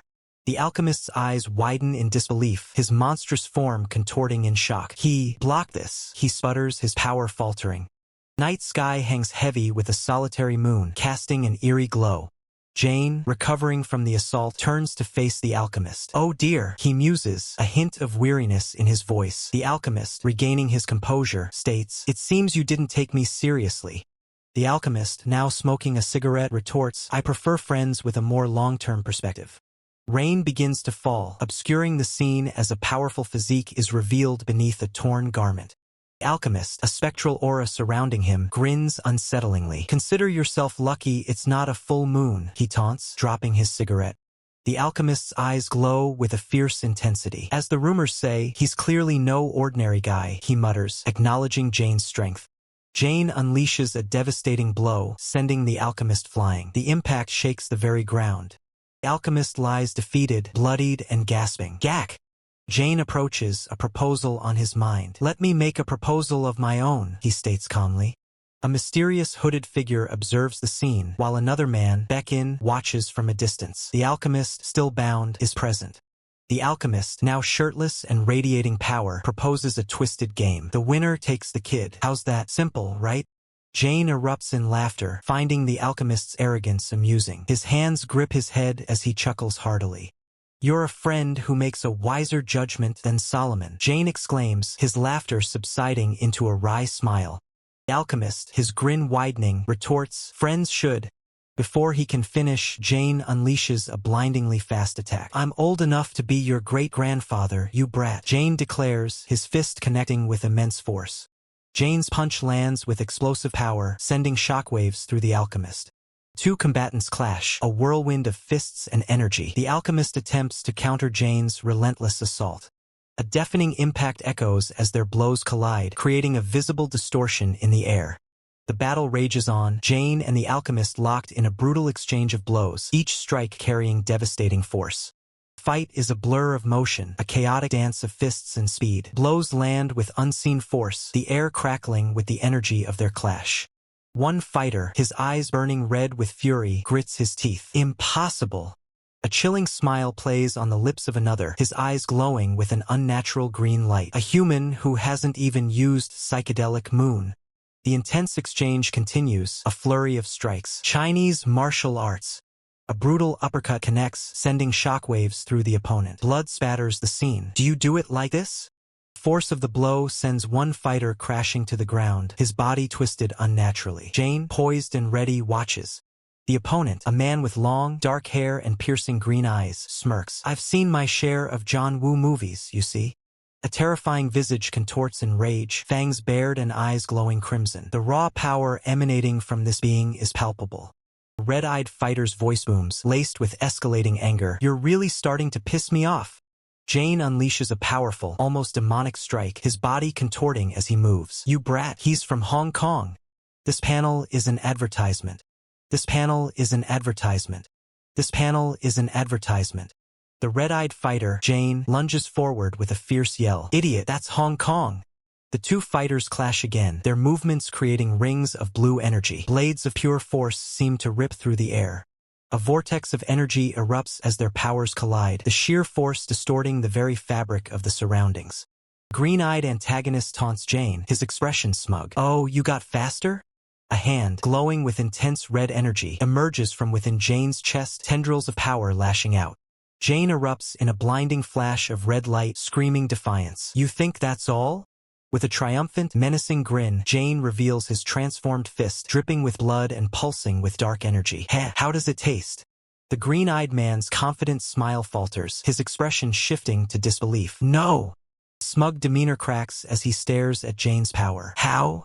The antagonist shifts his grip on a handgun, a new resolve in his eyes. "Well, if it's about using techniques, I've got something to say too." He fires, unleashing a barrage of energy-infused bullets. The air ignites with explosive force. Jane is engulfed by the explosion, his body seemingly torn apart by the sheer impact. He cries out in pain. From the blinding light of the explosion, a figure begins to emerge, silhouetted against the inferno. Jane's face contorts with renewed fury, his eyes burning with an infernal glow. The fight is far from over. The explosion intensifies, a cataclysmic blast consuming everything in its path. Through the dust and smoke, the silhouette of the green-eyed antagonist stands, his glowing eyes piercing the gloom. He seems unfazed by the destruction. Jane, battered and bruised, looks down, his expression grim. The battle has taken its toll. Jane, battered and bruised, looks down, his expression grim. The battle has taken its toll. The figure above mocks him. Too bad I didn't bring a blood extractor. The victor, with striking green eyes and long dark hair, carries a defeated foe. He states coolly, "Consider yourself lucky." On the ground, a figure with glowing red eyes gasps, "What are you?" The one carrying the unconscious body looks down at the cratered ground, his expression unreadable. He hears a furious yell from the crater. "What the hell are you, you bastard?" The figure with red eyes, now revealed as Jane, responds with a chilling statement, "Teddy bear." Victor, with piercing green eyes, dismisses the question. "My preference." He continues, carrying the defeated foe, "I prefer bears over dogs." The scene shifts to a dark, ominous sky seen through a chain-link fence with silhouettes of trees. A figure stands stoically beside a black SUV, their face obscured by a mask. Headlights cut through the dim light. Inside the SUV, the driver asks, "Kidnapping? Lower the trunk." Black SUV's headlights glare intensely. The man who carried Jane, now seated in the car, is addressed by the driver, "Boss, why did you leave that guy earlier?" The man in the passenger seat replies, "If it was about extracting blood, you could have had us do it." He then lights a cigarette, contemplating. "If you only chase immediate profit, you can't become a successful businessman, right?" The driver glances at the rearview mirror, seeing the passenger's intense gaze. He asks, "Don't tell me you mean..." The passenger, with piercing green eyes, takes a drag from his cigarette, a sinister smile playing on his lips. "Right, even Giocchio Hall must still have an Esquire alive, right?" Stark red circle appears over a dark, blood-splattered surface. The text reads, "To catch a big fish." Abstract, violent splashes of blood fill the screen. A monstrous, pale hand, dripping with blood, emerges from the chaos. Monstrous figure, Jane, is revealed amidst the blood and dark energy. He states, "The bait needs to be on a different level." A sign reads, "Children Protection Zone CCTV in operation within 50 m/24-hour recording." A young man with green hair and wide, shocked eyes stares ahead. The green-haired man, looking disheveled, sits slumped on a couch in a modern room. He looks towards someone off-panel and asks, "You awake, green-haired friend?"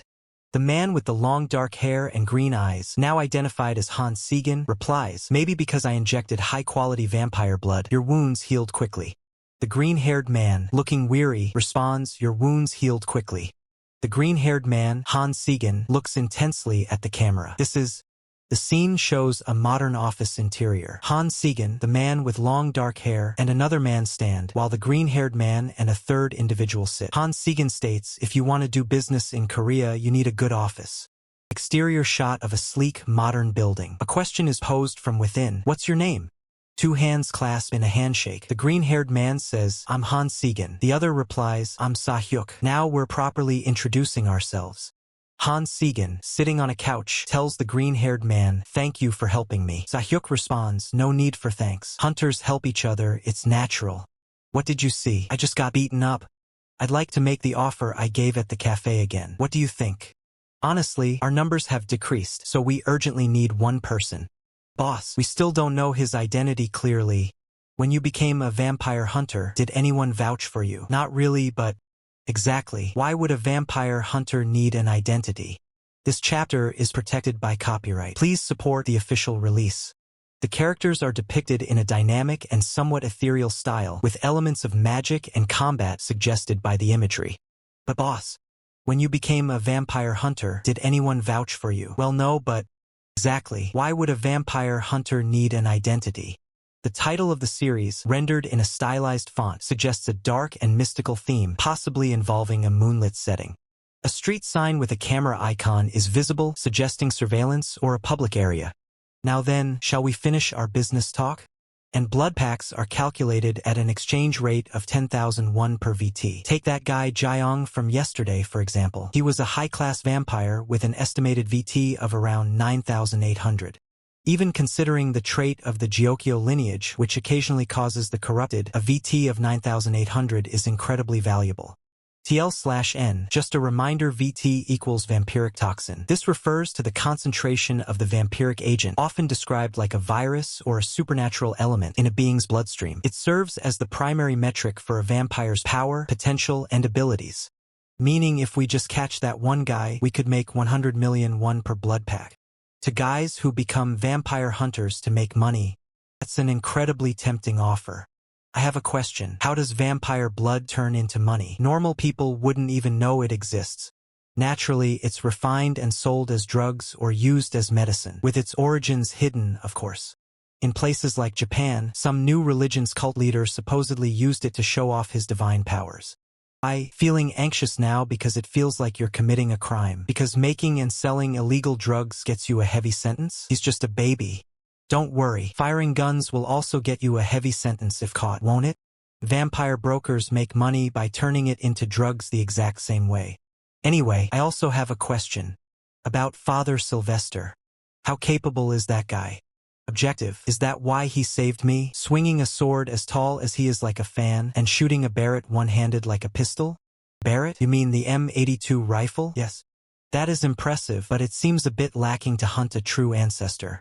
Is there anything else? According to rumors, the true ancestor hunter Sylvester was excommunicated from the Vatican at least 200 years ago. I didn't think he was a normal human, but to think he's lived that long. How, when he's not even a vampire? Oh, I guess exerting that kind of power without a psychedelic moon. More importantly, this guy, just how much information does he know? Well, at any rate, he doesn't even use a psychedelic moon. Is that all you know? Sigh. That's a shame. Since you travel together, I thought you were someone he trusted. You're saying I've outlived my usefulness. He doesn't trust anyone to begin with.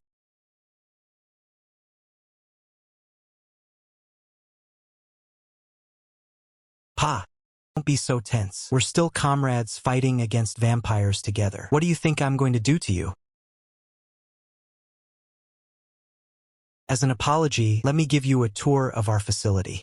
Do you happen to know why I'm called an alchemist? Then I'll make sure you understand today. It's far more efficient than turning lead into gold. Humans lived as hunter-gatherers until they understood the laws of nature and moved on to agriculture and livestock farming. However, current vampire hunters are still at the hunter-gatherer stage. But business shouldn't be run like that. Watch closely. Since you're the first outsider I've ever given a tour to. A chilling close-up on Jane's eyes burning with cold fury. The silhouette of a monstrous figure, its form twisted and menacing. Bare feet suspended over vats filled with a viscous, dark liquid. A disturbing splash erupts in a pool of dark liquid, accompanied by a chilling question, "Well, isn't it beautiful?" Silhouetted figures stand before three captives, bound and suspended. Jane, his face contorted in disbelief and rage, asks, "Fuck, what the hell is this?" Below him, a man with glowing green eyes stares back, a predatory smile on his face.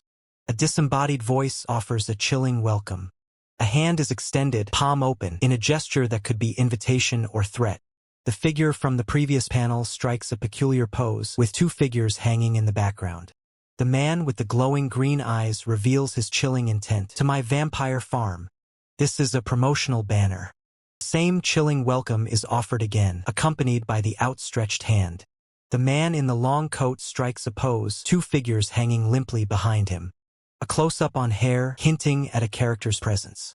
Sinister antagonist's chilling declaration continues, "To my vampire farm." This is a title card. Jane's intense gaze is fixed forward, a silent ellipsis indicating unspoken thoughts.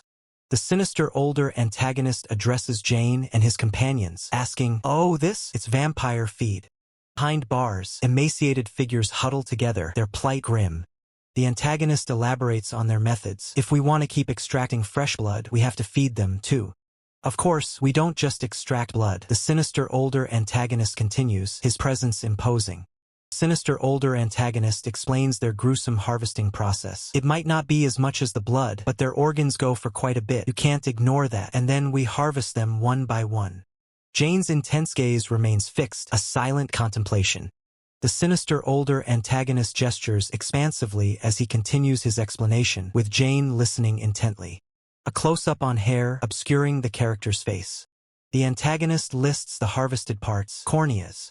Sinister older antagonist continues the gruesome inventory, livers, pancreases, esophagi. Jane's intense expression remains, his focus unwavering. The list of harvested organs concludes with a chilling finality. Hearts.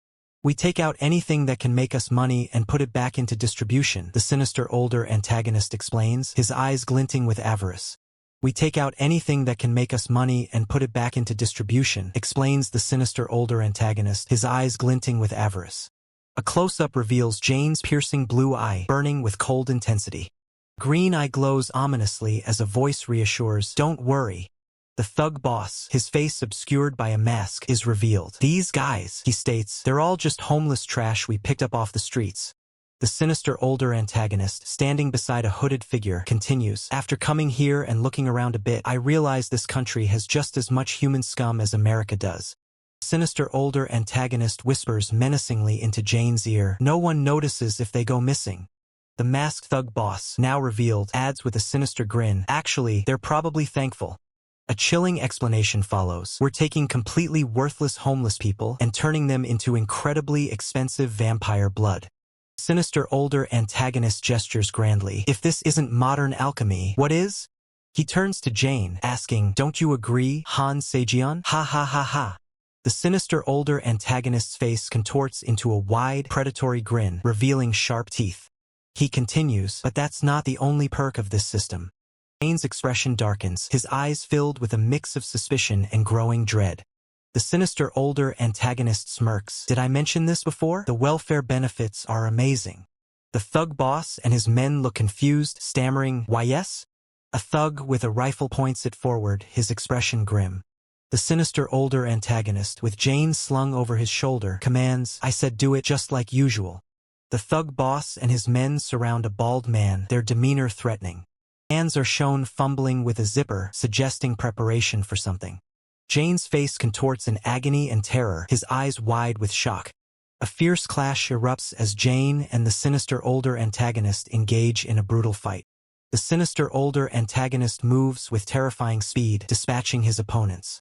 A powerful force is unleashed, indicated by the glowing kanji. Jane, bleeding and battered, looks up with a pained expression. "I thought we could be friends," he whispers, before a voice replies, "That's a shame, baby." Explosive energy erupts as a devastating attack lands, causing widespread destruction. Swift, powerful sword strike is executed as the two combatants clash. A blinding flash of energy signifies a powerful blow being struck. The sinister older antagonist surveys the scene, his green eyes gleaming with a cruel satisfaction amidst the carnage. A thug, sweating and strained, readies his weapon as another figure flees in the background. A close-up on a rifle's sights is accompanied by the observation, "Whoa, no guns." The glint of a rifle's scope catches the light as a hand meticulously checks the mechanism. Three figures emerge from the shadows. The central figure, with a striking red scarf and a crossbow aimed forward, leads the charge. A brutal impact. A figure is impaled, blood splattering outwards as a piercing sound echoes. The scene dissolves into chaos, a blur of motion and sharp angles. Whirlwind of combat. Figures are sent flying as a powerful force sweeps through the room. The central figure, Jane, moves with blinding speed, his presence dominating the battlefield as others scramble to keep up.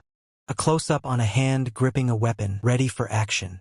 Chaos erupts as a group of armed individuals advances, their weapons raised. Below, a figure in a hoodie takes cover, shouting in defiance, "Just wait, you sons of bitches!" A tense standoff. A group of armed men are positioned, while a commanding voice states, "HY, bring the car, hurry!" From another direction, a calm voice cuts through the tension, "That's enough, leave him." Strategic discussion unfolds. One voice comments, "He's a pretty good messenger to deliver our resolve. To Sylvester, isn't he?" Another interjects, "Whatever, let's just finish the job. The cops might show up, so get ready." Confusion and dissent arise among the ranks. "But, boss," one subordinate protests, "just letting him go for a reason like that." A chilling smile breaks through the darkness as glowing green eyes fixate on the scene. A voice declares, "I told you." A moment of reflection. "He's exactly like my younger self." A lone rider speeds down the highway, leaving a trail of dust and debris. Grim scene. Blood splatters across the pavement, indicating a violent collision. The aftermath of a crash. A motorcycle lies mangled on the road, its rider thrown clear. A close-up on a severely injured individual, bloodied and struggling. A series of drawn-out breaths, heavy with pain and exhaustion. Car's tire spins, kicking up dust as it moves past a fallen figure. A heavy boot lands on the asphalt, grounding the scene. A voice, laced with disappointment, addresses the injured. "This bastard, looking at your state, you didn't do as you were taught again." The injured man, battered and bleeding, weakly questions, "How did you get here?" A figure descends from the sky, bathed in an ethereal glow, their eyes burning with intense blue light. A close-up on a wounded shoulder, blood staining the fabric. A determined voice declares, "With this." The sinister older antagonist reveals a menacing grin, his eyes glowing with power as he prepares to strike.